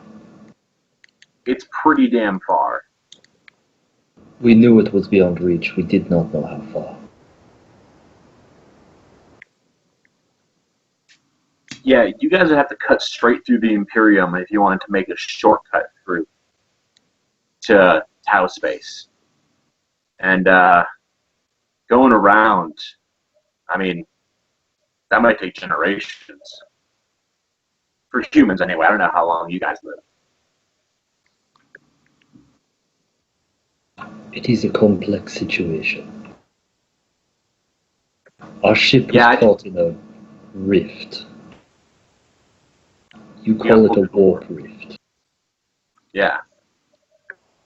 We emerged here. Wait.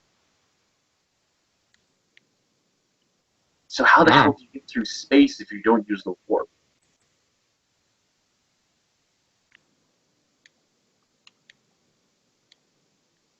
I am not an Earthcast. Yeah, fair enough. I don't know much about tech either.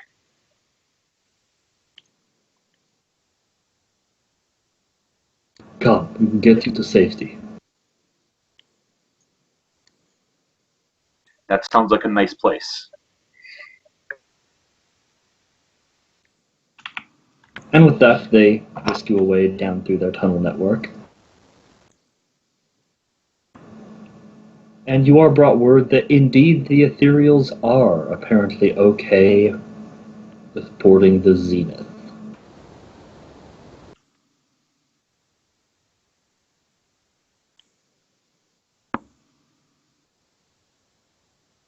Sounds like fun times. Oh, the Inquisitor's little spies are gonna have a field day with this one.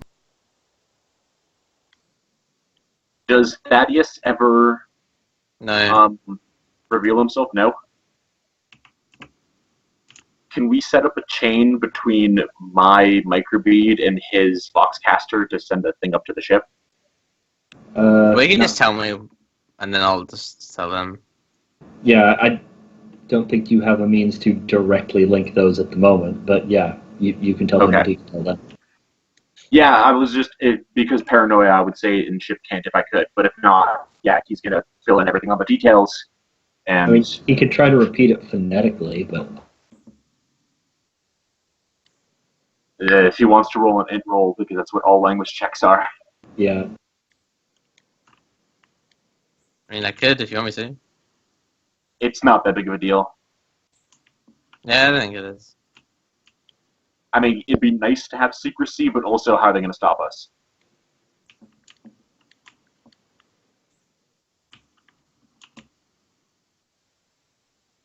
And by that, I mean the dudes in the sanctum, not these guys here, because they obviously want me to contact the ship, so. Yeah. And yes, you are provided with a communication device that they say should be able to contact the ship in orbit. All right, I'm gonna contact the ship. So yes, Captain, you are getting a communication in from the planet that is not Thaddeus.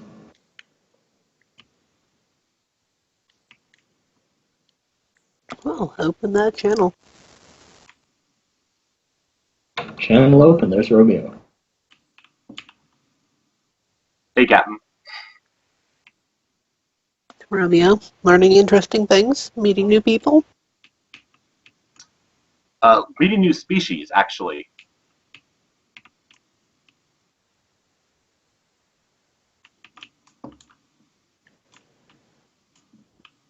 I'm sure the Black Demon of Martellus has been keeping you up to date. I've heard things. Well, they want to get on the ship. Want to have a meeting. Well, I think we'll be assembling in the conference room with that one table then.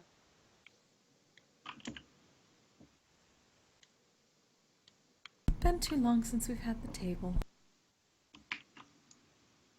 Yeah, I don't know what the hell is going on here. But I did get saved by a bunch of Xenos for, as far as I can tell, people wanting to contact the Imperium of Man. So Eddie says in secret tongue, and road traders can't, like, so they probably don't know what the fuck most people do to Xenos, I guess. At least some of them seem to know.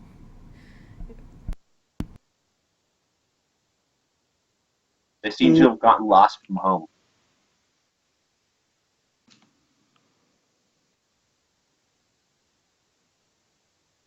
Let's see what can be done to make everyone happy in this situation Imperium compliant.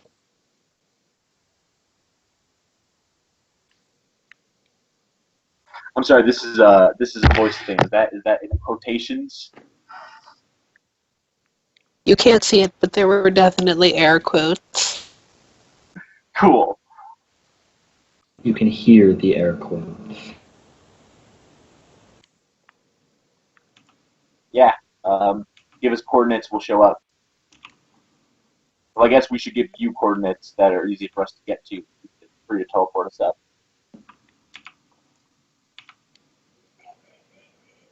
Right, so let us connect them with the teleportarium.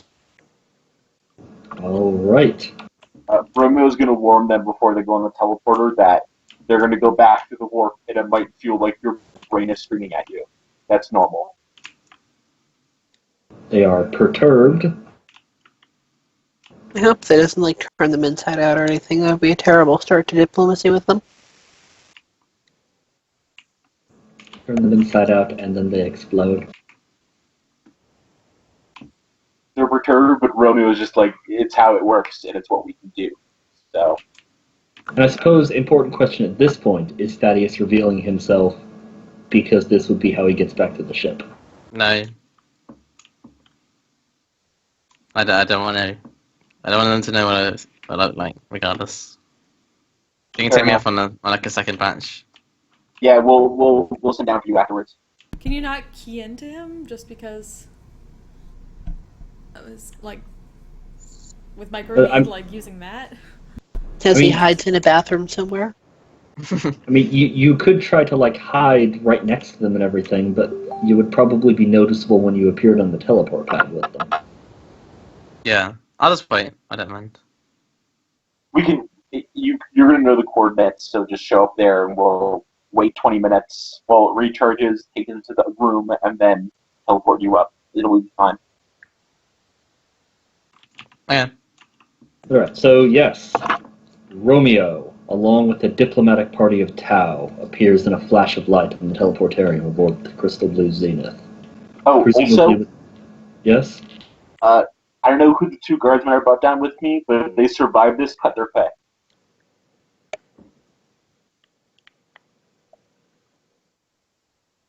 And yeah, so presumably the rest of the group is there receiving them along with whatever security you deem necessary. How many are we taking on board? A diplomatic party of 12 diplomats and guards.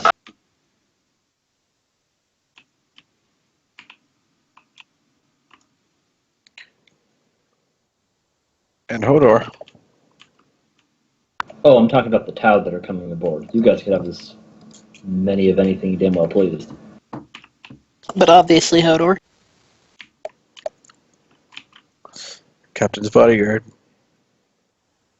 Actually, I'm gonna walk up to them, and you're gonna be behind me, and then I'm gonna step aside, and so it's like I'm the captain, and then we trick them. That amuses me. Yeah, because I don't know. It amuses me that anyone would think Hodor was in charge. I mean, if we ever had to treat with orcs, it might be actually better to pretend Hodor's in charge. I mean, it's not as if our other negotiations with orcs have gone swimmingly. Yeah, it's because you're not big. Or It would green. explain an awful lot. You are neither big nor green. Romeo's going to be nice though, and also warning them about the going through the warp thing. He's also going to be like, "Oh yeah, there's probably going to be armed dudes there too, because we're careful. Don't take that as us not being willing to do diplomacy. We're just being careful." We understand. I was hoping you would. And of course, upon your arrival, Hodor saying in front of the captain, "You are larger than we expected."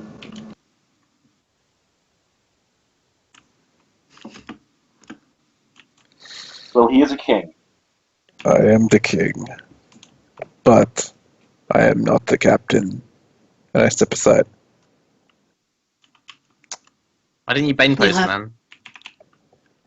You'll have to Oh. excuse my bodyguard. He looms by nature. Damn it. I missed an opportunity. You're right, Josh. That was the perfect time. For you.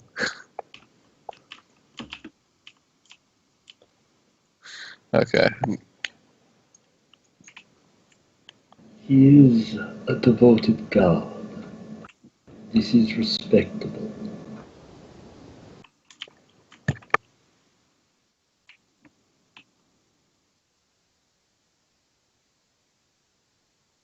And then would just be thinking in the back of her head, like, Hodor and respectable should never be in the same sentence. I am Hodor. Sorry, go ahead. Anwi Dal Yessaral, diplomat of the Ethereal caste. I am Captain Zephyr Gearite Seraphin, and welcome to my ship, the Crystal Blue Zenith. We are honored, Captain.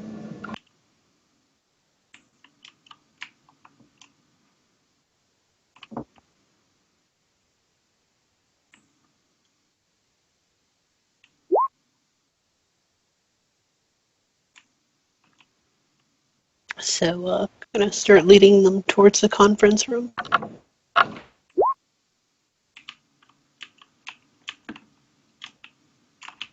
So, it seems that, we have something of a complex situation on our hands.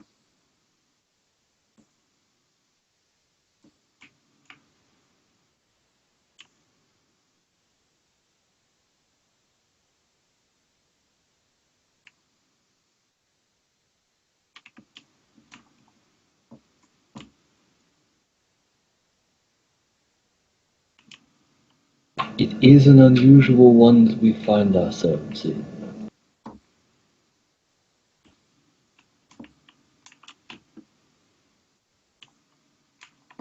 We had been trying to get word of your Imperium on trade vessels, but none would carry it.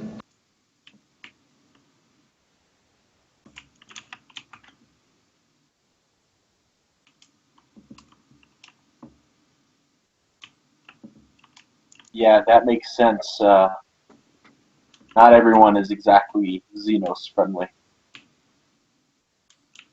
Why is there battle damage on this table? The reason why not everyone's Xenos friendly.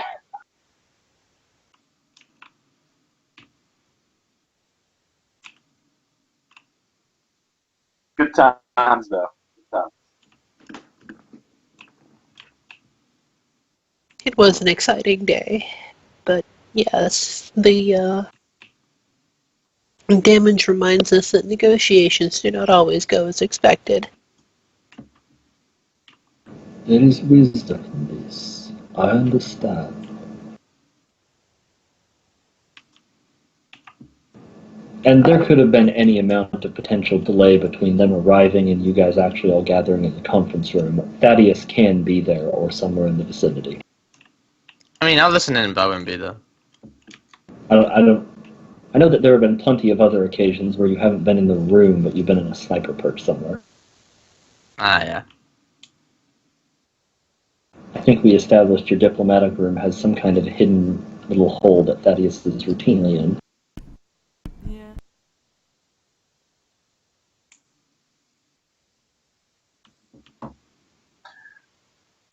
Remy was gonna quickly add in and say that they're not the first non-humans we've tried to have peaceful negotiations with, but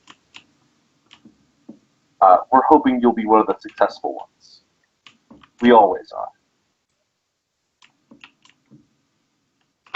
The very fact that we are not here to make war with your Imperium is why we have come.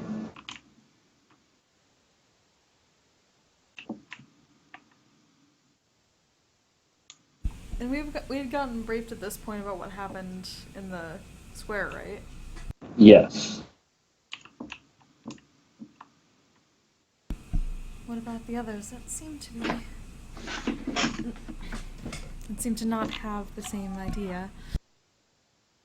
There are very few of them. They are young and reckless, and they have subverted your population with promises that they cannot follow through. They have promised them membership in the Tau if they cast off the shackles of the Imperium. The Tau will not answer their call, even if they receive it, and your Imperium will burn them for their treachery.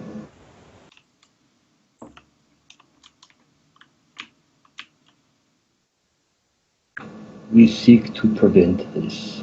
Their deaths are not necessary, but as long as they seek union with our empire, it will occur. You are correct that there is no chance that the Imperium will permit an, in their view, openly rebelling world. And though the Tau would be willing, they are too far from here. They cannot incorporate the world and provide its people the protection they desire.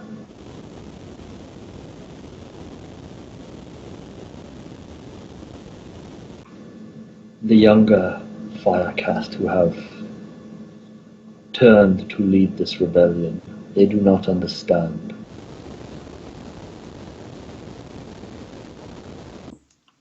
They lead this world to ashes because they truly believe that it is right. Well, you say rebellion. At this point, it appears to be an accomplished fact. There are still loyalists. We are in communication with them, though it has been difficult to organize them. We seek to restore an order to this world that would expel us from it.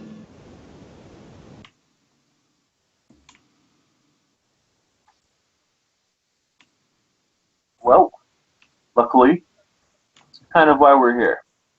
We were sent out to bring them back into the fold.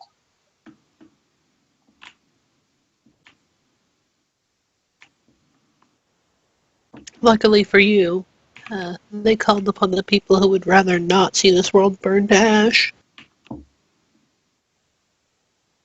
That is fortunate. Although I fear that this world cannot be reclaimed without bloodshed.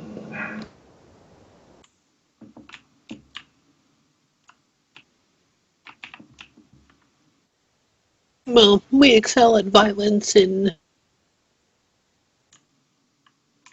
possibly slightly excessive measures that still avoid total holocaust.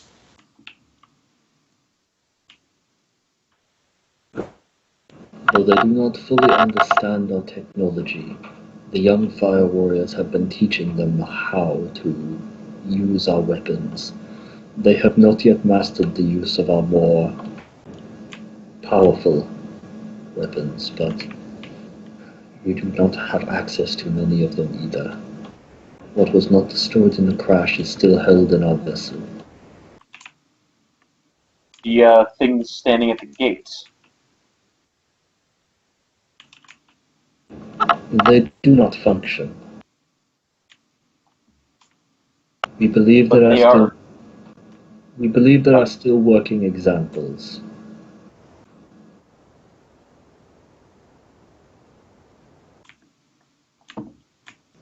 They are our weapons, however, yes. I mean, hey, you can fit me inside of one. I'm pretty sure I can make it go. How is it that the young ones came to be in a position to lead an imperial rebellion? When we landed here, we did all that we could to make life better for ourselves and the humans of this planet.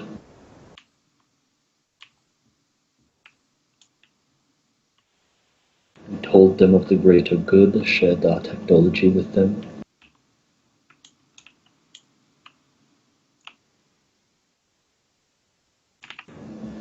But the younger, angrier Firecast, they would not listen to our wisdom.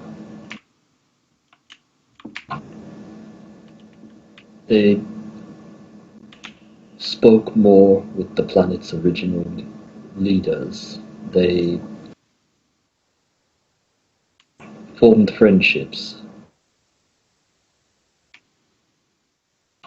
and they sought to do what they believed was best for the salvation of their new friends and home.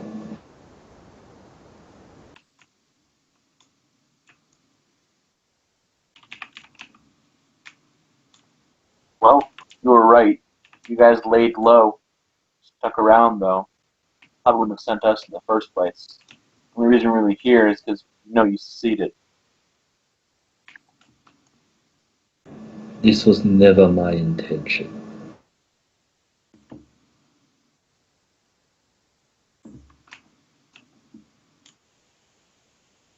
But now we are revealed here.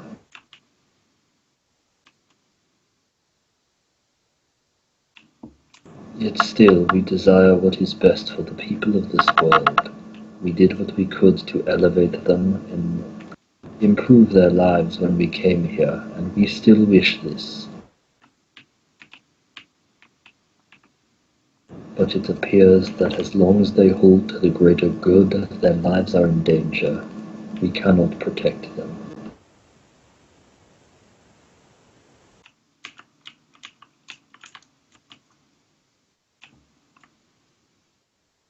I can't imagine that choices that lead to the complete scouring of life on this planet are for the greater good.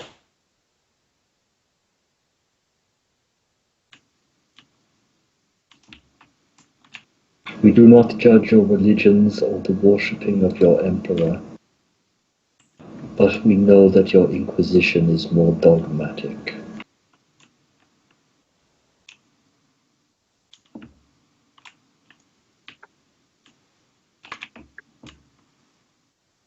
Yeah, this ship has been excessively kind to even ones like me who aren't members of the faithful, and we're few and far between them.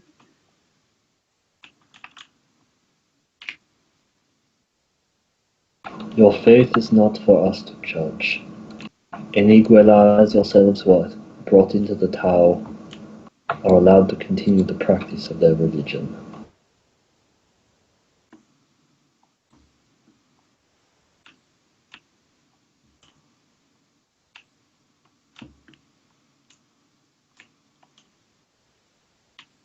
It is entirely possible that your people and ours can have a mutually beneficial relationship, but certainly we need to resolve the issue of rebellion in this world before anything positive can happen.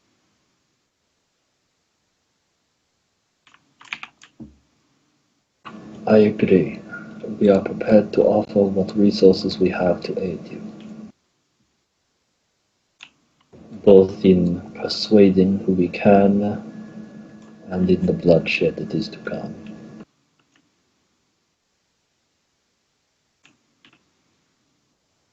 Well,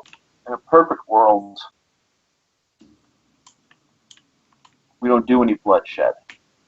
If the player casts are preaching, and I've heard it, I have recordings, that we're bloodthirsty assholes who are willing to kill anyone, it'd be good to undercut the message by aggressively trying diplomacy while we can.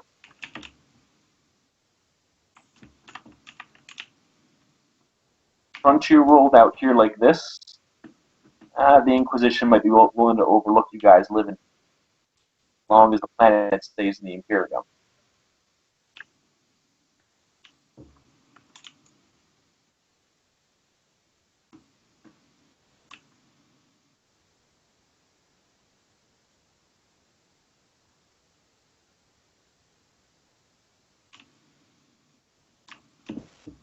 How can you be so sure your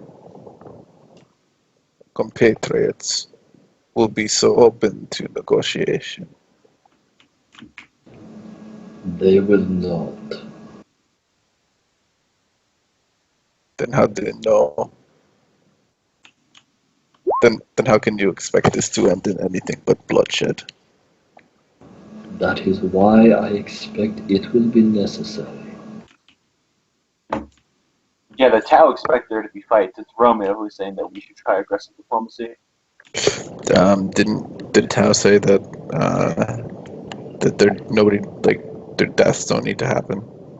The planet is Basic- full. Okay, I thought they meant their own people. No, they die. Yeah, basically, right now, they are trying to protect the population of the planet as a whole. Human and Tau.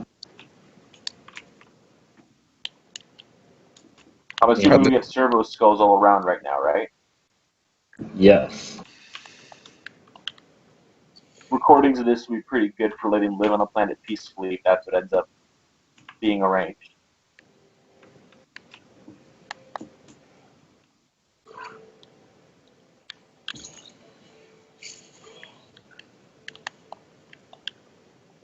So, who can you identify who the major players are? Basically, who are the people who are pushing the rebellion? Can we build a social map? Yes, I will be more than happy to aid you in this. As I said, they are young. They no longer listen to their commanders. Or to us. So basically, if they're being petulant children, we need to find a way to show everyone that they're petulant children. Yes, they are very impulsive. They believe in what they are doing. And they have persuaded the humans of this world that following them is in their best interest. It is the simple fire and rhetoric of hatred.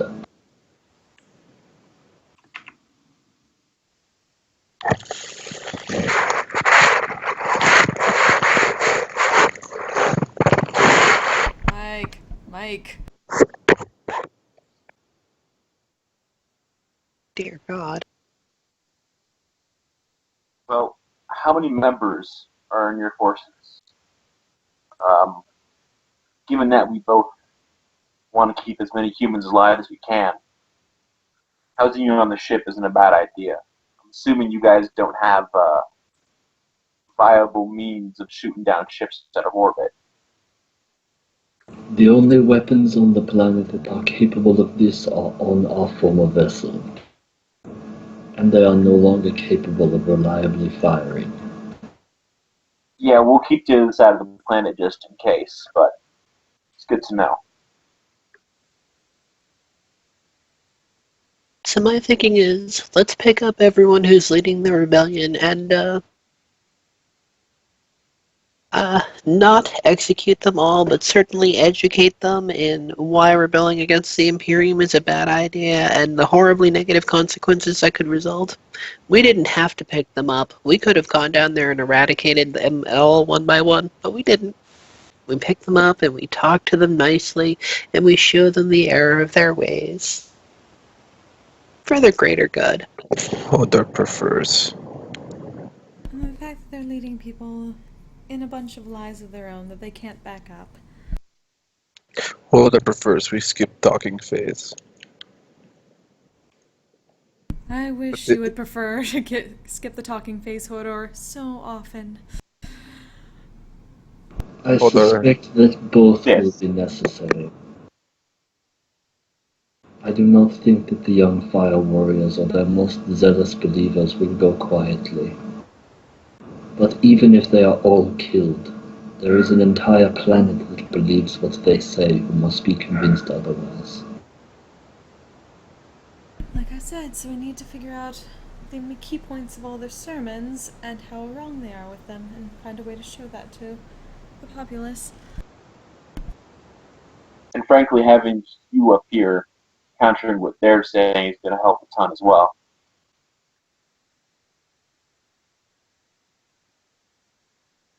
I meant to ask about this earlier, Eric, but I am wondering if there is a way that the ship can do this thing that the Vogons did in the first Hitchhiker's Guide, where we basically make all of the metal on the planet vibrate with the broadcast. I think I might have asked about this before.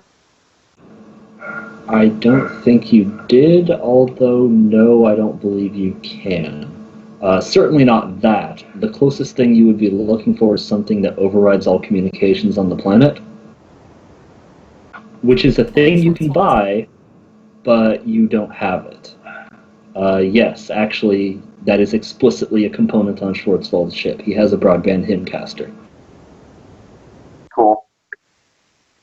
which are normally used to just override everybody's comm channels everywhere and flood them with blaring cathedral music, blaring heavy metal in his case.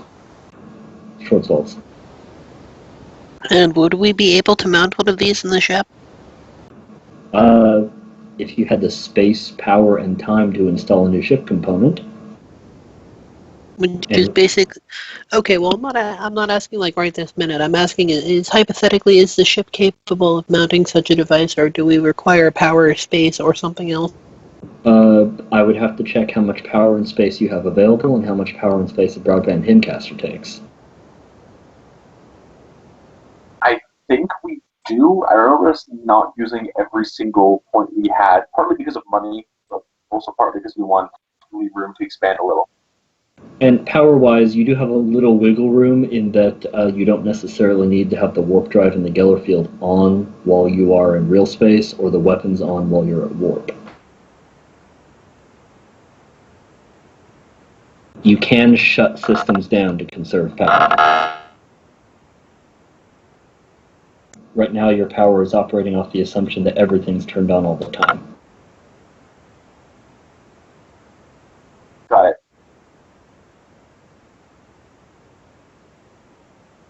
But yeah, so that's a component that you could get, but you would need to do an acquisition for it and make sure you had the space and everything for it.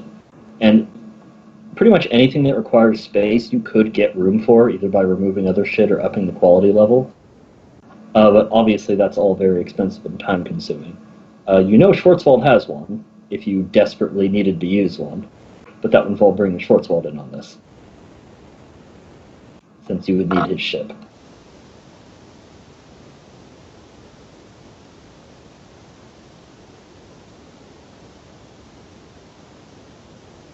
The only people who would be capable of transferring the component from the Magnificent Bastard to the Zennith are the people who aren't talking to you right now.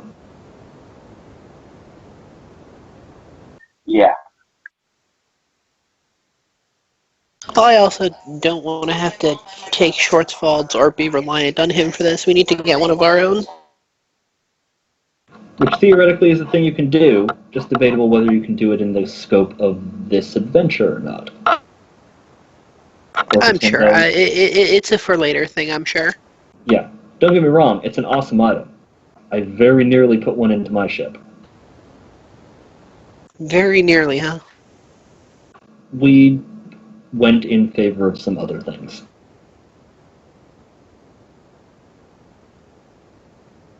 I really had to argue to get that teleportarium in there. There were people against it. It was But you so know the good. joy of teleportarium. It's I the do. best thing in the game. It's literally It And- was so good. And because we also have a ship dredged up from a planet, we have it that it was never fully cleared out, so we actually have greenery and wildlife inside.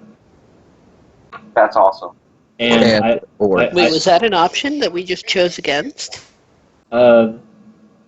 technically, I suppose. I never actually thought of it at the time. But when we were building the ship, I was thinking, you know what?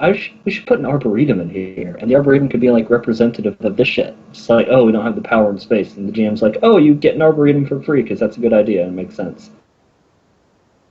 Oh yeah, we did talk about Arboretum. and orcs. Yeah, but that also means that orc spores can take root on the ship, so our underdecks are not just mutants; they're also orcs. But that also means, with the teleportarium, we grow roses, and then anytime we teleport somewhere, we have servants just throw giant bags full of rose petals into the teleportarium area, so whenever we teleport somewhere, there's just an explosion of rose petals. That's amazing. That's fantastic. That's totally wonderful. That's the most anime thing I've heard in a long God time. damn, I want to be on that ship.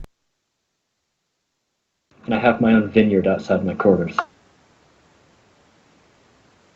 Please stop trying to steal my navigator.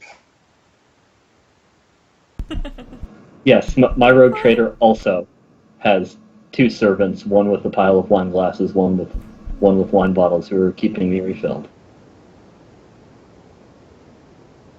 I took that from Zennith.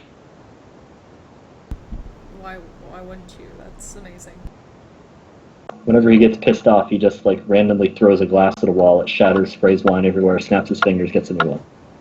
Can I change my Trask dynasty setup to whatever dynasty you are? Just hang out sometimes. The Valentine Dynasty. Heck yeah.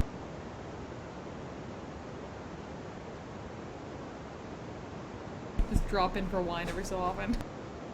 On shore leave. No, we're busy replacing the entire planetary government of a Highborg right now. Goddamn.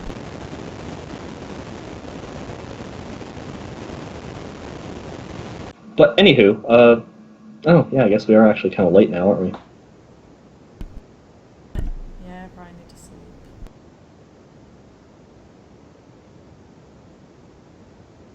Okay, I will prepare a bit more information on the players in this game down there on the planet, who requires talking and or punching and or talking, or just punching or just talking.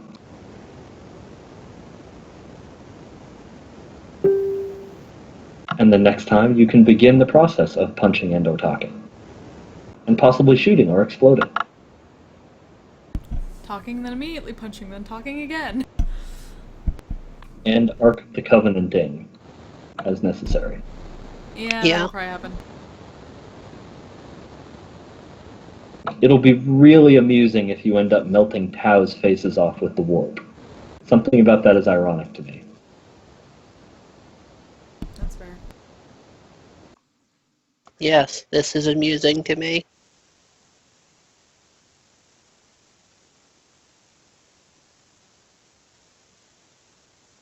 Anywho, so I got to get going.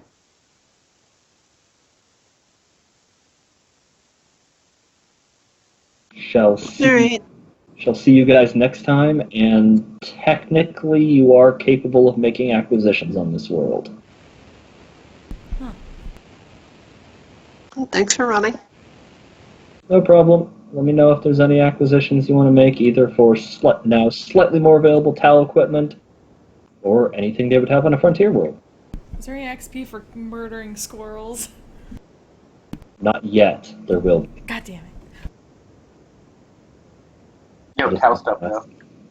That is not the last of the squirrels. Can we assume that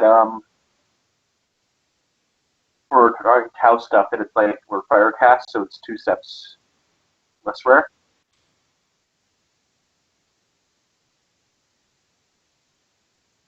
Let's see, I think technically the rules they say are plus 20, as opposed to 2 steps less rare. Yeah, fair enough. Which basically means that things that are unique or near unique still don't get a bonus for only a single item. Got it. Although basically that plus 20 is only 10 away from the plus 30, so you get similar. Oh yeah, I'm gonna try to buy me a battle suit. It's a thing. We're Yeah, gonna have a wonderful cultural exchange. Is all I'm saying. Yeah, you can attempt Tau acquisitions just because they are down there on the planet. Also, I'm pretty sure the captain really wants to buy a drone.